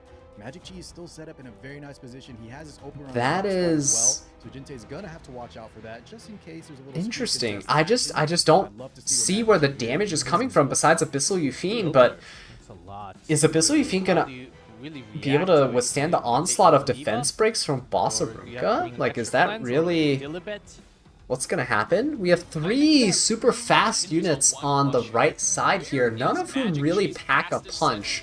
Right, Hellion Lua is not really gonna get too many debuffs down. Designer Lilibet also kind of a weird choice, honestly. Seaside Bellona maybe works here. I could see Seaside Bellona being okay if you ban the Abyssal Eupheme, but Designer Lilibet probably not. Honestly, on the left side here, I'd ban the Boss Arunca. You just have to ban the Boss Arunca, right? It's either that or you're banning the Aria so you can soul burn with your Lua. But even then, your Lua's not going to get any souls. Straze gonna get picked up, or Strays, however you want to pronounce his name here. But I like Straze, kind of makes him seem a little bit more sophisticated, if you know what I mean. Straze gonna get picked up. He's gonna slice through either ML Aria or Boss Arunca, so I guess there's no real need to ban... Oh! Okay. Well, typically Straze will get banned here, but I don't see a need to ban the Designer Lilibet. I think Seaside Bellona is more impactful, in my opinion. We're gonna see how it plays out. I think Seaside Bellona would have been the ban. Designer Lilibet kind of dies to the Fire Litica, right? Fire Litica can start off, go for an S2. Designer Lilibet really can't do much there, right? You have all those debuffs. You reduce their fighting spirit, focus gains, and all that stuff. So Fire Litica gonna be going for the S2. Seaside Bellona already got 4 stacks there. Look at this. The skill nullifier that Seaside Bellona is just gonna knock it straight out. Look at this. Completely wasted, right? Completely wasted here. Yeah, not able to do anything. Not even able to strip the Boss Arunca because there's probably pretty high resistance with ML Aria there on the other side. It's pretty nutty. Okay, ML Para though, gonna go for the S3, gonna push up, gonna cleanse, very nice. And she's gonna take an S1 here, gonna cleanse as well. Now the Hellion Lua is gonna go. Again, I don't really see where the damage is gonna come from. This Boss Arunca is looking to be a little squishy though. Kind of weird that Para did that much splash damage there. We'll see what happens. Hellion Lua going to go for the S3. It's non-attack skill, so you're not really going to get punished by counterattacks here. Oh! Oh, but... Look at that, provoking. I mean, I understand the ML Politis and the Bellona, but provoking the Arunca is not what I expected here. Oh, and the count. Oh, guys, this is not good. This is not good. It's going to be a ton of damage coming out here. Look at that ML Politis almost finished off the Abyssal Eupheme. when ML Politis is gone here. Look at this Abyssal Euphine, guys. When she is hit or when she attacks now, she's going to be gaining her full Fighting Spirit stacks, which means That's a lot of bullying. she is actually going to be ramping up, and the Seaside Bellona could actually be a detriment here. Look at Magic Chi's Seaside Bellona feeding this Abyssal Euphine. Oh, the damage is Now, it's a lot of damage, though. A lot of damage coming out. The Seaside Bellona packs quite a punch, and he's unable to attack anybody but the boss of Runka. Gonna soak up all the damage. Seaside Bellona looking pretty solid right now. Pretty healthy, right? She does lose a bit of damage mitigation because the ML Politis died, but look at this. Just gonna keep going for that S2, right? Look at that damage there. She is on lifesteal. Another unit goes down to the drink. Guys, I'm telling you, you should have banned the Seaside Bellona. Magic Chi rocking that. He looks like he's in a dorm, honestly. It looks like he's in a little bit of a dorm room there, playing on his phone. It's amazing. I love it. I love the setup. Everyone else is in like a room, got kind of a little backdrop, or you know, you can tell they're at a desk or something. He's just on his phone in the middle of a kitchen. I love it. Absolutely, absolute legend. With the mobile device. Kitchen stream. Yeah, perfect. That's a setup I love to see. I mean, it is the best. Hey Dylan, how you doing? Welcome to the stream. Good to have you here. And Eisen, sorry I didn't catch that earlier, but good night. Take care, man. Have a good rest. Sweet dreams. Down one. You know, hopefully you'll catch up on the rest of the VOD later. Alright, Atomic, man. Atomic, you gotta keep that in mind. That Seaside Bellona is, don't underestimate her. I've won so many games with Seaside Bellona this season. She's not just a, you know, a beginner's pickup in terms of a unit. She's no longer like a wyvern farming unit, right? She's actually really good in PvP right now.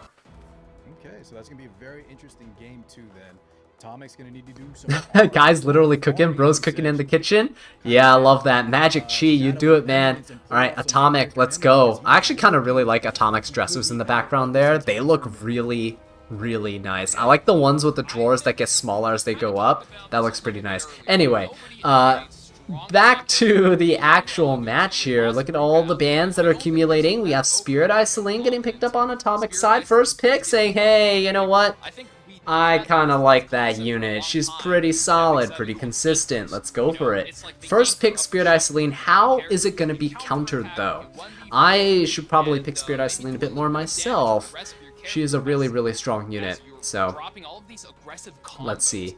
Yeah, hopefully he learns from the mistake in the last match that the bans really do matter. Designer Lilibet was not the ban there. After Designer Lilibet S3 cleanses, she's not doing much. She's really not doing much. But the other thing to note is that he had ML Arya on the other side. So ML Arya is not getting debuffed, right? That's typically not getting debuffed. I know they got debuffed by the ML Lua, but typically not getting debuffed. So it's not really worth it. I would have just banned the Designer Lilibet and then just kind of gone from there. Anyway, we see Bellion getting picked up along with Empyrean Ilanov on Magic Chi's side. Bellion could be a double-edged sword here. If you have a damage Bellion with crit rate, you could proc the Spirit Eye Celine and she can start destroying you. But if you're not a crit Bellion and you have 3F and you're attacking, you could actually kill Spirit Eye Celine in almost one shot if you have enough HP here. DJB gonna get snatched up on the right side. Atomic going for the DJB for some utility, for some pushing immunity, CR manipulation. Barrier inversion, Empyrean Ilanov typically on a barrier artifact, right? Rise of Monarch, a very popular one right now. Fallen Cecilia getting picked up as well. Alright, let's see Atomic. You're going to be my guinea pig here. He's using my draft, DJB with Fallen Cecilia. Let's see if the Spirit Eye Celine works in this team. If she does, I think I have a new addition to my core draft. But we'll see how it plays out, right? Yeah, DJB FCC combo going to be pretty cool here. Let's see how it goes. What is going to be Magic Chi's response, right? Fallen Cecilia DJB is really good. The Fallen Cecilia, not only with Aureus, making it so you instead of killing Spirit Eye Celine in 2 hits, she requires 3 hits minimum to kill her, aside from fixed damage and splash damage, which Fallen Cecilia actually does cut in half. Fallen Cecilia, on the other hand, also gives massive barriers to everyone at the start of the match, making Spirit Eye Celine even tougher to deal with. Oh, did Magic Chi actually... You said no way, and there is a way. Wait, he looks flustered. Did he not want to pick Eligos? Did he accidentally pick Zio with Eligos here? Uh-oh. Oh no. I don't think it has a high success rate. However, Magic Chi. Zio with the Eligos. Oh, he looks so mad right now. He looks so disappointed. I think he messed up. I think he either ran out of time or he messed up. Yeah, he's getting a little nervous. Okay, anyway, let's see what the response is going to be on the right side here. Hovering over New Moon Luna, pretty decent pick, I'd say. If you can seal, if the opponent's units are not high resistance, which typically Empyrean Ilanov is not, and Bellion is 50-50, so you should be able to seal everybody, right? And you're not affected by Zio going first. You can't push back your New Moon Luna, for example, so that's not terrible. And then Knockwall is going to get picked up. Typically, Rangers are stealth, so Guiding Light on Knockwall means that Zio cannot hit her starting off the match, and Knockwall is able to reset the opponent potentially and seal as well. If you can seal with Knockwall or seal with New Moon Luna, you can shut down this Bellion and prevent her from blocking souls, which could be okay. Spirit Eye Celine does get a free soul burn though. We'll see how it plays out. Bystander Hua-Young obviously going to be the ban there. Super powerful unit, and Spirit Eye Celine going to be taken out as well because she is honestly the only damage dealer that's there. I'm kind of concerned about what's about to happen. Is there a saving grace here for Magic Chi? He still looks pretty flustered, but a little less than before. Maybe he has a plan. So, moving on here, we see that Zio's going to take first turn, just as you'd predict. But New Moon Luna hot on his heels, DJB also going before the Eligos. Oh, high effectiveness, guys. Look at that, high effectiveness Zio pushing back the DJB. That's kind of crazy, honestly.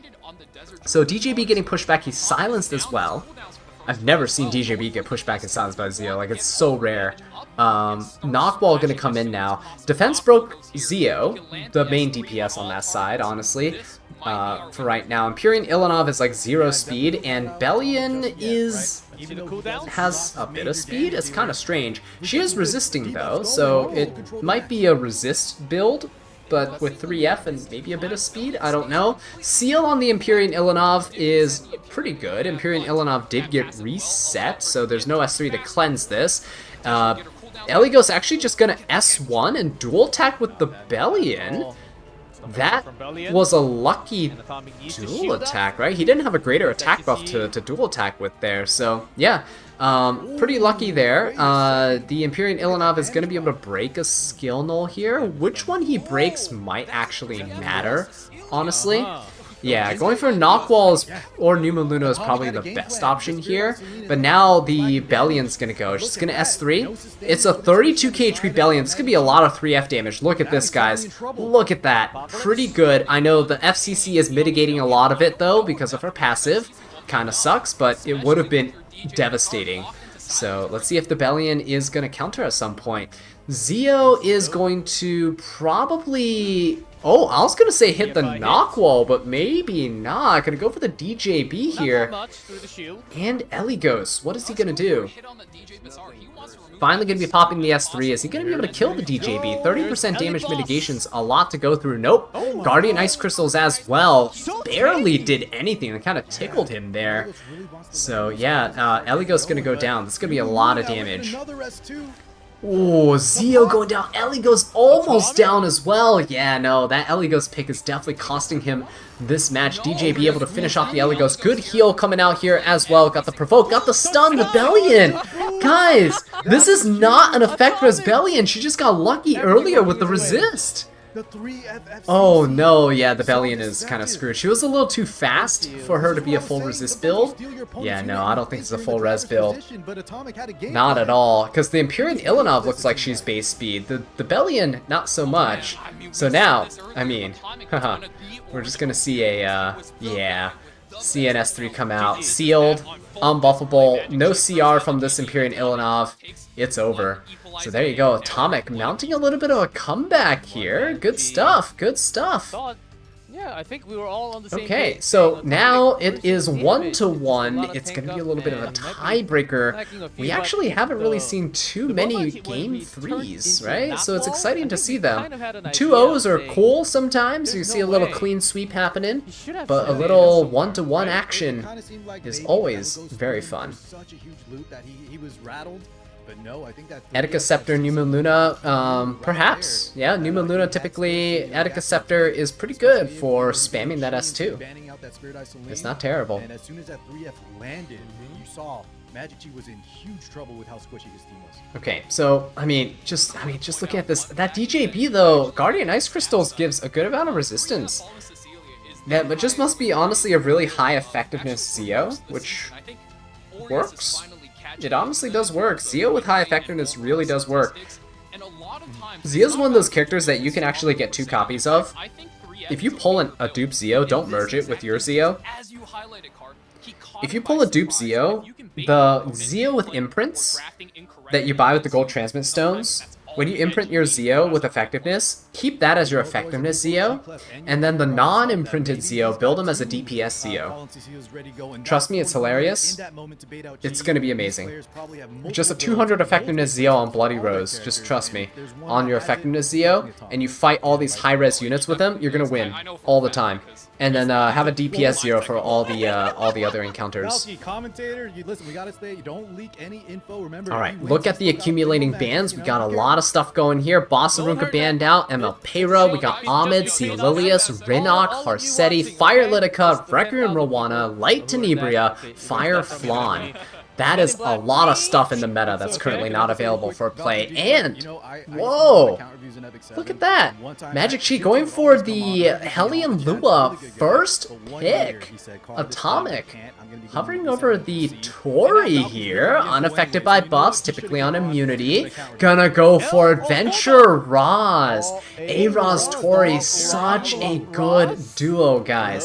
The dual attack with the Tori is gonna hurt a lot, but also the huge barrier that you get for that Tori with the A-Roz, if Tori's in the backline, is amazing too. So this can be pretty bad. Now keep in mind, no one's picked Amiki yet. No one's picked Amiki at all. Amiki could be a really good counter into this double fire team, especially good into this Tori. Now, Roz, very exciting to see. Right? But I'm really curious to see how Magic Chi is going to follow up. He's running out of time. I hope he doesn't accidentally pick like an Eligos again, right? Don't have the game auto pick for you, Magic Chi. It's like watching me draft in RTA, you know, going down to the last second here. He's going to go for Blood Moon Haste, and who's he going to go for? He's going to run out of time. Hovering over ML Shu. He's going to go for the ML Shu here. Is it going to be good enough? She has good splash damage, right? The injury is extra damage that she can do. Could potentially hurt this Tori a lot. You can DPS her down, chip her down pretty quickly, but the Great Mortelix coming out here saying, no, you can't use this Blood Moon Haste guy. We're not going to have you counter. We're not going to have this Hellion Lua counter us. The Great Mortelix has made his presence known. Now, the Ice Payra here is going to be going first. Unbuffable is going to be huge along with Restrict. The Unbuffable prevents the Hellion Lua from putting her challenge buff up, and it prevents Semo Shu from going to stealth, and prevents her from getting the bzz buff. And it's honestly not going to be looking too good. Ice Payra, guys, you see how many times she's picked in this series here?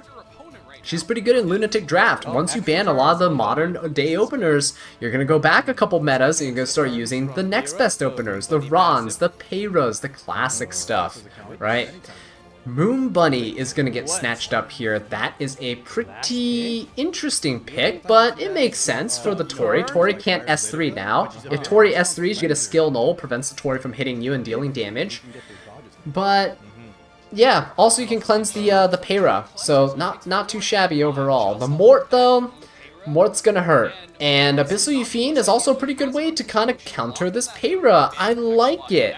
The problem with Abyssal Euphine though is that typically she doesn't have too much damage. Hopefully she's able to land burns on Tori. It would be a very nice way to follow up on things, right? Kind of chip her down so you don't need to ban the Tori here.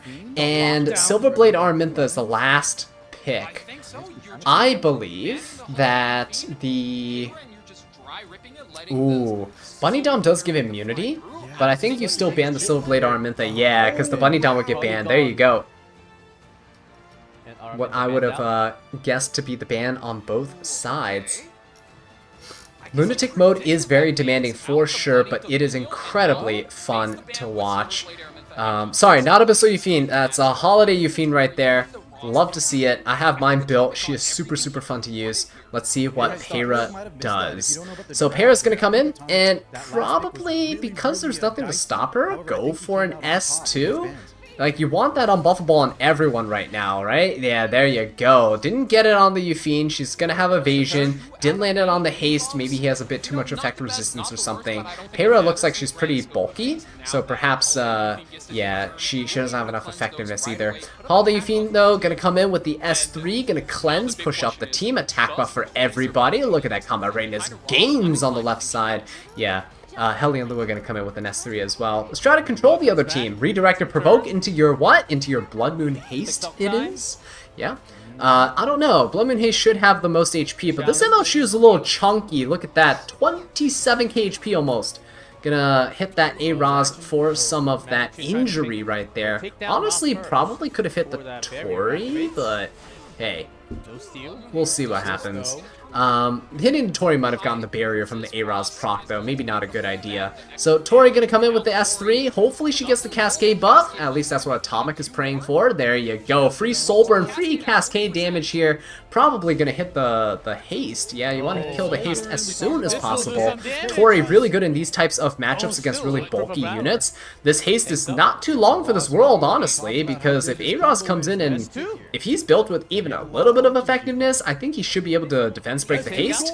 Yeah, look at that. And Tori is gonna finish him off. Magic Chi losing his best defensive line, his last chance nuke ability against the opponent. It's gone. And so now it's just Holiday Euphine, and oh man, look at that barrier on that Tori though. It's not looking good, guys. It's not looking good. That huge barrier from Mort onto the Tori. She is so safe right now, even though Para is provoked. She's the only thing provoked. Mort is going to counterattack into the Hellion Lua. It's going to push up the team, but it's still not going to be that enough. I don't think it's going to be enough. Magic Chi on the back end here. He was cooking earlier in his kitchen, but right now, he's trying his best to just stay alive. Holiday Euphine going to go for another S1. Is she built on damage? Not really. 18k health. Look at the burns. It's not going to do a whole ton. The attack buff is going to help a little bit there, but yeah, we're really going to rely on this ML shoe, which could actually kind of turn things around here, maybe. If this takes down the A-Raz, Magic Chi will be in a much better position. Look at the damage. Look at the detonation. Para goes down. Wow, look at that. Okay, the damage share there ended up taking out the Para, but look at the A-Raz. So low. Tori gonna go for the Euphine. Ooh, that is painful. That is really painful. Raz probably gonna go for the S3, gonna get a defense buff, a little bit of healing for himself. Euphine's still alive. Mort is gonna hit the Lua. No push up there, because that was the fatal blow. And it's really up to Euphine to stay alive here so that ML Shu can keep lapping. But no! Gonna get crit by the Mort! Oh, that is so unfortunate. The splash damage kills off the A-Raz, but here comes the S1 Soul Burn, and that Cascade is gonna finish off Magic Chi. Magic Chi taking things like an absolute boss. Put a little heart there. Oh man, look at that. Atomic taking the win, and then probably going to tell his pet to go be quiet or something. Oh, there it is.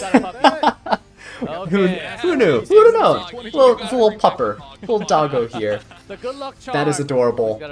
Two very wholesome players, right? Two very wholesome players. Mort counted a lot. Mort actually hitting that Euphine is kind of crazy, because Euphine has built-in 35% chance evasion, and Mort has 50% chance to miss because of elemental disadvantage. So it's an 85% chance to miss. He 15%ed and he actually crit her. So yeah, fantastic. Congrats to Atomic. Magic Chi honestly taking that in stride, clapping for his opponent, giving a little heart symbol, right? Supporting his fellow players here as they move on. Atomic, good job.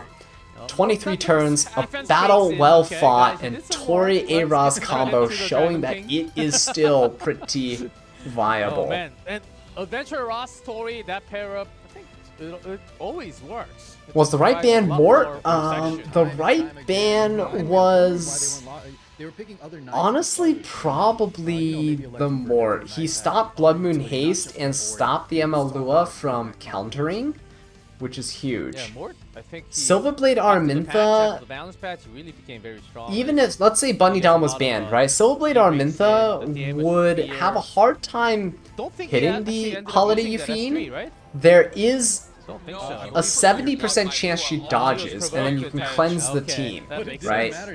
So, I don't know. Oh yeah. I'd say Mort would have been the ban, This is the game one. but honestly, that draft was just weird. A-Raz Tori was a very solid plan. Really straightforward strategy, right? I protect the DPS in the back, DPS gonna smack you for a ton of damage. Magic Chi just had less of a Power up there. plan in terms of the cohesiveness of his team. I know he's probably kicking himself because the Ellie goes there. Yeah, I don't think he meant to pick the Ellie goes there, but that's kind of sad.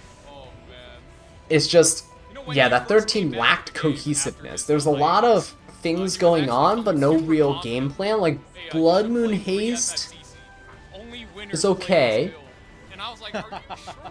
But then you had Hellion Lua, which was a little strange. You better put that on the Right? shirt, man. It just, He was telling you the none of future. it felt like it went together. You had the Bunny Dom as a counter pick, which is good. It was a Man, force I span. only have 3 Fs. I just don't know. I think it's time that I need an extra one. That A-Raz Tori was deadly. A-Raz... And this Oh game yeah, is see, already yeah, Holiday Euphine, yeah, usually has immunity, so wouldn't have been hit. Dude, look at this S2. Yeah, Arminda wouldn't be the ban there then. It was either Mort or Tori. What a solid setup from Atomic. It was either Mort or Tori, honestly.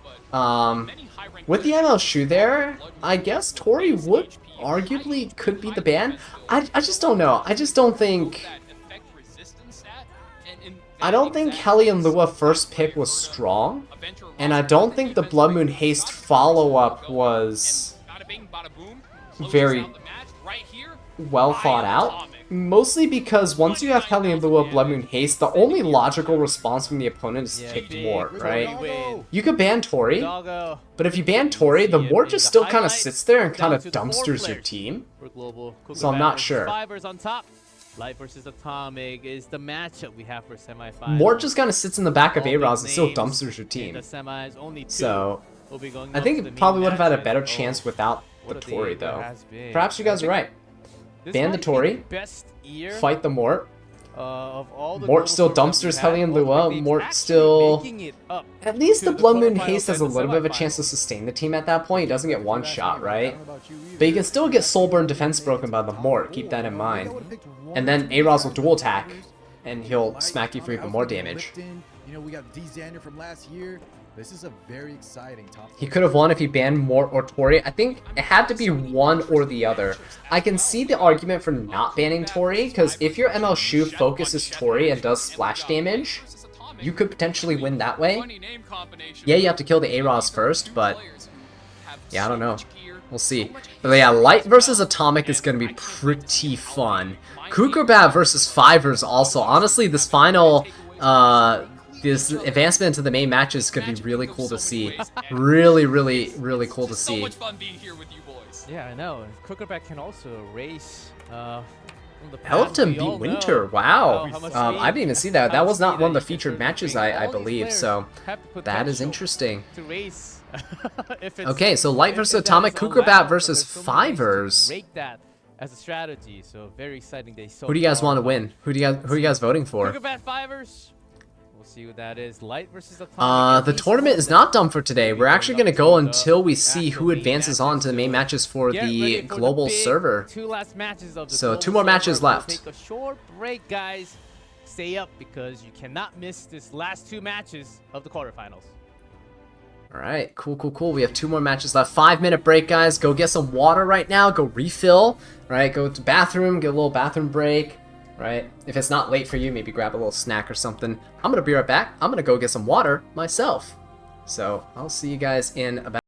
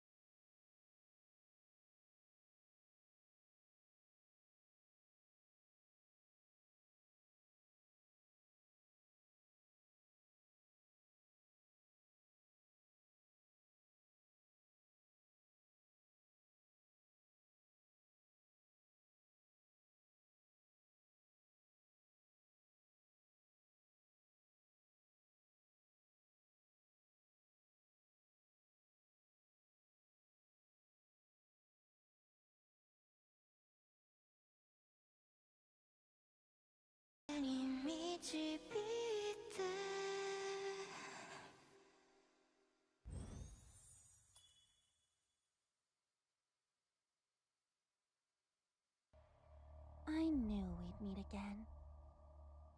Do you have a past that has wrought misery upon you? The desperate struggling of the defeated never ceases to amuse me. Oh, you poor thing. Whenever I watch these individuals march their droll, identical paths, one measured step after another, I'm rather amused by the thought that their so-called free will is nothing but a fleeting illusion. Tell me, which thread of fate would you like for me to unveil? Since you came all this way, I shall offer you a presage. Your freedom is only but an illusion. It's already too late to escape. Do you have a past that has wrought misery upon you? Let me cage you there. A pleasure to meet you. I have been awaiting you. Hopefully, it's different this time.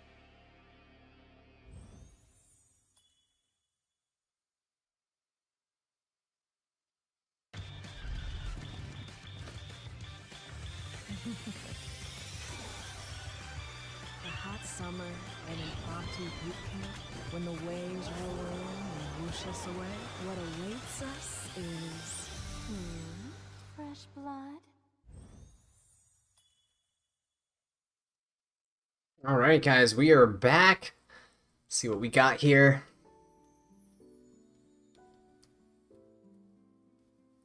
Are you guys voting for Light? Yeah, honestly, Light is such an amazing player. But all these guys are such amazing players, right? It's insane.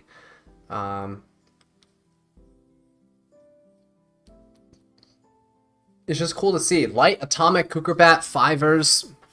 I actually kind of like Fivers. He's kind of funny. Kind of cool guy. I like how he plays.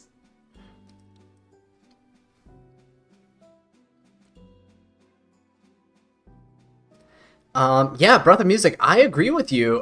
It is a really good qualifiers. I'm actually really enjoying this compared to all the previous years of the Epic 7 World Championships, right?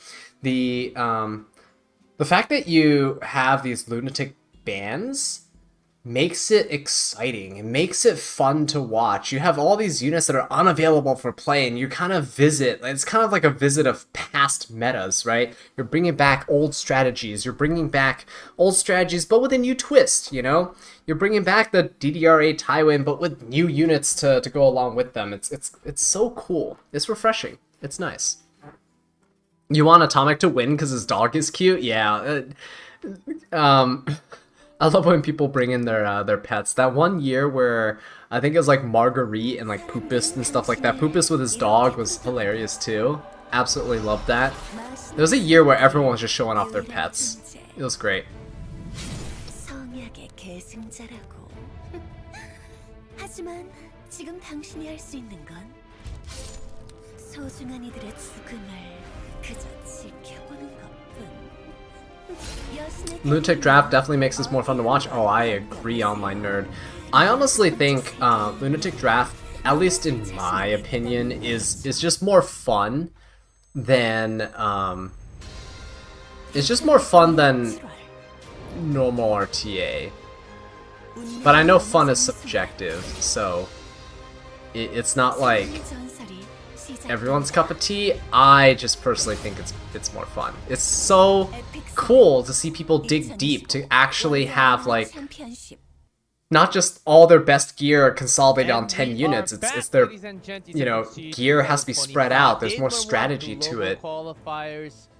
We have 4 players, and only 2 players will be up on main stage in August. Wow, it just comes down to these big names. Kugabat Fivers, like Atomic so far. How has been the day? Yeah, it does. And that's right, Harry. It lets you use the unit pool that you've been building up for however long you've been playing, right? It could be 3 months, could be 5 years, but it lets you use all the units that are just kind of sitting there. They're geared, right? You want to use them, you know? Not all units are usable in PvE. Not all units are usable in PvP.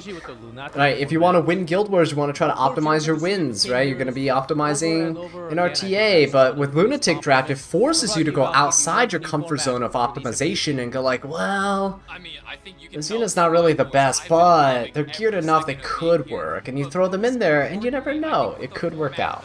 It's kind of nice. Aldwin, you said, I wish to see you in these tournaments in the future. Thanks for inspiring us to play. Thank you so much, man. I appreciate it. Personally, I know I would not last in any of this stuff here. My skill level, my knowledge of the game is not like on the level of the technicality of these like high-end legend players. I also don't have anywhere near the quality of account that these people have. Like the builds I see these players have on their units is quite frankly just absurd. Yeah, I don't think I could gear my units anywhere near how these guys gear their units. I just don't spend that much in the game. I really don't. I'm missing a lot of ML5s, right? I'm missing quite a few strong... Like, imagine playing against these guys without Bystander Hua-Young. I can't imagine myself without Bystander Hua-Young against these guys. And it's not even that she'll guarantee me a win, it's just that that's one unit I don't have that they do, and that's already an advantage that they have. So... Finally make it through. Go to the main stage, or it's going to be Fivers as the opponent. It's definitely fun because you gotta have multiple strats and out-of-the-box thinking. Yes, I really do like that. You have to think on your feet, right? And so people who are really good at climbing RTA ladder might not actually be really good at Lunatic Draft format. Just so you know, they could be incredible players, always top 2, top 3 legend players. They could suffer in Lunatic Draft just because it requires a different set of skill sets and it requires a different set of gear units, right? You really gotta understand after the first round what is good enough to win me the second round. And a lot of players, you saw even in this tournament right here, you see some players fumble, right? They go into round 2 and they fumble their pick, they fumble their ban, and boom, you're into round 3 and it's all over now, you know? You're kind of, it's cascading, the momentum's in your opponent's favor, and then you lose. It happens. Happens to all of us, honestly. But I think we just have to name and whenever we are ready to kick in, we will go. Yeah, it's just Moonlight, I know. Everyone loves off-meta characters. So we have like just like innate, like just, everyone wants to root for the underdog, right? Semifinals of our global qualifiers. You've been playing for 3 years, no 20+ speed gears. Oh, I'm so sorry. Looks like you're going to be a tank down player. Join us on the dark side. At least 2.5k prize money guaranteed. Oh, wow. Pera is a Just a ban. nice little 2.5 in the All pocket. right, My let's goodness, see look at what that. we have here. Pressure New Moon Luna, weird. Light Tenebria banned, Rinok Bossarunka banned. We have first pick ML Pera. Whenever she's not banned, she's pretty much always picked. ML Pera, such a strong unit. But Abyssal Yufine, look at that. She's picked so much, guys. I love it. As an Abyssal Yufine enjoyer, I love that she's picked so much. It's incredible. She does cut combat readiness gains by 50%, so that ML Pera on the other side not going to be as useful as she is going to be, right? If Abyssal Yufine was not there. So instead of gaining 20% combat readiness from using her S3 and S1, she's only going to get 10%, and that's a huge difference. 10% extra combat readiness does make a pretty big difference. We have ML Aria coming out. We have Hellion Lua coming. Guys, Hellion Lua, such a popular pick right now as well. And this is only the first round. This is not even like later in the draft. This is not even round number 2 or round number 3. Kukerbat looking kind of confused there at that pick. It's a ban protection Hellion Lua too. Hey, my kind of guy. I mean, Hellion Lua was what honestly carried me in the last season. I had the highest win rate I ever had last season. I think it was a 66, 67% win rate last season when I ended things off. Yeah, all because of Hellion Lua. I was playing super fast, super aggressive, and cleaving and aggroing onto everything. It was great. Young Senya, though, looking to be an interesting pick. I don't know why. Ah, okay, that actually makes a lot of sense.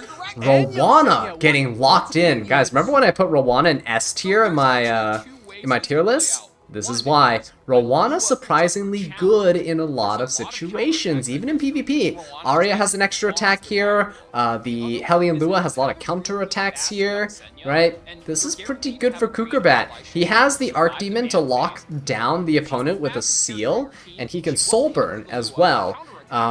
Typically your soul burn requires 10 souls, but Arya doubles it, so 20 souls. If she's carrying her own book, you can still soul burn and lock someone down pretty easily.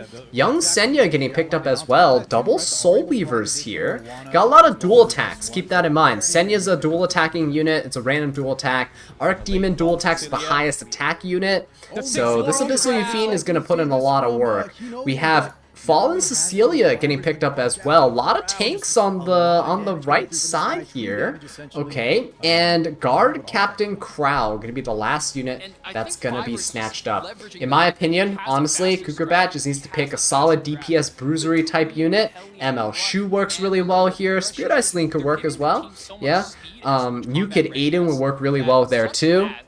Just anyone that's has survivability, like immortality from the Spirit Eye Celine, you can have evasion from your New Kid Aiden, you can have stealth from your Shu, anything like that, and you ban the Crow and you're good to go. Now, the last unit here, the Spirit Eye Celine, was banned out. That is fine, because now you're guaranteeing that your Archdemon's gonna attack with your Abyssal Yufine. And guess what? Every time Abyssal Yufine attacks, you gain Fighting Spirit, and once you get the Rage, I think Kukerbat's looking pretty good here. Unless we're gonna get thrown for a loop. Okay? So, Hellion Lua is actually faster than the Pera? Gonna S3. Whoa! What? Okay. Alright. ML Pera gonna come in with the S3. Gonna go ahead and push up the team a little bit. Abyssal Yufine's still on the other side. Alright, Rowana the only one that actually did not get provoked here. They're gonna go after the Archdemon. Pretty solid choice. Rowana's gonna go put a little barrier back on that Archdemon. Pretty nice there. Oh, and look at that. Look at the counter. This Senya is gonna come in, gonna hit. It's gonna be a lot of damage here. And the great thing is, once all these, look at these counters on the young Senya. Look at her. She's back up to like half of her fighting spirit again. She's gonna S3. She's gonna have 60 fighting spirit, right? This FCC really, honestly, can't like S3. It's gonna be really hard for them to use AoE skills. Not that there really are much besides Fallen Cecilia's S3, but still. Rowana gonna put up the revive buff, the heal, gonna get a little bit of extra barrier on the team as well. Look at that healing output. It's insane. Archdemon just gonna S1. Oh, Sealing that Payra is huge because there's no evasion now, besides from her Rampage buff, but Oh. Abyssal Yufine, look at that. Getting some fighting spirit. First dual attack here. S3 is going to come out. He really wants to kill the Archdemon. Archdemon is what's providing him the momentum. It's a counter Archdemon. Ooh. Ooh, counter Archdemon, guys. That is rough. Look at this. FCC, this is the only chance he has to S3, right? You can't hit Young Senya anymore. And Abyssal Yufine gonna S3, break the skill nulls. Abyssal Yufine gonna S1. Sorry, yeah, she counterattack with the S1. I said S3, but it's really an S1. Look at that. One more turn until she has full fighting spirit. Yeah, Fivers is not looking too good right now. That Abyssal Yufine Archdemon combo is actually looking pretty good. Look at this. Look at the seal. Look at the seal. Oh my god, look at the extra attack here. This Archdemon, Kukurbat can't even look right now. This Archdemon has 100% counter rate right now. She's doing insane. Okay, well there's no counter there, but look, Abyssal Yufine, full fighting spirit. Look at that. Extra attack coming in again. Oh, and look at that. The counter, the extra attack here. Look what's happening. The Rowanna's still healing that damage back. Oh, this is not good. Kukurbat. Oh my god, the counter attack again. Kukurbat's just laughing. He's laughing all the way to the Epic 7 World Championships right now. The luck is on his side. The healing, the Rowanna, guys. Fivers really has nothing that he can do here. You can't hit the Young Senya at all. Even if you kill Abyssal Yufine, you can't touch this Young Senya. You're gonna blow up your entire team. Alright, well, Young Senya's gonna go. She now has the ability to dual attack here. It's gonna dual attack with the Rowanna, give a little barrier to the Archdemon. That barrier on the Archdemon has been putting in such a pain for Fivers right now, because every time he DPS's down the Archdemon, she just gains back like 1/8 of her health. And Abyssal Yufine, even if she's provoked, doesn't matter. Gonna counter. Look at that. Oh, gonna dual attack too. Yeah, Abyssal Yufine doesn't even need to go into trauma mode. There's enough trauma to go around. Fivers does not need any more. He's just gonna desperately go. Yeah. Oh my. Look at the counter attacks, guys. The Abyssal Yufine. The young Senya, Fivers gave up with that one. Yeah, Young Senya gonna come in, just finish things off. Just look at that. He's not even gonna get a chance to use Abyssal Yufine's S3. That is traumatizing. Wow, that is actually, honestly, even without all the Archdemon counters, that was really well drafted by Kukurbat. That was such a strong draft. The dual attacks from Archdemon with the Abyssal Yufine would have racked him up enough trauma, for enough fighting spirit to get the Abyssal Yufine to get her trauma, right? That's very smart. Would have lost regardless, I think. Fivers did not have the damage to deal with the Abyssal Yufine, because Rowanna is just too good at healing. Infinite shield, yeah, there's so many shields from that Rowanna there. But Rowanna's healing is insane. Just look at how much she healed there. Crazy. Kukurbat was very confused. He probably has never seen his Archdemon do that in his entire life. Archdemon is crazy. She is absolutely insane. Kind of makes me want to build a counter one, honestly, but I kind of do like my speed one. Continue to do it, or will he be allowed to pick any other counter characters?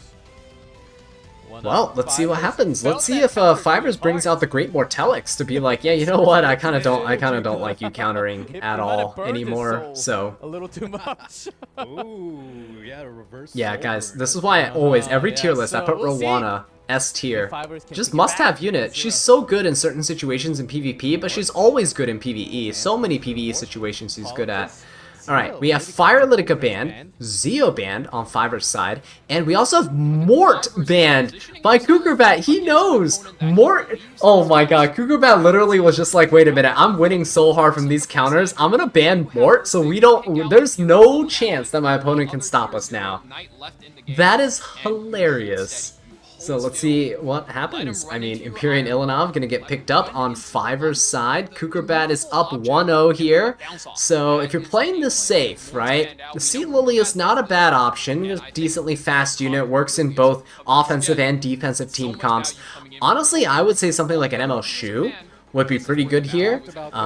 Just for the injury potential, you have stealth that you can use. You can, you know, grant the speed buff to the team. Can be very versatile, right?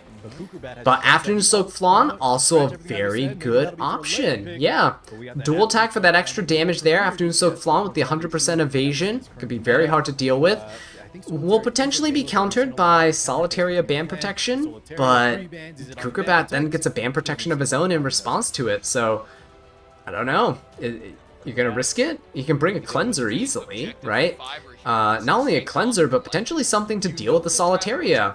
So, Solitaria, by the way, is also weak to Rowana, just in case you wanted other use cases for a potential Rowana pick.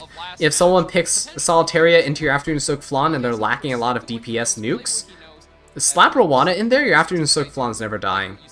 She's legitimately never dying. Oh, Ice Crow, guys. We're seeing a lot of Ice Crow today, and I don't know if he's actually been performing. Solitaria, though, there we go, ban protection. That's what we'd like to see. Rowana is banned from the previous match. She was drafted there, so Lunatic draft format rules say no pick for her this time around. Para is a very smart one. The unbuffable on her S2 and her restrict, right? So she's going to restrict the Empyrean Ilanov from pushing up, but the unbuffable onto the Solitaria will prevent her from getting her Daydream buff, which prevents her from doing her extra attack, and she can't go into stealth. So, not bad. Yeah, if the stream lags, blame Crow. He is the harbinger of lag. Oh, please tell me you're going to bring Sid, Kukerbat. Kukerbat, you absolute legend, please tell me you're gonna bring Wandering Prince Sid. Lock it in, Kukerbat. Lock it in. Lock it in, dude. No way, Car 6. Sid is the only ML4 that I do not have, guys. He is the only ML4 that I do not have. I'm sad. I wanted to see it. But unfortunately, not today. You know, Kukerbat, as G-Clef outlined, guys, there's 2.5. Okay, so we have Wrecker and Rowana getting picked up to synergize with the Para, but Navy Captain Landy and Bellion getting picked. Whoa, it's a very defensive team on the right side. Very defensive. You got mitigation, you got no soul burns, you got Navy Captain Landy. You have to ban Afternoon Soak Flan, honestly, at this point, because you can't fight Flan with Navy Captain Landy, in my opinion, but hey, so be it. People have done worse. People have let ML Bologna through. Alright, cool. We're letting Afternoon Soak Flan through against Navy Captain Landy. Okay. Summertime Assyria gonna get banned out, and we're gonna see... Honestly, I don't know. I feel like if you ban the Afternoon Soak Flan, doesn't Navy Captain Landy kind of solo the left side there? Was he worried that Navy Captain Landy was gonna get banned? But there's... I don't know. I feel like Navy Captain Landy had a free game if he banned the Afternoon Soak Flan. Oh, Bellion countering immediately though. Oh, but the 3F Bellion, guys. 3F Bellion? Wait, Fiver's just going like, wait. You want to play counters? Hang on, I gotta counter Bellion and Landy here. Let's just wait. Hold my counters. Para got a really nice chunky barrier there with the Escort buff. Rowana coming in with the S3. Really low HP Rowana, so probably really high effectiveness. Gonna push everyone back. Oh, the Landy's gonna come in with a nice counterattack there. See, Lilia's gonna put the attack down. This is gonna help bolster the bulk of her team. The Vigor buff increasing defense as well, so it's gonna make it a lot easier for Kukerbat's team to survive. Now, Afternoon Soak Flan has no focus. Do keep that in mind. Solitaria is there on the other side. Honestly, I'd probably start focusing Solitaria here. It's going to push back to Navy Captain Landy. Interesting. For now, Kukerbat's going to hide. Okay. The koi fish loaded. Locked and loaded. You see it I probably would have dual attacked into the Solitaria there, because you had a if you dual attack with Rowana or Fire Flan, it would have been pretty advantageous for you. And then the Afternoon Soak Flan can come in an S3 and just finish her off, right? Yeah, so you would have finished off the solitaire if you dual attacked there.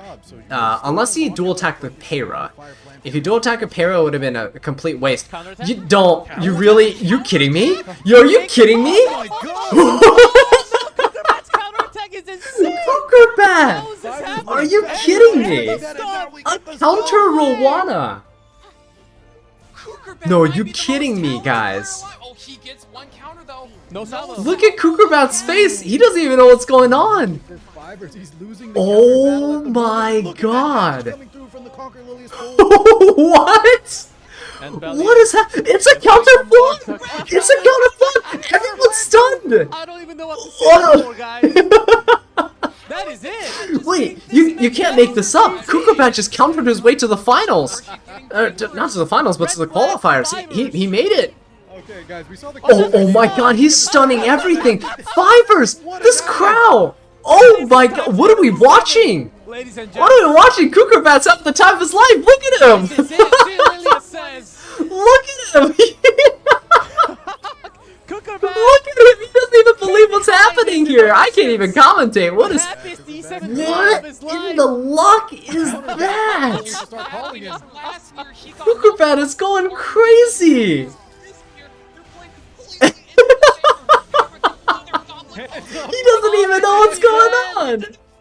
Kukurbat, let's Makes it to go! the next stage. He is Look at that the reaction, happiest ladies and man gentlemen. alive. No, oh You're the my main god! stage. never seen him laugh. I feel bad for Fiverr, man. I like Fiverr. I was rooting for him, but after that, Kukurbat, man, you got my support. Viewers at home can't believe it. No wonder he pre-banned the Mort. He is like, you saw him. He pre-banned the Mort after the first round. He pre-banned Mort. He was like, no, hang on. He knew. That pre-ban on Mort. He knew what was gonna happen. I'm lost in words. Oh Boys, my how god. often does that happen, Bobby? How often? You know what, guys? This is the duality. That is so of good. E7, Epic 7WC. That we saw like the It was Elliptic so line good. previous two Kukurbat matches. is laughing Like, so hard. He's in. tight This is under the incredible. wire, And the then fact that it's all somehow caught on the camera and finals, recorded Kukurbat too Fibers is counted, just yes. insane. Oh man. Oh my god. Yeah, imagine that Sid. Wanderer Prince Sid, right? Probably on counter as well, you're right. We saw him play a more Holy. defensive draft. His character kept Yeah, the finals are. Oh my god. You know, you play on your Yeah, turn. the finals are definitely gonna be sick. Kukurbat. The Requiem Moana counters. The You got Requiem it, man. What is happening? I genuinely do not understand. Yeah, guys, That was get one rid of of your the Wyvern craziest one shots. game Don't I've need that ever anymore. seen Go farm in, Banshee. like, Banshee years one and shots, years guys. of Let's go. E7WC map games. Dust off your Bikins, dust off your Eufiends. When Fibers Right, pressed let's that go. S1 Back to onto that, Banshee we go. Rowana and it countered, I think his I brain- am not only did actually his really brain tempted rest, now mine to did try too. to build a counter I Requiem actually feel a little Rowana. sorry for Fibers. I like never use her, but I'm gonna build her on Counter counter. except from this Archimage Shadow did so much shit. I can't believe Arc There's no Demon way counter of that surviving. much. I don't know if I wanna switch her over to counter, though. Look, this is just the start. And she's on Fairy Tail for a Nightmare too. That is so smart because you can counter and then do the extra attack and you get so much extra damage. Just out the window. However, it doesn't even matter if you strip when we're just countering. Yeah, that second round, you saw he immediately banned Mort. He knew, he saw Fibers did the put up a very good opportunity fight, and he though, took it. Even though the luck wasn't on his side. When all, Honestly, I need to see that semifinals. again. Extremely respectable fight. You're right, These I need to guys see are the- not even bad. But the I need to RNG see this, said, you know, "No, not today. I robbed Kukurbat look at those last year. I'm deep moving fried back to Kukurbat defense." counters. Completely swinging some of these matches, and as you see here, when the FCC goes down, young Senya will. You're watching this while farming Banshee? Nemo, you're ahead of the game, man. What Is counter meta now? Why? Is counter's always been a thing. What just happened? He's at his own victory. I love Kukurbat's reaction. He's looking to the camera like, what? He's like, I didn't even play. And then here we go, right? The lineup is Oh my one god, different I class. have to see this Fibers Rowana. now. Fibers is thinking- Yeah, my Navy Captain Landing could never. You guys know. See, Yoshi, you know, man. And then it's Yeah. gonna all This go is how I know you're a longtime Maybe viewer of the Captain channel. Landing's the one that's You holding know my it. units All never the counter. Fibers. Even my Mort. When I S3 with Mort, my opponents break out of fear turn Really 1. nice. It's all caught on camera. You guys go watch the First of all, videos. Up until It's all this there. turn, This is exactly how you would expect this matchup Oh my to god, go. this Oh, is yeah. insane. Look at that Rowana And counter! then suddenly, Yeah. Oh. Starting with that DPSs are Solitaria. hitting back too. They're not supposed to do that. I really want to make a That's counter fair. Rowana, but I don't think I can. It wasn't with the soul burn, it was just a normal I don't S1. think I will Double make a stab. counter Arc Demon. I can show you guys my Arc Demon. It's pretty cool. Oh my god, look at that reaction. It's so wholesome. I love Oh this. man, we have to hear from Cookerbat. Cookerbat, congratulations! Oh okay, yeah, let me they're translate interviewing first him. to He Korean, made it. so because the Korean viewers are also having this interview at the same time. Cooker 선수 지금 엄청난 RNG로 승리를 이렇게 Yeah, he 가져왔는데 literally just won by 기분을- letting it autoplay. 기분을 여쭤보겠습니다. Cookerbat, I'm sure you're hearing me right now. How do you feel after dropping down so many RNG from the previous years? Now the RNG is on your side. What are your feelings? I guess that's just main character energy. Oh, he's very quiet. I was like just destined to win this. Yeah, good job, Cookerbat, man. That's absolutely amazing. Love to see it. People say, Yeah, that luck is a that honestly does have to be like one of the most entertaining bits that I've seen in a long while. Let me switch on over to E7 here while we kind of have Cookerbat in the background. This is my Arc Demon. Like, I don't use it that much, but this is my Arc Demon. Decent bulk, 270 speed, some effectiveness, right? I bet if I did counter, I'd probably just not have the effectiveness and go effect resistance. I don't know. Rowana, don't even think about my Rowana. My Rowana is absolute garbage. Certainly did. Really Did good you guys know you can do strategy, I double have to immunity say. set and it doesn't do I have anything? to say, really good strategy. Right? 오늘 일단 뭔가 운명적으로 나를 만난 것 같습니다. YouTube watcher, I know, I'm so glad I stayed up for this too. It's so much fun.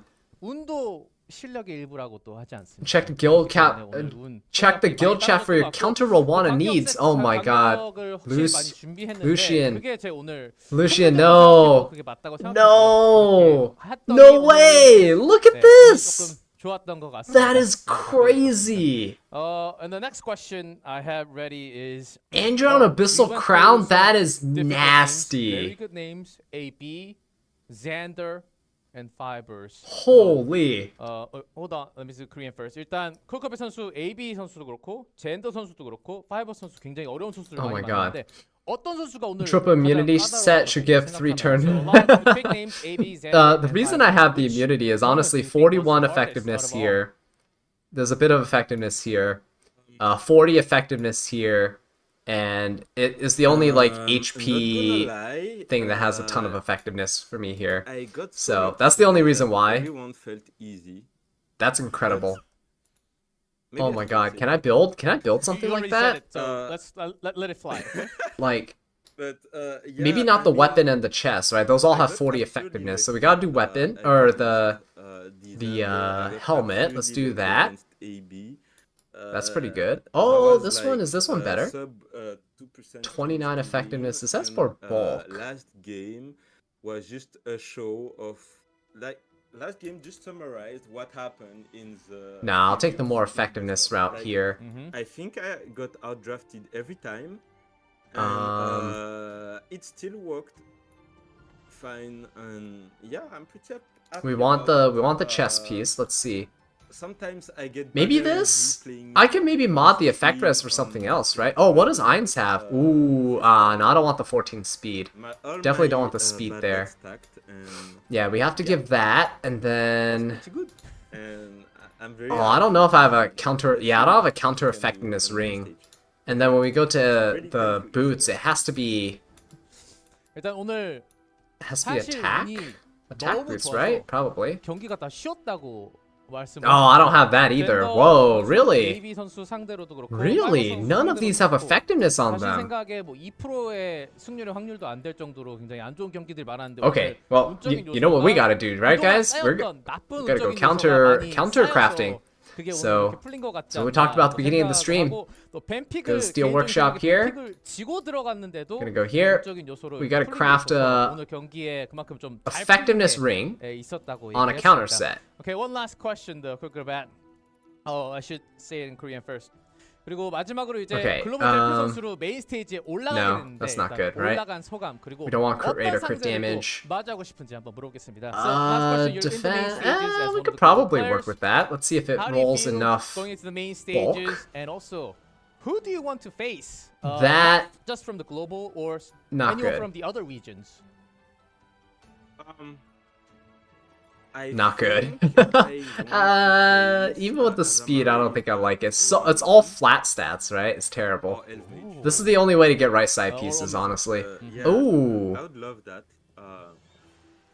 Because, I'll lock it just because it has some decent they are stats, really but good let's.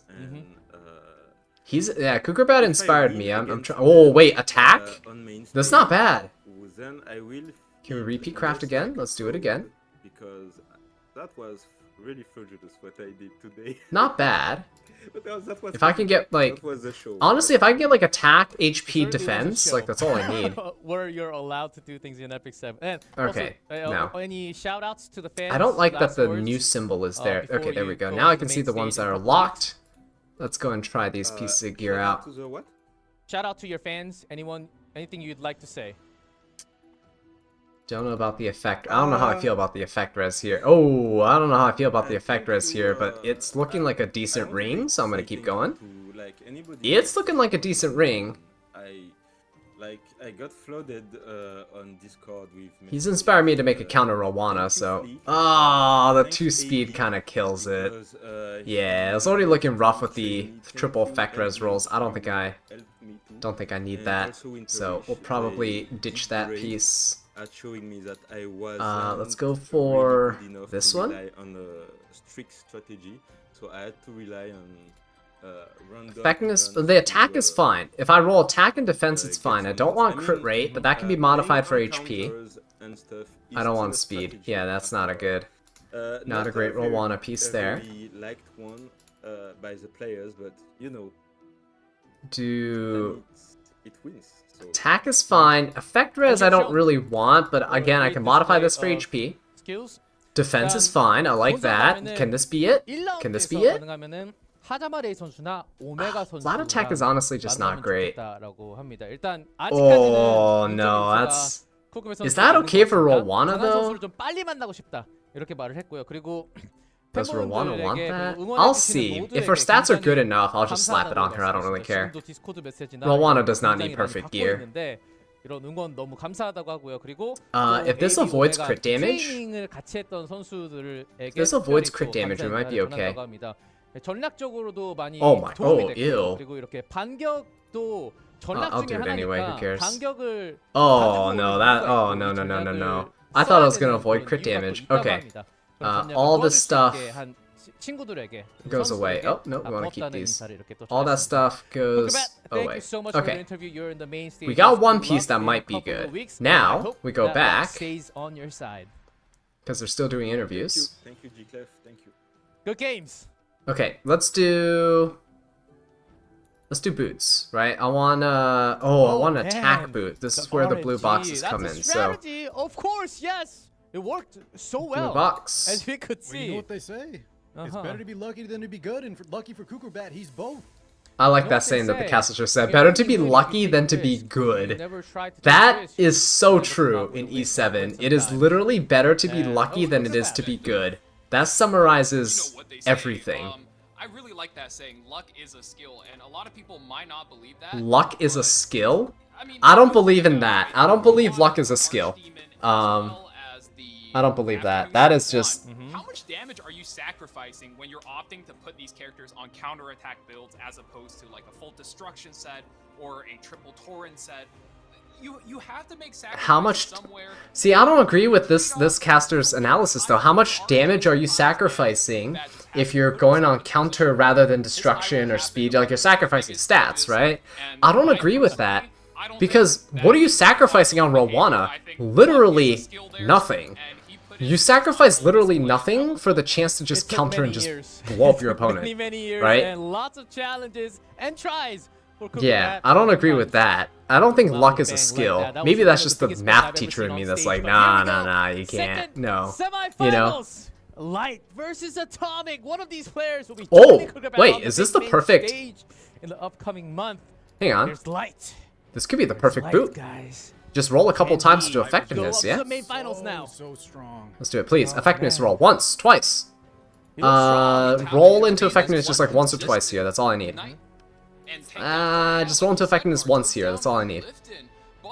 Okay, alright, cool. Good enough, good enough. Look at that, guys. We just made a counter Rollwana. Currently, I think he might need to slow down a little bit.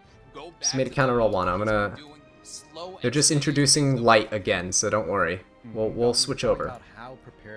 Counter Rollwana. Let's do it. I hope this has enough effectiveness. I just need her to have at least 250, and I don't know if we have it. Let's do this. He does need to test all the luck if possible. Here is Atomic. Effectiveness here, and attack and effectiveness here. A little bit lower on the effectiveness than I'd like. I probably still need better boots. I'd still need better boosts. That's good attack though. Bulk is still okay. I could get HP here for more bulk. This effect res could be something else here. Probably attack, honestly. And then this, yeah, this needs to change. I need to get better boots. Yeah, definitely gonna need better boots. Okay, cool. So now I know what to work on. Not too shabby. We could definitely make the counter Rollwana dream alive. We'll keep it alive. Okay. Let's switch back over to the stream. Now you guys see, this is where I just look at...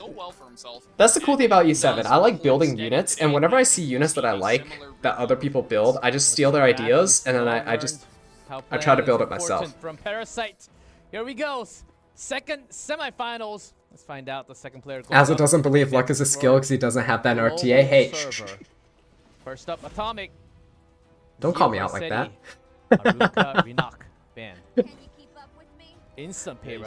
Okay, so Light versus Atomic, guys. The match that we've been waiting for. Save the best for last. Let's do it. Let's do it. We got Peyra picked up on the right side. Zio Harsetti banned. No speed at all. Atomic saying you will not go first, right? But Light is known to have some pretty insane units here. So, Numa Luna, Abyssal Euphine getting picked up right away, right? Pretty cool. We have Rinok and Bossaruka banned out. So one side saying no speed at all, the other side saying no extremes. No extreme tank, no extreme damage. Okay, so Numa Luna, Abyssal Euphine, we have Light Tenebria, Fire Litica. Whoa! He's really picking all the speed units here. Is Atomic just picking every single speed unit in the game to ensure that the second round is not going to have any speed whatsoever? Is that what he's doing? Did anyone even pick ML Tenebria? Yeah, I don't know. People have picked her, but I don't think she's contributed too much to wins. She contributed once in one match with a lot of dual attacks. But she was also pre-banned a lot too. So I don't know how impactful she's been throughout this whole event. She's been okay, I guess.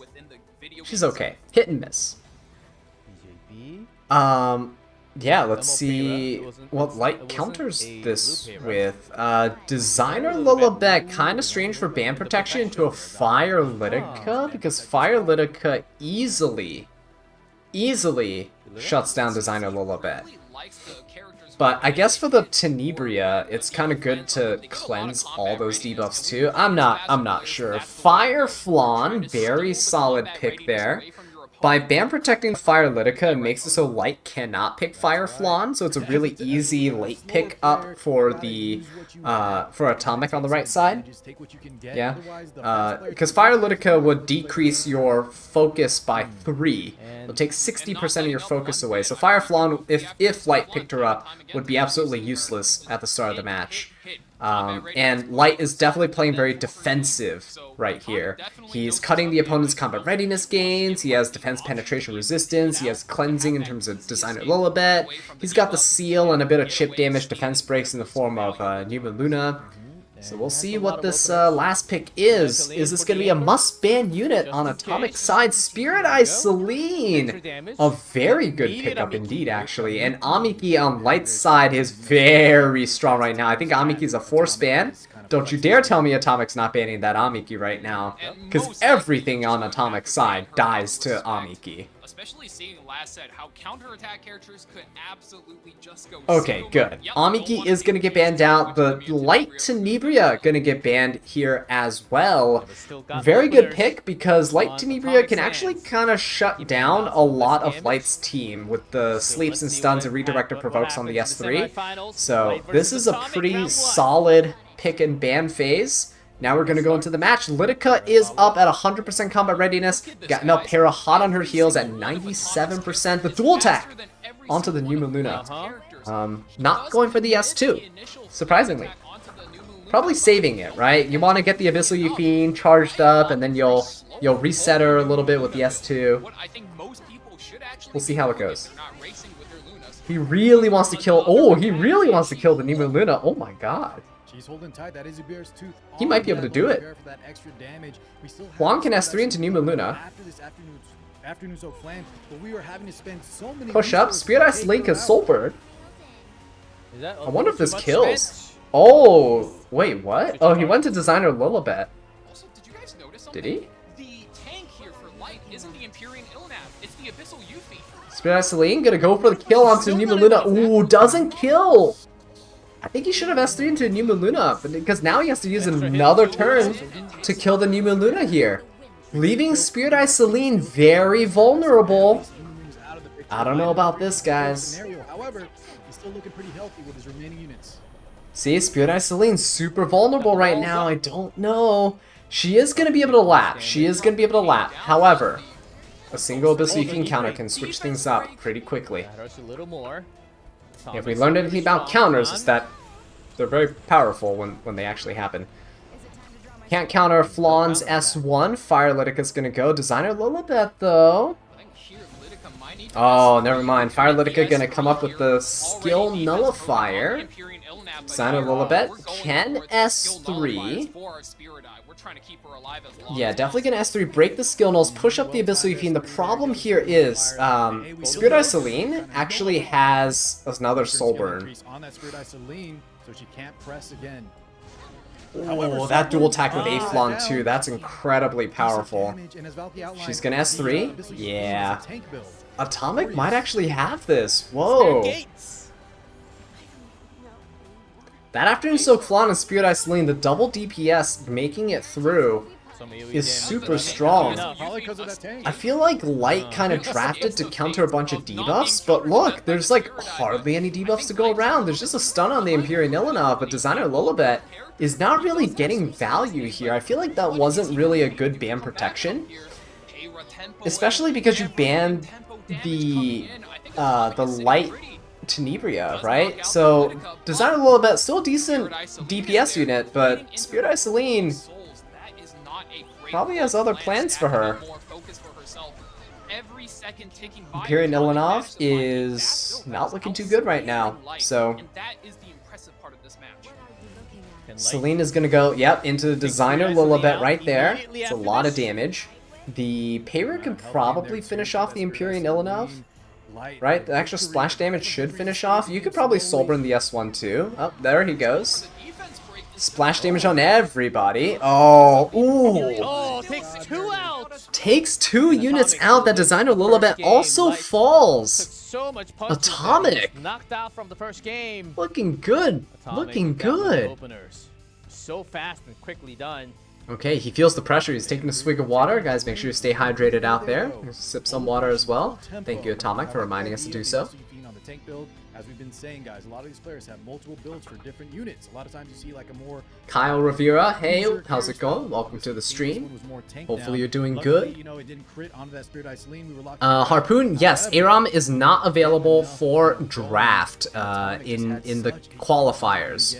So she'll be available later in the main matches, but not right now. And Light's really got to think to himself, this is a guy that knows what he's doing. Yes, he came back from a hiatus, but holy moly. Abyssal Euphine trolled our boy. his draft. Yeah, Abyssal Fiend couldn't counter a Flan, but she also didn't counter anything else. Right now, what do I need to do? And I think his goal here is he needs Abyssal Fiend is... I mean, he It depends on if he's on Elbrus Ritual Sword or not. I don't see what he could be on besides Elbrus. Like, it has to be Elbrus, right? Because he's not on Holy Sacrifice. The Abyssal Fiend has a built-in counter, but she can't counter if you attack other people. That's his best shot. But it's a lunatic Back format. into the mud. Those openers are gone. Okay, all the openers in the game are pretty much gone, right? ML Peyra, we got Tenebria, we got Firelitica, they're all gone. And we have Renok banned, and we have Ahmed banned, Bellion banned, we see ML Politis banned, Hellion Lua banned. Oh my god, all the openers are gone. This is great. This is my kind of ban phase. Love this stuff. Ban all the openers. Let's go. Straight up slugfest, right? Everyone just smacking each other on every single turn. None of this opener shenanigans. Let's do it.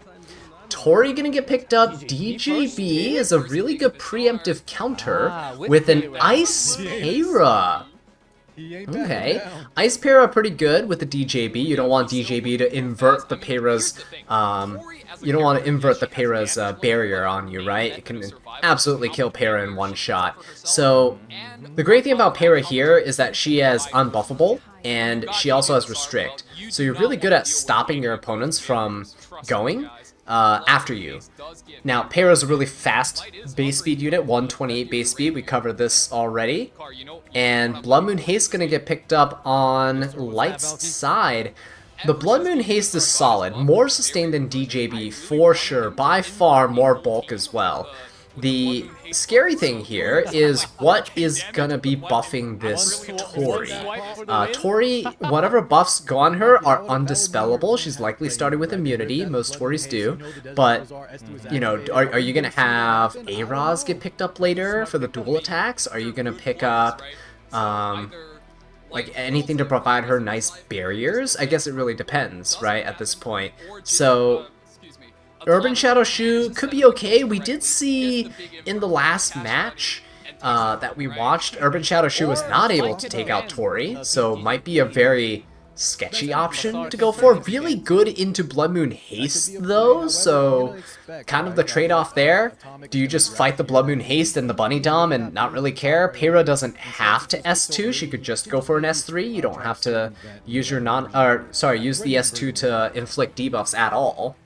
That being said, though, Gonna go for Fairy Tail Tenebria. We've seen her in action before, and she was actually devastating too. Incredibly good control unit. Navy Captain Landy gonna get snatched up here. Very strong into the right side. Shu could potentially out DPS the Navy Captain Landy though, gotta be very careful. And then the last unit we see is Laya getting picked up for that Fairy Tail Tenebria. I am kind of curious. With that Fairy Tail, more than likely, I actually don't know who's going to get banned. I think, honestly, I think you should probably ban the Navy Captain Landy, but because the Urban Shadow Shoe can DPS down the Laya. Oh, okay, Midnight Gala Lily is also going to get banned out. That's smart. Gala has to go. She can one-shot the Blood Moon Haste and then always crit the Landy. I'm not sure about this Landy, guys. I'm not sure about this Landy, guys. I think the Landy might do some damage here. There's nothing stopping counters. And there's not really much of a Light is trying to pull a Cougar Bat here. Speed. Do you go all in? Okay, we might see some interesting plays here, though. We were talking about the Desert Jewel Bazaar. Oh, sorry guys, mentioned that she was on Aureus. That probably was why she took damage when Afternoon Soak Flan attacked the designer Lilibet. So, good catch there, guys. Yeah, look at this. This is exactly what I was talking about. Gotta go after the Tori. See what's going on here? ML Shu has a good matchup into Tori, but in the last match, they just could not get the damage onto Tori because of the A-Raz. Now look at this. Now look at this. Fairy Tail Tenebria coming in, killing the Tori. Oh no, the Fairy Tail Tenebria actually taking the Navy Captain Landy down to half health. Look at the barriers on the other side. Inversion from the DJB. Oh my god, Atomic! Is Atomic about to knock Light out? There's no way. There's a full team skill null right now. Atomic, I think, already expressing victory. Is this Oh where my we god, say Atomic's goodbye feeling to real life? good right now, but it's not over yet. It's not over. Bunny Dom still has a heal, Doctor's back, attack buff, Navy Captain Landy is crazy. And Blood Moon Haste can also potentially counter here. So, skill null, oh, no counters at all. Bunny Dom eating the debuffs, but Navy Captain Landy and Blood Moon Haste still looking okay right now. Dual attack here, finally, Elbrus Ritual Sword coming in. Navy Captain Landy, no salvo though. 50% on her Fighting Spirit, 75%, no salvo still. But Navy Captain Landy, oh, this might not be good for her. If she can't counter, this Shu might actually kill her on the next turn. Is Shu Soulburns here onto Navy Captain Landy? Oh, there's another Elbrus Ritual Sword salvo. That's a really nice salvo. Gonna take out that Fairy Tail Tenebria. Guys, I'm telling you, this Navy Captain Landy is gonna be saving light. Look at this Navy Captain Landy. Look at this Navy Captain Landy. I told you Atomic should have banned the Navy Captain Landy, guys. No need for salvo. There's no need to salvage anything here. Light's Navy Captain Landy just... Guys, we're just watching people RNG counter their way into the Epic 7 World Championships. This is absolutely hilarious. Look at that. Wow, it was looking bleak. Light was not smiling there for a good moment. And then like, the counters kicked in. And he was happy. I think that Laya should have been kept in. Why would you ban Laya? In my opinion, why would you ban Laya, right? Think about it. Laya can't cut you, no combat readiness gains, okay? You have Shu that deals so much injury damage. Like, there's no reason to ban Laya. You just ban Navy Captain Landy. Regardless of counter, regardless right? of speed, we're going to best of 3. Game 3, this is what I wanted to see in E7WC 2025, the final match of the day. Let's go, ladies and gentlemen. All the way, Atomic. Now he gets all those openers. Yeah, Atomic a little bit humbled there, right? He was super excited there, but now he's kind of has the serious face all right now. So 1-1 right now for the both of them. The nerves are high. You can see both of them kind of locked in here. The smile's gone from both of their faces. Oh my god. They know this is it. This is their chance. Big prize pot on the line here. E7WC, so many units are banned. You gotta ban more. And look at all those banned units, guys. High DPS units like Shu, like Gala and Tori and Navy Captain Landy are all gone, but you have a lot of cleansers gone. DJB gone. Moon Bunny's gone. You got healers gone, right? Blood Moon Haste. By the way, every single opener in the game is gone. There's just no way. At this point, there's like Ron left, and C. Lilius maybe. Yeah. Oh, ML Para, there we go. The units from the first round are available again. So, Fire Flan is picked up on Atomic's side. Light has ML Para. Yeah, he picked the same exact time. Alright, and Abyssal Yufine. Alright then. And Yufine trusting the counter. Same old. Works again. Right? Go for the Para, go for the Abyssal Yufine, run it back. Yufine doesn't really have that good of a win rate today. It's a tried and true combo there. It's certainly less than 40%. Oh wow, that is a surprise since Yufine Hovering over the Eligos, not really sure why. Okay, Fallen Cecilia seems a bit more reasonable here. Good into the ML Para, good into Abyssal Yufine. Good amount of bulk for the team. Eligos locked in. What? Eligos locked in. What is this? Okay, he's pulling out his secret tech here. He's like, this is the last match, win or lose. Okay, we got the Eligos locked in. We got Infinite Horizon Acades locked in on the other side. Okay. Eligos gonna have to dual attack with this Afternoon Soak Flan here, right? You're just gonna S1, dual attack with Flan, kill something, and then you're gonna go in for the S2 to kill. He's just gonna try to snowball his advantage right now. Spirit Eye Celine getting picked up as well on Light's side. How is Atomic going to chain this Eligos? What is going to follow up with this Eligos right here? Because Eligos with Flan is good until Flan is banned, right? So he needs a backup plan. Eligos by himself will not win this. Okay, New Moon Luna going to get picked up. Really weird pick into Lone Wolf Para and Infinite Horizon Acades. actually really questionable because there's 2 cleansers on the other side that completely destroy Numa Luna. He's only got a few seconds left. Hopefully he's not choking here. Is he gonna go? Ooh, Arc Demon would be interesting.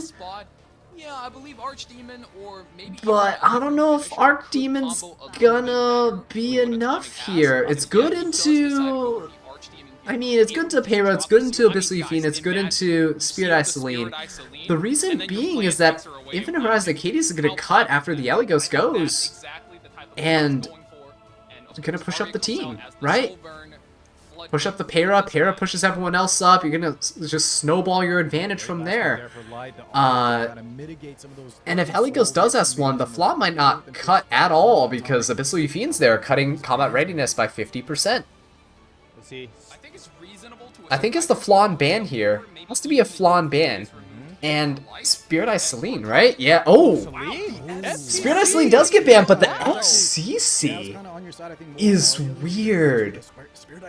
He's essentially taking away the only defensive unit on the right side, but all the offense is still there. Atomic taking first turn. Look at this. Is he gonna one-shot this Acades? He's gonna Soulburn and push back. Soulburn push back? Oh, this might be huge, actually. Oh, but no, the ML Payra's gonna cut. Ramp it up. Oh, it's over. Wait, it's over. It's over.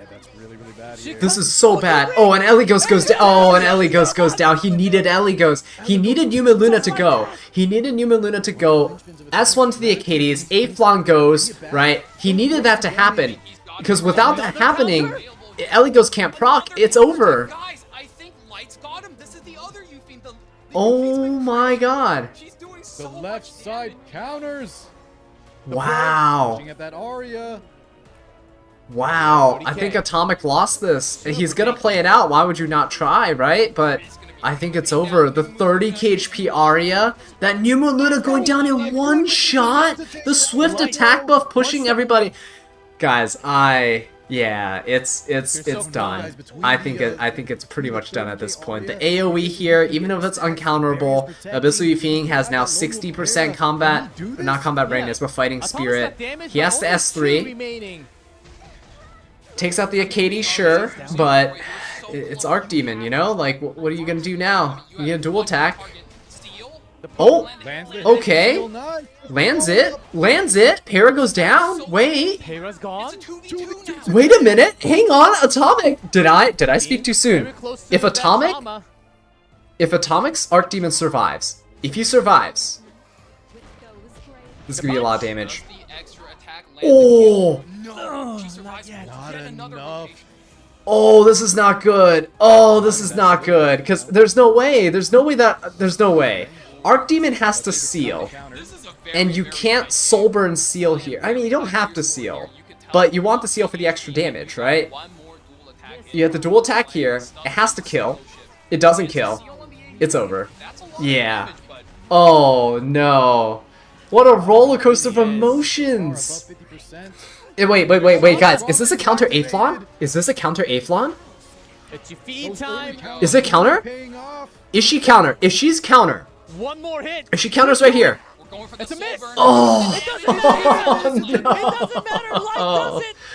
Oh, Atomic. Oh, the Eligos play was not enough. Not enough. Not happening. Nope.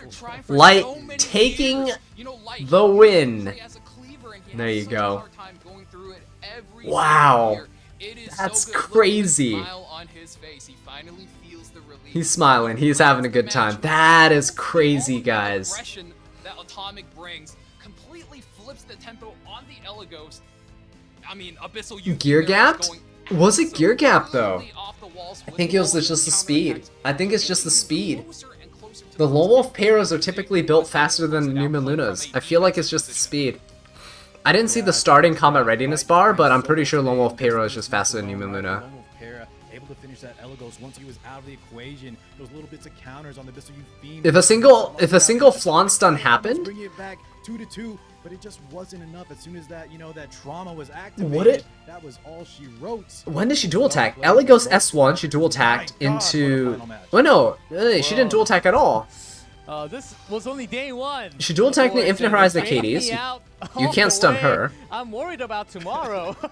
Archdemon was dual attacking. Oh yeah, I guess you could have stunned the Para, right? We're having Oh some my really god! Whoa, whoa, whoa, whoa, whoa! My eyes, guys, what was That was a that? little too fast of a highlight. What kind of a highlight reel was that? Well done. And the time stops. Oh, Acadius was on Idol's Cheer. Oh my god, that is disgusting. This is just day one. Recapping this match, Holy, we saw that spell everything guard, just flashed before. I saw my life flash before my eyes. Luna, however, we do land it. It's a sad life. It's just The light is RTA. really tanking down, still looking pretty healthy. Pairs behind the Luna, Katie's Idol's Cheer. Oh, that Idol's Cheer tech. I would last- never have expected it. This best of three and also. But our previous also, the best of fact three that Para's the insane one that got turn of pushed up events is as kind of Atomic. insane, With this many right? openers, it almost seemed like he just got the box wrapped up for himself going into the main matches, Flawn right? is not gonna stun with Arya, think right? How that much effectiveness is also she gonna harkens to the have? fact that, Yeah. You know, I Atomic mean, just came back Arya from is not gonna get you know, stunned. name change, You could has maybe been stun like ML James Para, Bond, and he's just because there's a getting back into chance the you can full, whereas stun Light, ML Para, right? He's been Uh, practicing, he's been grinding, he's just been But going Para's at turn day after day, happened and before he's it even putting mattered. so many people bringing Yeah, that exact Aflon didn't need it. into I don't think he's Aflon seen stunning that anything type of would have matchup changed before. He anything knows there. exactly how he has to defend. And you know what? He Oh, knows Atomic. Oh no, Atomic. He's cheering way too early. He's celebrating too much. damage he needed to take, and he was The game absolutely knows, right. guys. The game knows He to was kick on you when fire. you're down. The drafting. Sometimes Yeah, hard to go Atomic kind of against regretting that. such a He's like getting Atomic, flustered up there.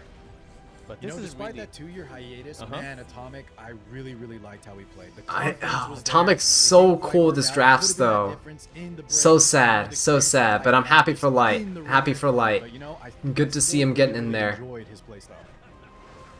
oh lights. Oh, just those counters. I know if I was getting countered by this Navy Captain Landy, I would be crying. No I would foul legitimately goals. be crying. I thought it was almost over.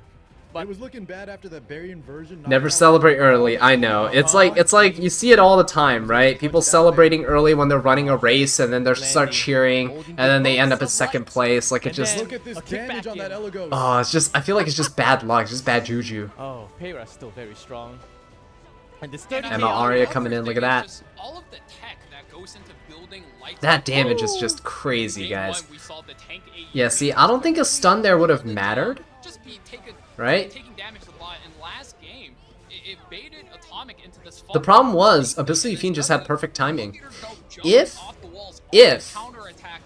If Atomic was able to seal before Aflon went, right? If Atomic was able to get the S1 onto the Abyssal Fiend before Aflon gave her full fighting spirit, there might have been a chance. There legitimately might have been a chance there, maybe. Congratulations. Can you hear me okay? But yeah, unfortunate for him. Did he just put those ears on his? Congratulations first in Those weren't there the Korea. whole time, right? 매치 이렇게 본선에 올라가게 됐는데 지금 기분을 한번 여쭈고 싶습니다. Did I just not notice them? Did he Are have those you ears on the whole feeling time? you weren't able That's to complete hilarious. The lunatic events, but in the very important tournament, you're in the main matches. I'm feeling great. How are you feeling right now? Like fantastic. Wow. Fantastic. Congrats to That's Light, it. man. That is amazing. I don't know if he's ever made it in the past, but I love the cat ears. I don't know if he just put them on. I don't think I saw them on before. I don't know if like the camera was just cropped. For you, but Okay, they weren't? Okay. He prepared. He's like, guys, I don't have a pet cat or dog to show you guys. I'll just become the cat now. 이렇게 역전 수입을 했습니다.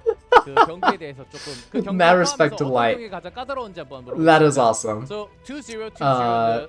Is effect resistance effectiveness not necessary in Abyssal Fiend? Not at all. Don't build her with any of those stats. Yeah, you just need 2000 defense, Definitely Atomic. typically a lot of bulk, a Lucky. bit of attack. This is You know, the only- you don't even need any attack, honestly. Just let her survive until she gets trauma mode. But yeah, get as much HP as possible. 다른 경기에 비해서 네, 다른 경기에 비해서 With 아토믹 2000 선수가 defense. 힘들었던 Have a 게 little bit of 일단 speed on there. You don't want it to 첫 be 경기에서 0 못 speed, 가져갔기 but get a bit of 때문에 speed on there. 힘들고, 어렵게 풀려갔다고 이렇게 답변했습니다. She's pretty solid. 그리고 다음 또 물어보면은 다음 글로벌 대표 서버 대표 Yeah, Abyssal Yufine, if she has full fighting spirit, when she takes the turn, she full cleanses herself. And even if you don't use your S3, so let's say you don't even pop your S3, you just wait until next turn. If you have full fighting spirit again, she'll just full cleanse herself again. She'll just keep full cleansing herself every turn, as long as you have full fighting spirit. So it's not the semifinals, actually. This is just the Epic 7 World Championship Global Qualifiers. So these two players are going to be moving on to the actual Epic 7 World Championship matches, the main matches. So Light and Kukerbat, right? Both really prominent figures in the Epic 7 community. Both been playing the game for a very long time. Very happy to see both of them making it. I don't think I've watched either of them play in past years. So again, very exciting. Yeah, that is it though. That's the global qualifiers for today. There's going to be no more matches. You guys are free to go to bed or go on with your day. It is 3 a.m. for me. I'm probably going to turn in. So yeah, if you guys want to see any units and stuff, let me know right now so I can share some units and builds with you guys before I head off to bed. But other than that, you know, I'll probably stay around for maybe another 5 minutes. I'll say I'll put 5 minutes on the clock. But yeah, extremely fun matches. Super cool to see Light and Kukerbat go.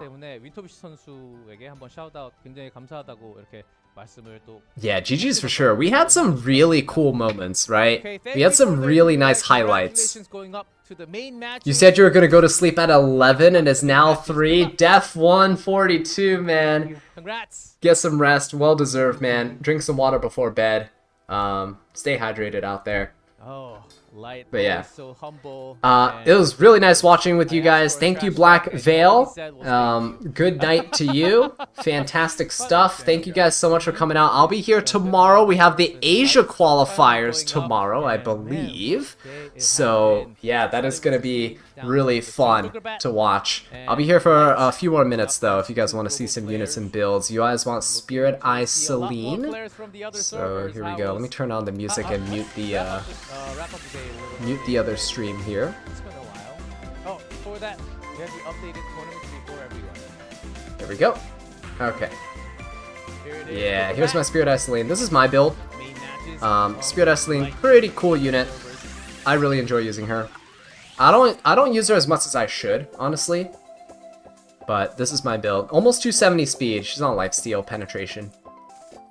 Honestly, like one of my favorite units in the game, so I had to give her like my best gear.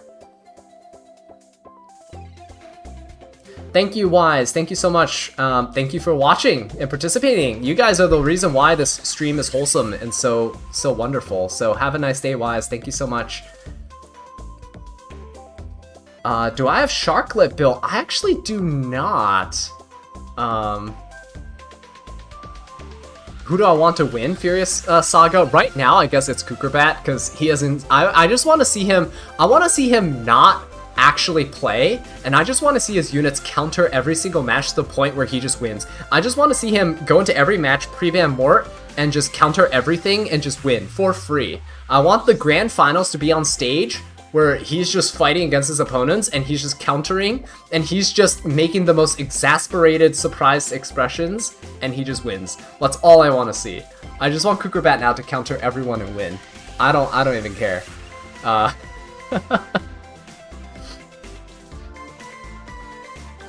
Why Celine's artifact? Oh, so I'm using Celine's artifact because with 267 speed, when you're gaining 24% combat readiness, you should be able to cut your opponents and then go. So it's really useful. I know I don't have resistance, so I can still get pushed back, but it also gives me the attack buff as well, so it's not bad.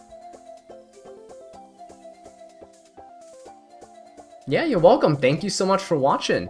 How many 25 speed gears do you have? Isn't there a badge on the account for that?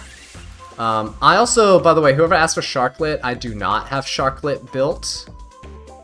This is my current This is my current profile card. I have been trying to avoid people sniping me in RTA. So like every like couple days I switch like profile cards.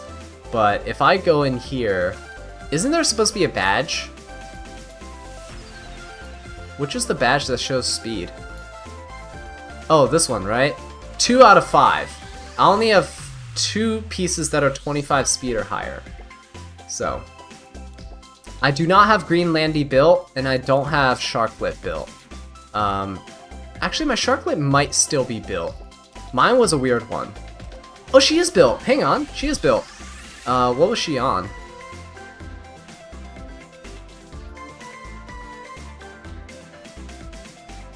Broken... either Broken Will the Priest or it was on Wings of Light and Shadow. I think I had her on this. Just because she wasn't really... yeah, she doesn't have full crit rate. That's the main thing. I was on a Lifesteal Unity set. It's kind of troll, it's really funny. Green Landy I don't have built, but... Let's see, this is like a PvE Landy. Typically she's on Bloodstone. But I guess putting her on Wall of Order is actually not bad. I'd say Guiding Light is probably still good. Wall of Order, Guiding Light. I'll just throw Wall of Order on her for now, but... This is a PvE Landy that I have. It's just like 230 speed, not very much attack, a little bit of bulk. The game just built me a better Landy. Okay, sure, we'll switch that piece. The game just built me a better Landy. We could probably mod the effectiveness out for HP or something. But yeah, there you go. That's my current Landy, I guess. Am I gonna use Sharklet after the buffs? I will try to rebuild her. I kind of want to build a slow Sharklet. So the reason for her being built like this is actually just because I like her bulky. And I feel like the lifesteal sustaining through fights and getting the dual attacks and then healing back up is super cool. I don't know if that's really viable. Sunbreak Charlotte actually kind of works with Harsetti too. So you could build 0 speed Sunbreak Charlotte and kind of use her with Harsetti. I think that's kind of cool. But yeah. Am I using Wall of Order on Eligos? I am not. Wall of Order Eligos is really cool, and I tried it for a little bit, but I went back to using an offer you can't refuse because it was just better for the bridging. I don't have too many units that can push up people's combat readiness. Also, the penetrating defense is huge here. So I like the 15% combat readiness push, right? This is my Eligos. Pretty decent damage, 280 speed. Keep in mind that the weapon here and the helmet, they're both event crafts. Every year they give you two pieces of gear that you can craft, one left side, one right side gear. So I, over the years, just ended up getting a weapon, a helmet. That's why they're like perfect roll pieces of gear. And the ring and the necklace, they're both free gears. This is from Nightmare Raid up here, and this is from some event. So my Eligos honestly was a free gear unit. Like, I really didn't invest that many pieces into him.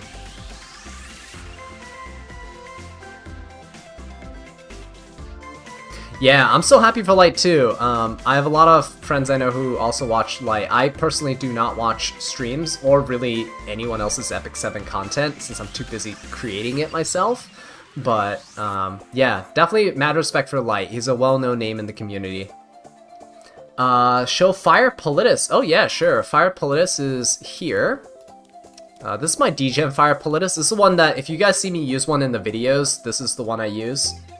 200 speed is good enough to cut in most cases, but good amount of bulk, 200 effect resistance, 85 effectiveness is what I shot for. And she puts in a good amount of work. She's on Abyssal Crown for chances to stun, because if they use a non-attack skill, you're going to S2 and then you get to S3, so 2 chances to do AoE stuns on the opponent. That's my Fire Politis build. Pretty good, honestly.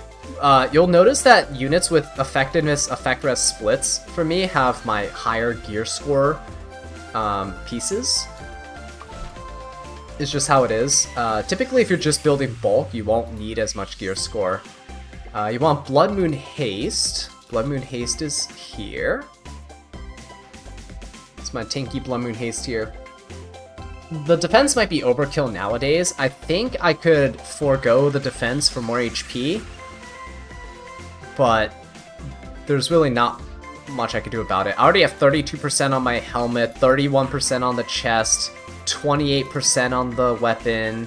You know, it's already HP, double right side gear, and 24% on the boost. There's really not much I can do to increase his bulk more. He's also SSS imprint. I just feel like his defense is high for no reason, but hey, not bad, I guess. For Ahmed, I actually don't have Ahmed built. I'm not a fast player. I didn't even get her EE because I legitimately like don't use Ahmed ever. I should try to build her. I don't know how I would build her. So yeah, I need to invest speed, but I don't know, would I make her my fastest unit? I really don't know. I don't see myself using her all that often. I find it easier for me to fight Ahmeds rather than use her.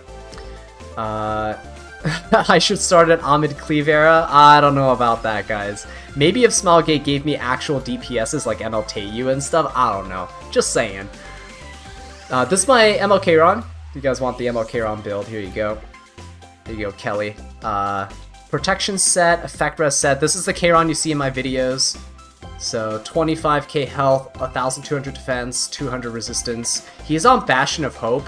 So he starts the match with 270 resistance, and his resistance will go down to about 250, 260, right? He has extra resist here, so about 260. Protection set with 25k health. Protection set is 12% of your max health as barriers to everyone. So he gives a 3000 HP barrier to everybody, and then he gives them all 11% HP imprint. So he is a really strong unit for me to pick last and just bulk up my team and just sit there. So you guys want to see the God Charles? Let's do it. This is Charles right here. My highest gear score unit, average equipment score is 99. Look at that. Look at this absolute unit right here. It doesn't look like he has a lot of attack, but he has a really low base attack. This is as much bulk as I could get on him with decent speed and a bunch of effect res.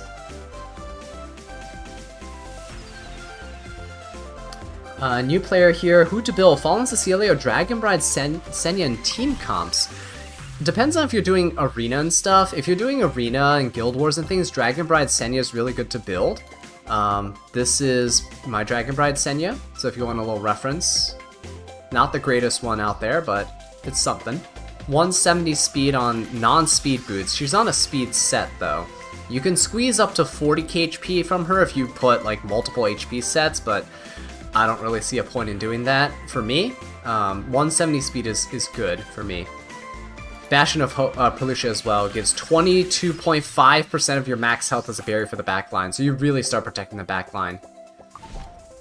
If you guys want Fallen Cecilia, to answer your question, between the two of them, if you're doing Guild War Arena, Dragon Bride Senya is probably really good for you to build, just to put on defense teams and stuff, and she's also pretty decent on offense as well. Fallen Cecilia, I think, is better utility in certain teams in Arena against certain teams. Like, you can fight Rinnock teams and stuff sometimes, but yeah, I think in general, Dragon Bride Senyas can be a little bit more useful. So this is my Fallen Cecilia. I like her a bit faster, so almost 240 speed. So Shank, thank you so much for tuning in today. So enjoy the video that I posted earlier. Thank you for tuning into the stream. Catch you next time. Catch you tomorrow, actually, if you're going to be watching the Asia qualifiers. I don't have Fire Kiron built, so I used to. I used to have a Fire Kiron built. This is not the Fire Kiron that I used to have. Oh yeah, that's right. I fed my other Kiron to my more imprinted Kiron to Twisted Eidolon Kiron. I got a new Kiron. So the thing with Kiron is that if I were to build him, I can show you what I would build him as. Oops. You'll essentially build him like a BBK. So if I were to build a Kiron, it would end up being something along the lines of...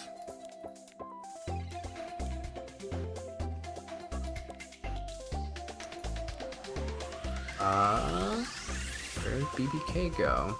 Oh, is BBK not on? She's on counter and not resist, right? What is she on? Oh, BBK's on torrent. That's what it was. Yes, okay. So we could do effect res here. Get some attack. BBK, there we go. And maybe attack boots and resist here. There we go. Okay.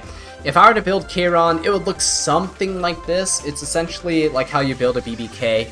Counter, 0 speed, max crit rate, get some crit damage in there. This doesn't look like a whole ton of damage, but you definitely need the effect res. So this is kind of how I build the Kiron.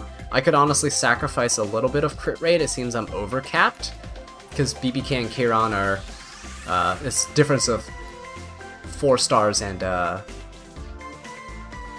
difference between 4 stars and 5 stars, but I could probably get rid of the crit rate here on the chest, although I don't know what I'd replace it with. There's nothing that really helps Kiron on the chest piece, so yeah, something like this. If you want to fire Kiron, I'd build it like that.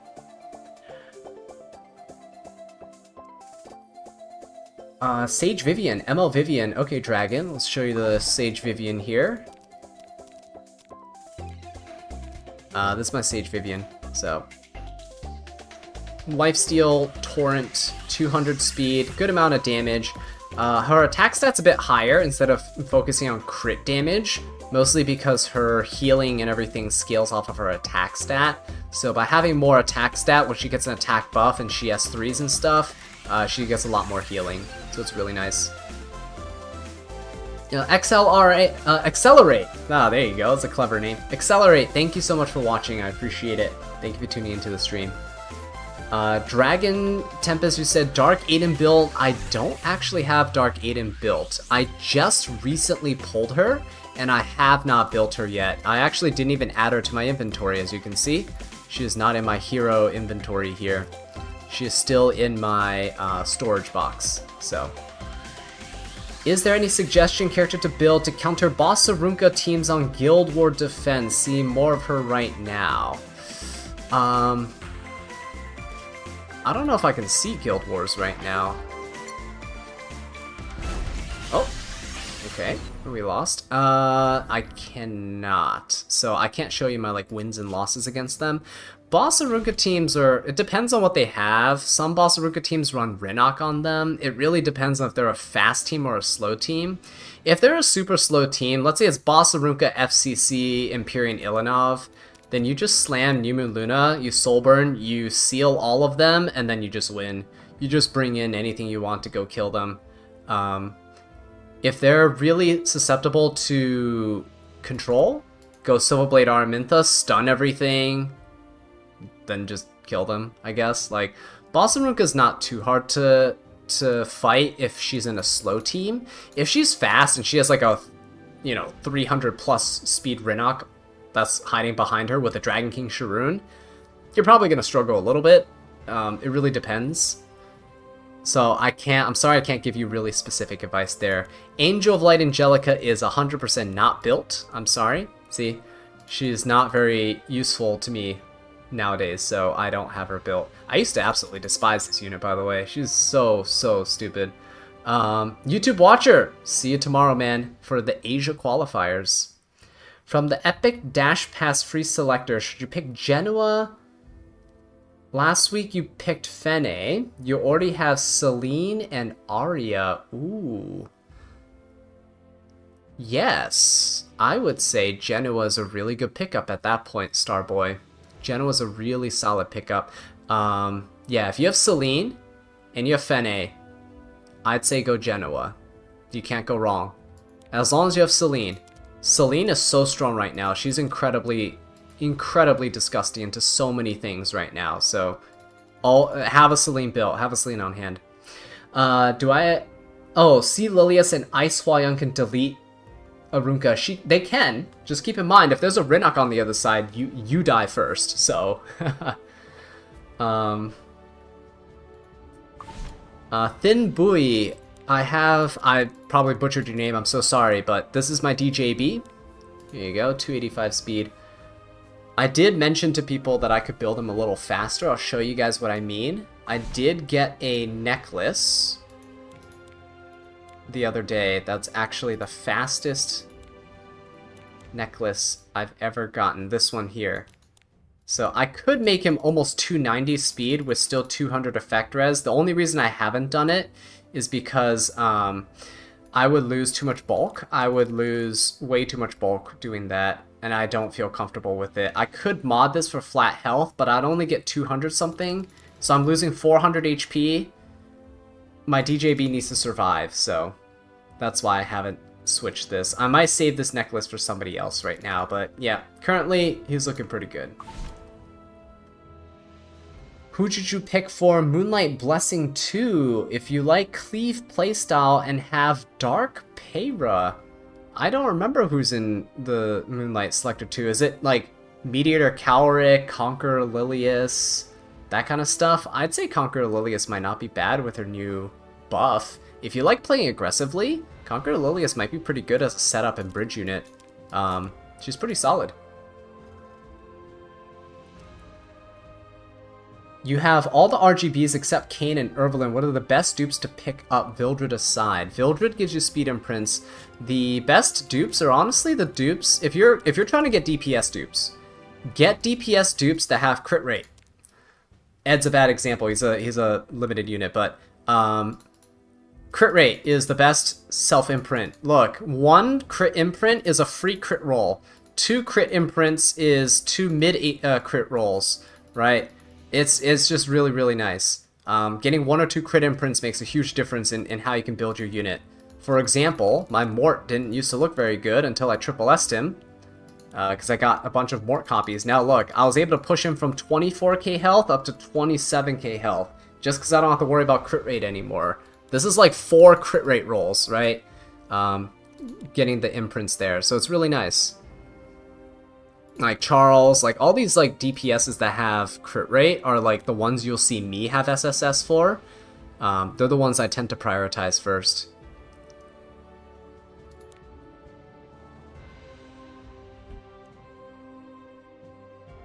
And also, good dupes, by the way. If you want, that's offensive. Defensive dupes, I recommend going for HP imprints. So my Tywin HP imprint here.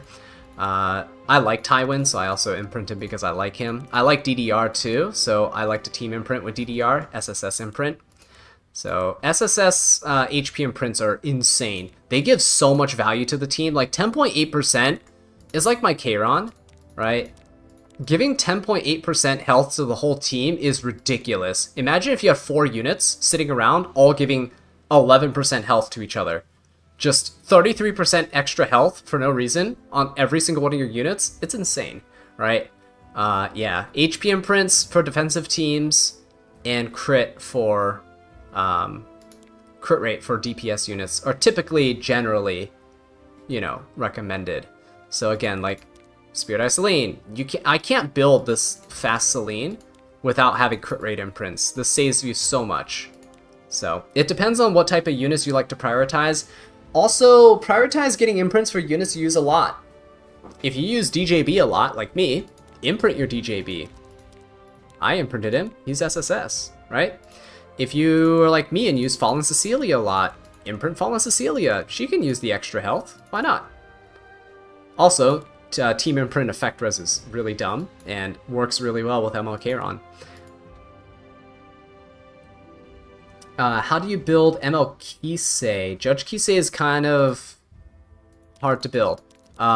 Circus Fantasia is a good artifact for her. This artifact gives you a really good value because you get 15 crit rate, you get a ton of effectiveness as well, and she needs effectiveness, she needs crit rate, she needs crit damage, she needs damage all around.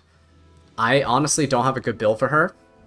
She's kind of really difficult to build. My account in general lacks speed DPS gear, so it's really hard for me to build fast DPS units. Ellie Ghost is like as fast as it gets, and he's like the only one I have. Do I think it's worth picking Lilibet from the selector? like Earth Lilibet, if you like her, do it. I mean, if she's your favorite character, if you're looking at Lilibet and you're like, wow, this is my favorite character in the entire game, why not? Like, go for it.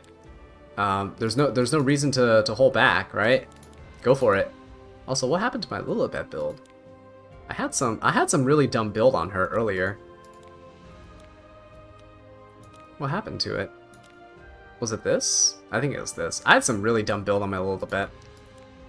I think it was something like this. It was really dumb. I liked it though. Anyway, or maybe it was no, wasn't that? All right, yeah, that's Lilibet. It was a little goofy build. She was holding gear for somebody else, but ended up not using it. What other questions you guys have? Can you use New Kid Aiden in Aram and Argent Hua-Young teams or any team comps for them? Argent Wave Hua-Young works with Aram pretty nicely. If you have C. Lilius, she works with C. Lilius as well. New Kid Aiden works in a lot of teams. You can use her in defensive teams too. She's a pretty good injury damage dealer. Pair her up with other injury units and you can get a lot of damage done. Do I think ML Raz will come after Light Tenebria? Probably not. There might be a little break in between, and then ML Raz comes out near the finals of the Epic 7 World Championships. I don't know if they're going to do back-to-back 5-stars. I think there's going to be an ML 4-star in between. Sage, Vivian, Violet, DDR, ML, Elena. I don't have all those units built. I think I've shown you guys the Sage Vivian here. Sage Vivian. I have DDR, and I don't have Rylait or Elena built. I'd have a really bad Rylait built. I can show you the Rylait. It's a really bad one. Oh, hang on. He's not even on max crit rate. I don't know what happened. Oh, I probably had a different piece on him that I swapped out. He's not built. Like, this is just spare gear that's just slapped on him for now. DDR I can show for sure, and I don't have ML Elena built at all. But here's DDR. He's a mixed effectiveness and resist build, a bit slower.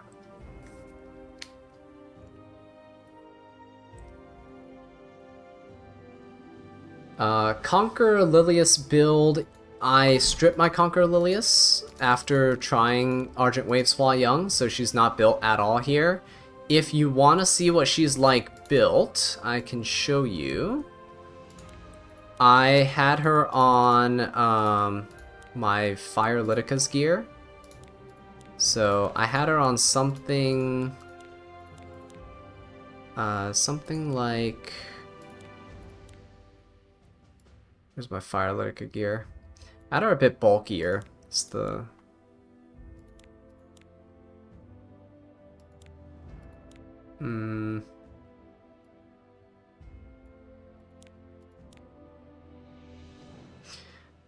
Had her a bit bulkier. Ah, there she is. Okay, there you go. This is my C. Lilius build that I was using before. 307 speed, about 100 effectiveness. You can get more effectiveness if you forego bulk.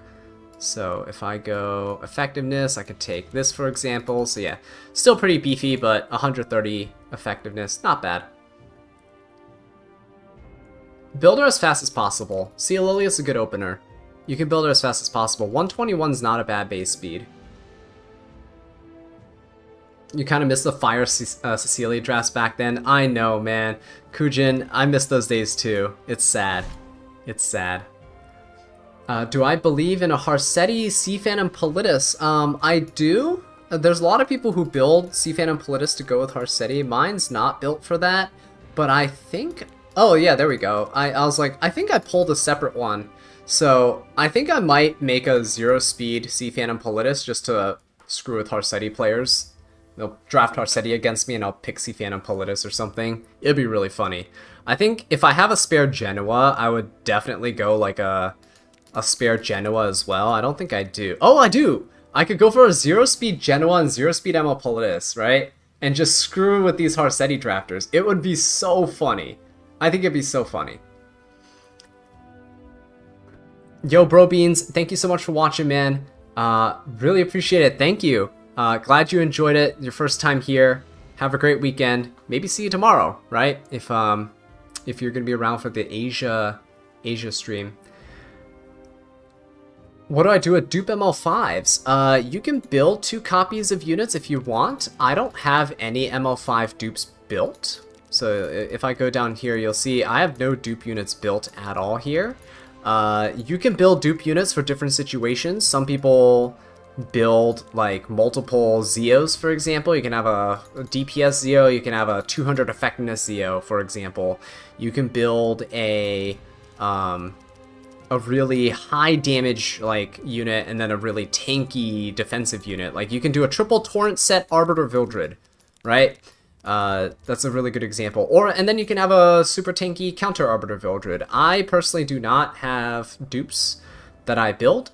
It's a lot of investment, by the way, because especially if it's a DPS, you're gonna have to plus 15 with Molas, and it's a lot of resources to get a second build that you might not always use. So keep that in mind. I don't have immunity on DDR. I don't need it. He has, with this, 100 effect resistance. He can still get debuffed, but what I would typically bring alongside him would be, you could bring ML Kiron alongside him, right, for extra resistance. You can bring ML Arya alongside him for extra resistance. You could bring cleansers as well. I typically always bring cleansers in all my matches, so I'm not usually too worried about debuffs. It's just the way I play.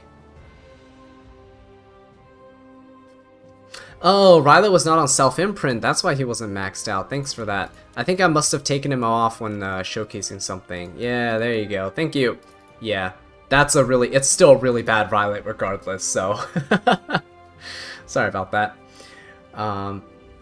All your openers are 290 speed. You have a hard time racing. Well, Rito, let me introduce you to this really cool thing called Speed Imprints. Take Wanderer Silk for 14 speed. Take Watcher Shuri for 10 speed. You can take Build a Surin. Build a Surin for 14 speed imprints right here. You don't need Vildred, just need these. Any unit that imprints 2 spaces and not all 4 gets more. So instead of Watcher Shuri, which gives 10 speed to everyone, just get Fire Surin that gives 14 speed front back. Super nice. You don't even need to have her like geared incredibly well, honestly. Just throw some random pieces on her that she'll do okay with, and you'll be fine. Yeah, all the Shuris, Dark, Light, Fire Shuri. Oh, Fire Shuri is like one of my favorites. This is my PvE Fire Shuri that's useful. I use him as speed imprint sometimes, right? 14 speed imprint.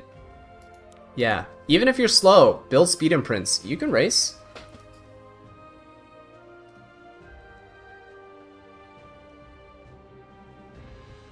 Oh, Lucian, you posted yours. Okay, so yes, yeah, see, this is like what this is what you build as a Cfan and Politis to fight Harsetis. Look at that, that's disgusting. That's a protection set, resist set, misconfeel, Cfan and Politis on base speed, 200 resistance and 90 effectiveness. That's disgusting. Bebel, thank you so much for watching. I really appreciate it. Do I have a Flitica build? I do not. Flitica is one of my favorite units in the game. Honestly, like my favorite female character in the game, I'd say. Favorite male character is Charles by far. Faithless Litica is probably my favorite female character in the game, but yeah, I don't have her built. She's just on Spirit Gear. I literally click Equip All and it threw some gear on for me, but she's just, even with my fastest set of gear, she doesn't even hit 300 speed, so she's just too slow. She needs a speed. If she got a speed EE, honestly, guys, if she got a speed EE, she would still be worse than Fire Litica, because Fire Litica is just a way better Faithless Litica right now. Fire Litica's kit is literally Faithless Litica's kit, but better. So. You don't understand why they don't make Molas farmable like every other enhancement materials? Oh, I can tell you why. If you go over to the shop right here, and you scroll down to the packs, and you scroll down to the Molagora monthly pack. This is probably like one of the most purchased packs in the game. Like probably top 5 most purchased packs. Aside from the monthly pack, aside from Burning Passion pack, right? It's probably top 5. Leaf packs are up there, but after that is their Molagora packs. There's a reason why you can buy this 3 times and buy this 5 times. Like, they know this stuff sells. This looks like a terrible deal, because it is. Don't buy these packs.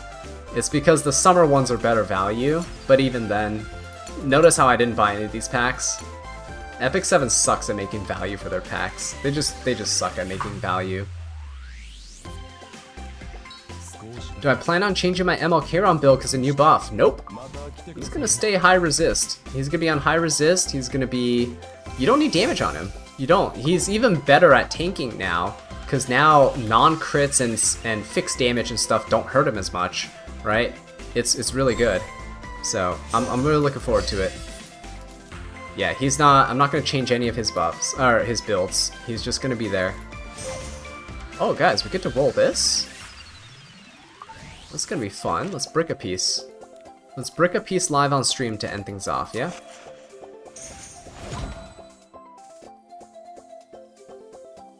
Do I like that? It's decent rolls. It's actually max rolling. This is not bad.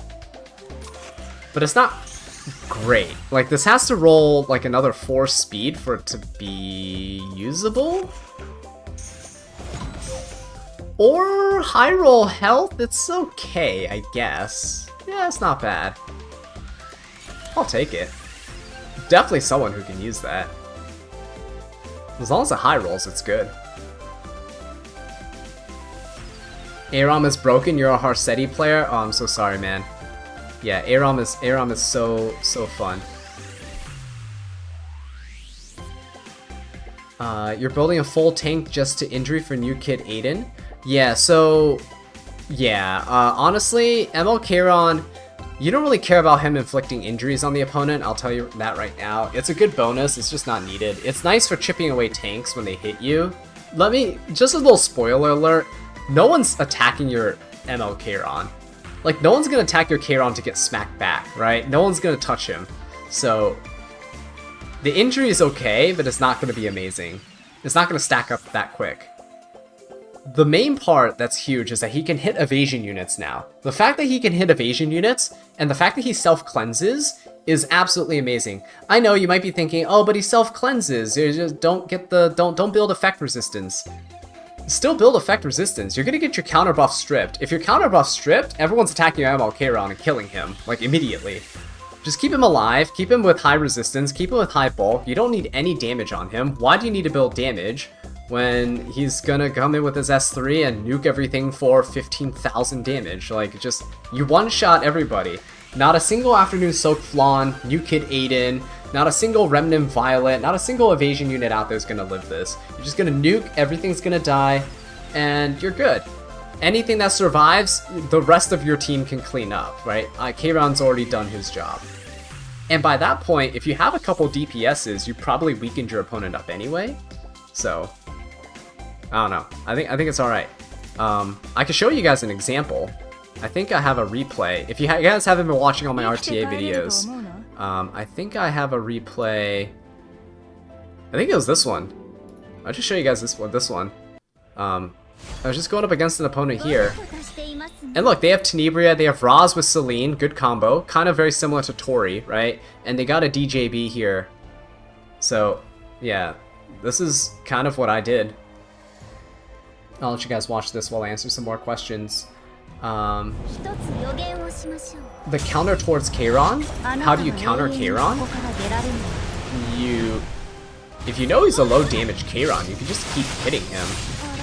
And you can bring Rowana. Like, bring Wrecker and Rowana on your side and just keep hitting him. I mean, I know once he gets the buff, he's gonna get injury and stuff, but it doesn't matter. You can still push up your team a ton with Rowana's passive, and then you'll have enough damage to kill the rest of his team and kill him, hopefully. Like, you'll just focus him down. I don't... Defense penetration units are really good into him. Ignore res soul burns are good into him. I typically try to bring him with Rip My Celine. I typically try to bring... Oh, that wasn't Celine. That was Aeron. This is why I've countered Aeron, by the way. She heals quite a bit. What was I saying? Oh yeah, ignore res soulburn stuff into Kiron, always super good. Unbuffable, really good on him too. Yeah, but notice what my opponent's doing here that I'm absolutely okay with is my opponent's lapping me. My opponent's just taking turn after turn after turn, and look at Kiron just sitting there. I honestly haven't taken a turn at all. Like, Celine took a turn. And like, that's it. My Celine took a turn and that's literally it. Like, no one's moved yet. Even Aram hasn't moved yet. And she's provoked.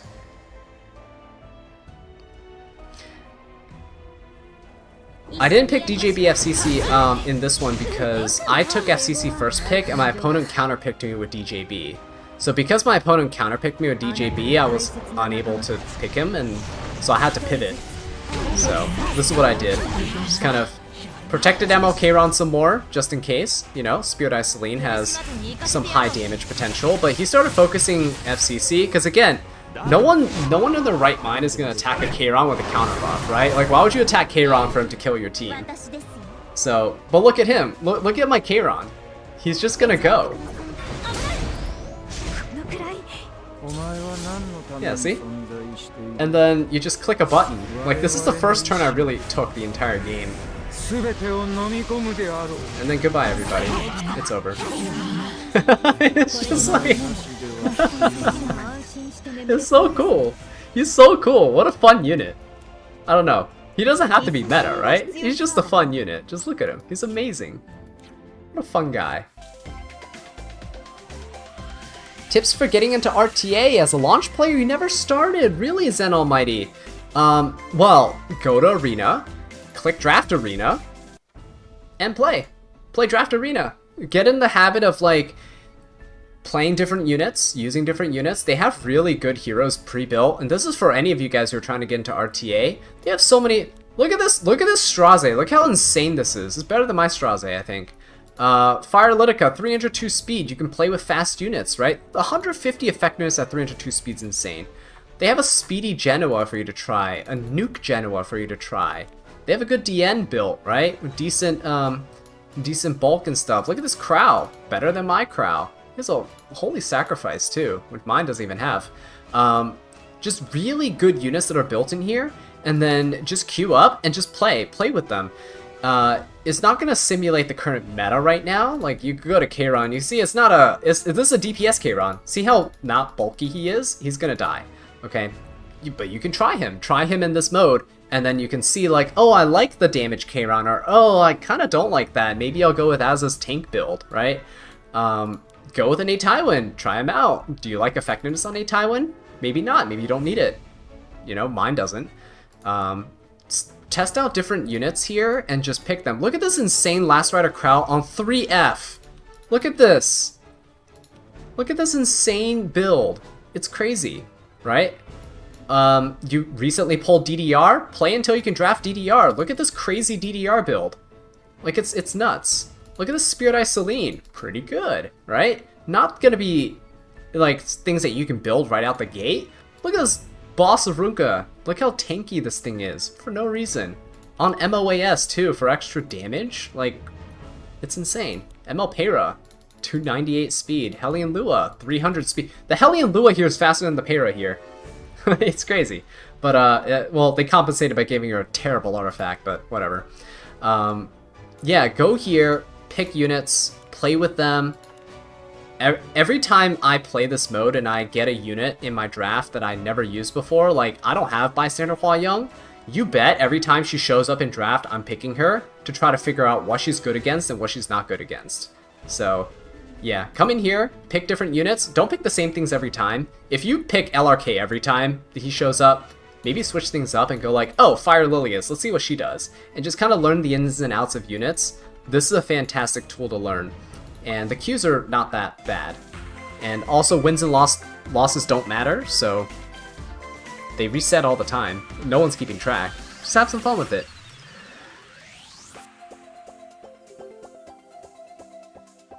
Can I win against Cucurbat? No. Cucurbat's an absolute god unseen. Have you seen his counters? That, like, if I fought him, I would lose immediately.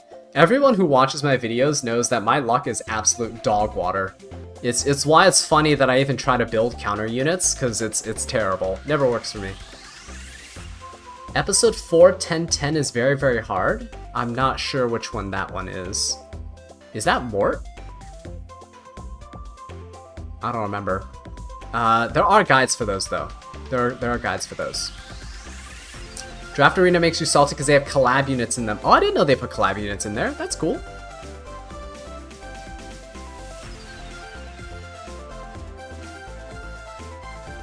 You're testing ML Kiron now. Good job, Rito. Keep it up.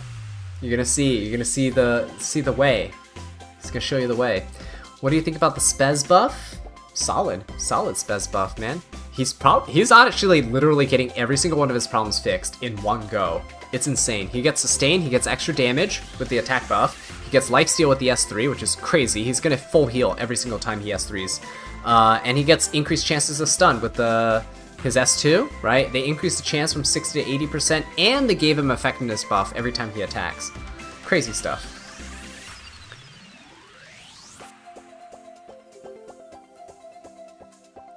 Oh, it's Zeo. Oh, okay. Yeah, look up a guide for the Zeo fight. I'll be honest, even with my, like, account, it took me, I think, 2 or 3 tries to kill the Zeo. It was dumb. Like, it was really dumb. You can look up guides. There are people who do guide. I think Tristan Wolf has a guide on it where he uses, like, it's RNG reliant, but he uses, like, more free-to-play friendly units. It's all, like, free units like Sigrid and Raz and stuff like that. So you're gonna have to try to tweak some gear on those units and shuffle things around to try to beat it. It's a really dumb stage. I hate that one. The Zeo fight is so dumb. Spez getting the Melissa treatment? No. The difference is Spez actually nutty though with this upcoming buff. But hey, don't bash Melissa, guys. Melissa's actually insane. Oh, where'd her helmet go? No. Where'd her helmet go? Hang on. Where's that helmet? She had a good helmet. Where'd it go? Was it that one? No. Was it this? Oh, I don't remember. Anyway, she had insane damage numbers. You can see here. She was pretty good. Yeah, I don't know what I did with her stuff, but oh well, I guess. I don't remember who I gave it to. It's gotta be one of these. It's gotta be one of those two.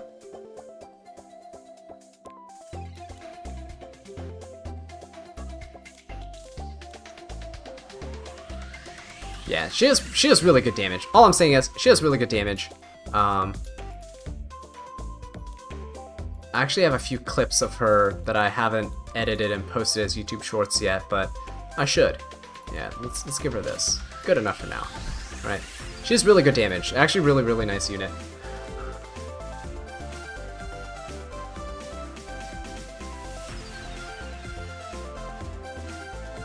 Use both RGB Bolognas and 2 healers and hope for the best. Honestly, Steven, that's pretty creative and I like that. That's awesome.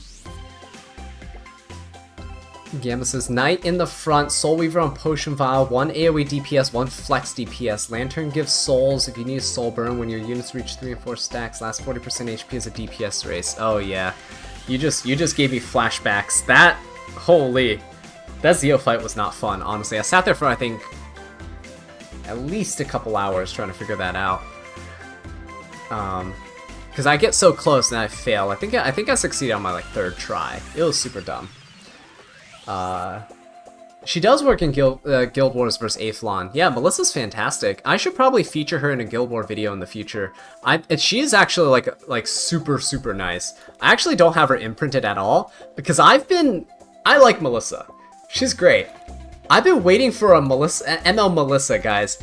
I've been waiting for an ML Melissa. Just look at these Melissas here. Just the 1, 2, 3. Like, I bet I have more somewhere else, but I just have all these Melissas. I'm waiting. Smilegate, where's ML Melissa? Come on. Rex Don, thank you so much for watching. Appreciate you, man. Catch you here tomorrow for the Asia server stream. Rito, you got your first win. Congrats, man. There you go. See, we're already growing. We grow together as a community, guys. Monkey strong together. Love it.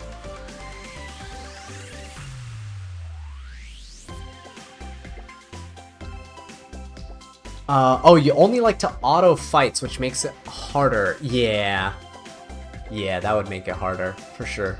I also like to auto battle fights. I actually honestly skip most of the stories on everything E7 related now. I used to read all their stories, but I skip most of them now. I did read part of the new not this side story. I did read part of the new ongoing story, the episode stories. I read a little bit of this. I didn't really read a whole ton of it, so just not enough time. Some advice for a player who's 2 months into the game. If you like, just keep following this, or is it in the events tab? No, it's not the events tab. Farm Rift if you haven't farmed Rift yet. Farm Hunts and Rift. Where is it? Oh, Orbis Guide. There it is. Follow this thing. Your journey, a journey of succession, right? I should probably honestly do that as well. So, yeah, do that. That is really good. It will help you get a lot of rewards. It helps you progress through a certain piece of content. And yeah, it gets you like free characters and such. So if you've done all of the stuff here in a journey of succession, then really, if you have stamina like me right now, you would literally go to battle, you go to Rift, you'll farm Rift. I'm gonna go to bed soon, so I'm gonna jump in some hunts, and let's say we're farming Golem, right? So go to your hunts, do your hunts. Thankfully we have these now, and I can just skip all these fights.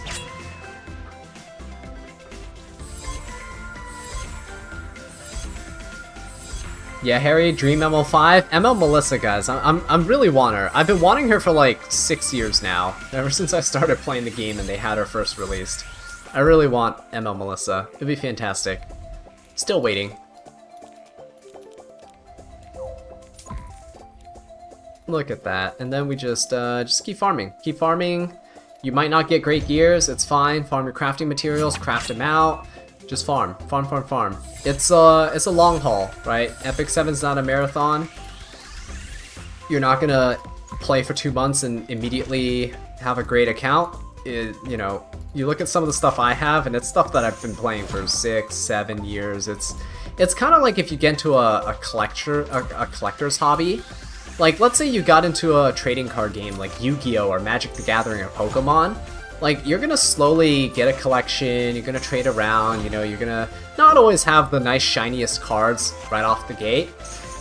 Like, sure, you can go to a store, you can buy out every single Pokemon pack that's not restricted for sales. I don't know what store doesn't restrict them anymore, but, you know, you can go out and spend tens of thousands of dollars and have a huge collection. Just like in Epic 7, you can go out and spend tens of thousands of dollars and have everything. Or you can just slowly but surely start, you know, collecting characters and building them up. If you like a unit, pull for it. If you like a certain Pokemon card, you're gonna trade for it, right? If you like a certain character, you're gonna build them up. Like, I love Flan. I built this Flan right here. I love Flan. I built Pirate Captain Flan right here, SSS as well. I love Flan. I have a Ice Flan somewhere hiding that's not built, but maybe she'll get built after a buff. Who knows? But yeah. Like, if you like a certain card, trade for it, build it, right?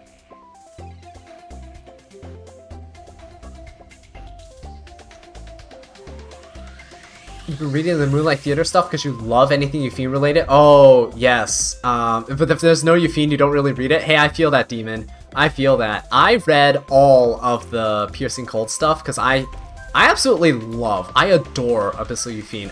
Look, she has a smile. Look, you can't come in here and have like an upset Euphine.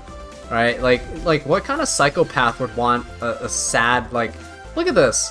Like, why would you want that, right? You need to have this little gentle smile. She must be protected at all costs, okay?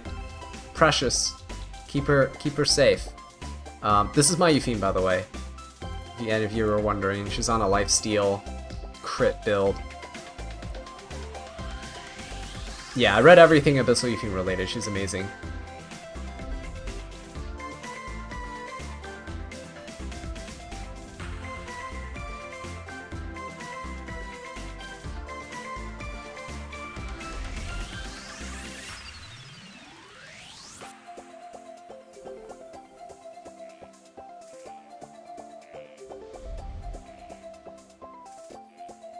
You just watched the video I posted today, and holy buffs, how are you planning to cover all of them? I will take my time. The thing with E7 RTA content is I don't like forcing the content as much.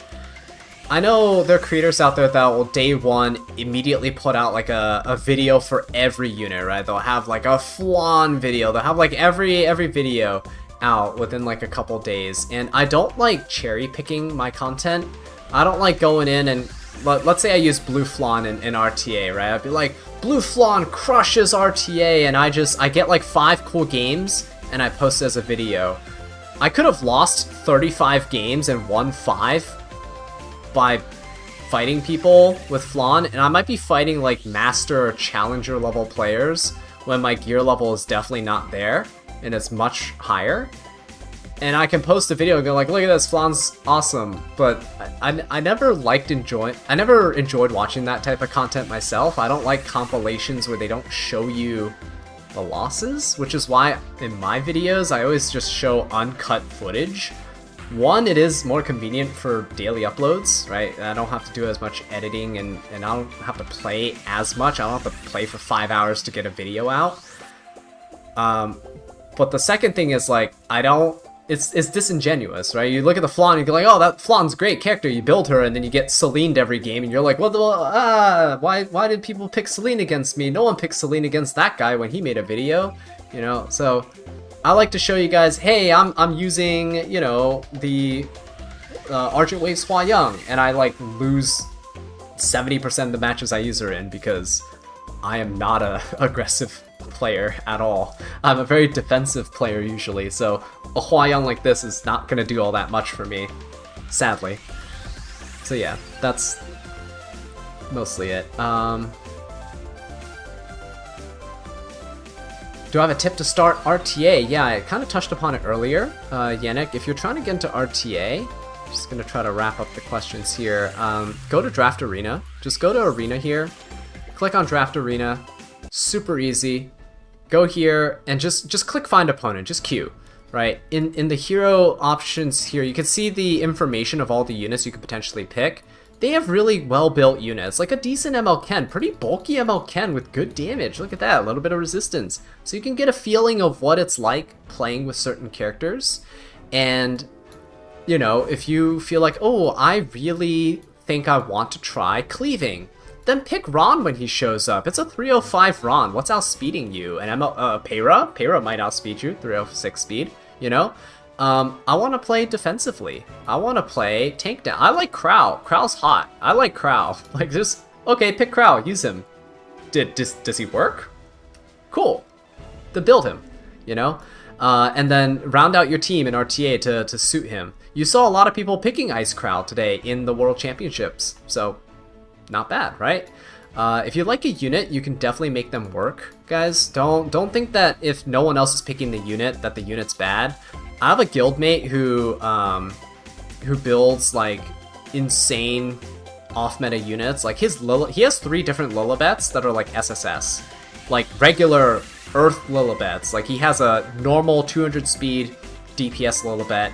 He has a full like 285 speed something Lilibet, like a speed Lilibet, and then he has a like a degen like 0 speed full counter Lilibet. And I think he might have an injury one too. He just likes Lilibet, and he built like a ton of them, and he brings them to RTA, and he has a 50% win rate. He's doing okay. He's champion every single season by slamming Lilibet into every game. You can make anything work, guys. You just gotta commit to it. You know, some people be like, oh, I really like Zahak, and then they'll give him gear that looks like this, and it's like, well, 260 Zahak on this damage stats are never gonna kill anything.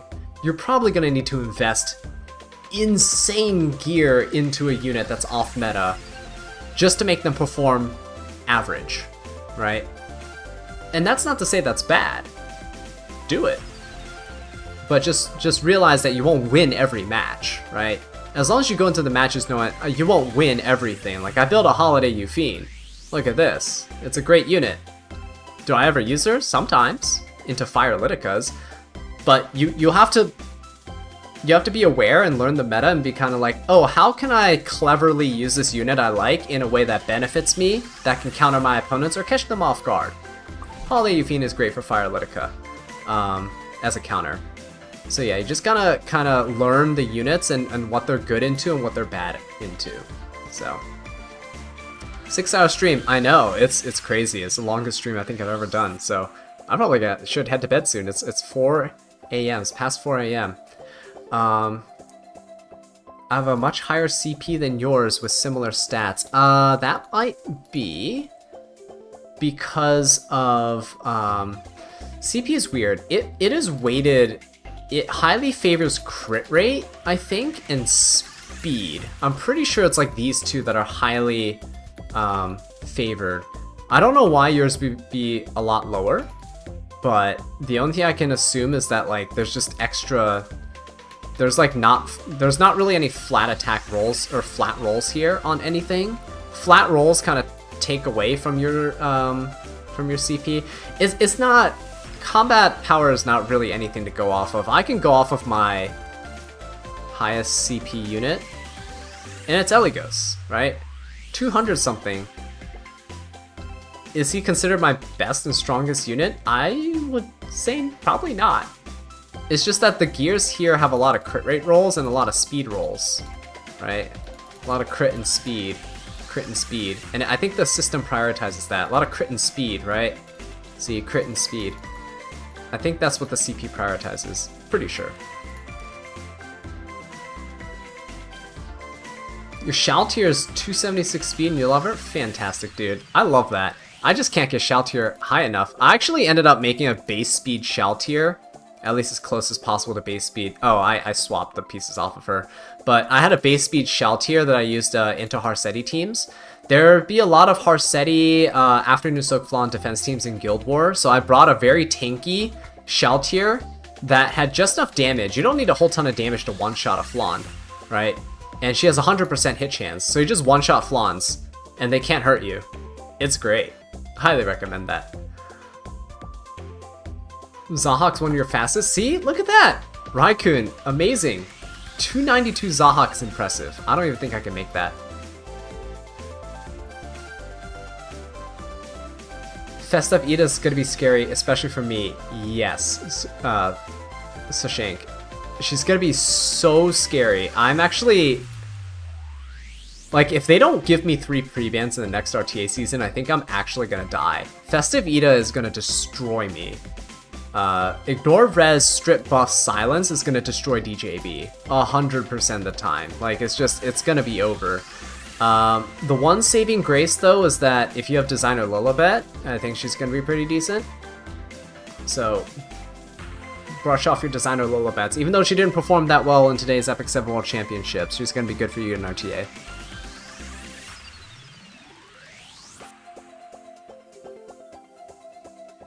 Ever since you got A-Flan, she's been at, 69,420. That is hilarious, Demon. Shaltier always sits on evasion too. Oh, yeah. So last thing here, I'll show you. So hit chance is what counters evasion. Shaltier's S3 increases hit chance by 100% when using this skill, which means your opponent can have 100% evasion and you'll still hit them, guaranteed.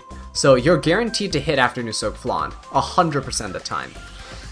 If you had, who's a good example? Briarwitch Iseria. Briarwitch Iseria's passive increases all of her attacks hit chance by 50%, which means if your opponent has 100% evasion, you still have a 50% chance to hit them, right? If you want a unit that, like Benimaru, I know not available for everybody because it's limited, but his multi-layer barrier buff gives the same thing, increased hit chance by 50%. So he has a 50% chance to hit evasion units, and if you give him something like Symbol of Unity, increases hit chance by 20%, so it's another 20%. It's a 70% chance to hit an evasion unit.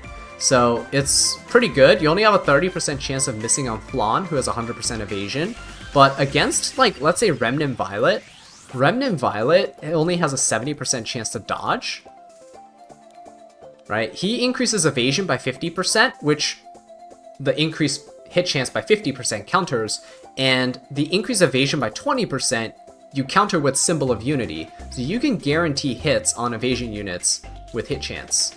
It's kind of the opposite to evasion.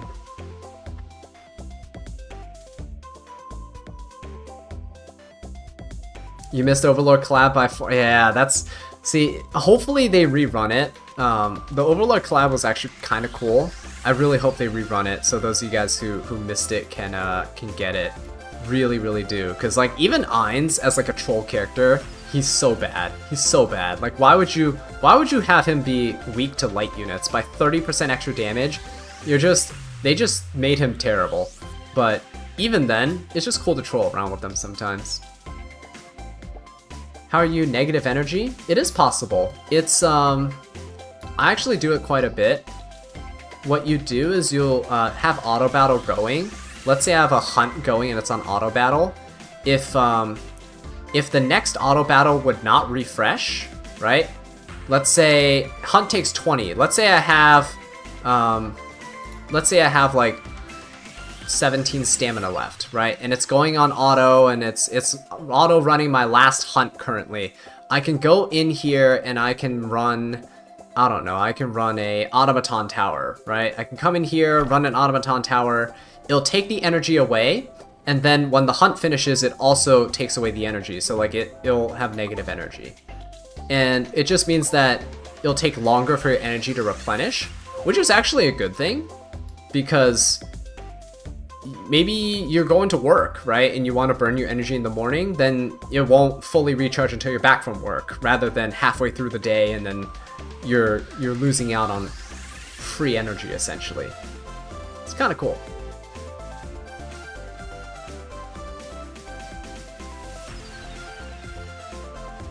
Show Aram. Okay, Aram's gonna be the last thing I show you guys here, and I am gonna be heading off to bed, right? BBK, what stats does BBK need? Is she a good RTA build for early PvP? Yeah, she's really good in RTA. Here, this is my BBK. Don't build her counter or anything like that. Build her with Destruction. Go Destruction set, and you don't even need Torrent set. If you're having a hard time building crit, just go crit set, Destruction set. It's super, let's see. That's probably not the best build. I tried to auto build it, but here, let me try real quick. Destruction, crit, just go speed boots. Let's go attack. You just want to make sure you have max crit rate is all. Like, as long as you have max crit rate, you're probably gonna be okay. Let's do... Oh yeah, that's not bad. It's a crit boot, right? Doesn't matter. So you're gonna go for attack ring. Go for crit rate, crit damage. We'll do this. Crit rate, crit damage. We'll go crit damage necklace with attack and crit rate. Let's just throw this piece on. Let's go chest piece, so go crit damage and crit rate. Let's go that. Let's do... We have enough crit rate, right? Yeah, we're not gonna need a whole ton. So we probably just need attack and crit damage here. Let's go attack and crit damage. Do I have another destruction piece here? attack and crit damage. Oh, I need a crit set, don't I? Then maybe this. Oh, oh my god, that's really overcapped on the crit damage, isn't it? Let's do, okay, so, it's not perfect. I'm overcapped on stats, but just go like destruction crit rate set and just get like 4,000 attack, 300, 350 crit damage, and that's BBK. Solid unit, throw her in matches, she'll be fine. You don't even need effect res. Mine's for certain circumstances. I play slow, but if you're playing and you're just trying to kill people with BBK, she has 2 immortalities. Put her in the back line of somebody who has Bastion of Perlucia, or put her on immunity set if you can afford it. Bastion of Perlucia allows you to get, where is it? Bastion of Perlucia here. Gives the caster and the back row immunity for a turn, so have a knight in the front and BBK in the back, and you can be pretty solid. And last one, Aram. So here you guys go. This is, what is she, a Soul Weaver, yeah? This is my Aram. You don't need to build her this fast on counter. You can have her slower on counter, or you can build her on this speed. You can build her like this on speed set. It's fine. I just happen to have counter gear that's fast. A lot of my units that are on counter are pretty fast. It's funny, but this is my Aram, pretty decent, 240 speed. Yeah, BBK is versatile. You don't need resist. You can do 0 speed if you 0 resist if you want. If you're going 0 speed, you typically build resist. If you go fast BBK, no resist. You just go full damage. You nuke people. It's fine. Yeah. But that's gonna be it, guys. That's a huge stream. Thank you so much for tuning in. I so very much appreciate you guys. We can't have these fun launch parties without you guys here, so I will go get some sleep, and I will see you guys hopefully tomorrow for the Asia server qualifiers. Good night, guys, and have a good one. Take care.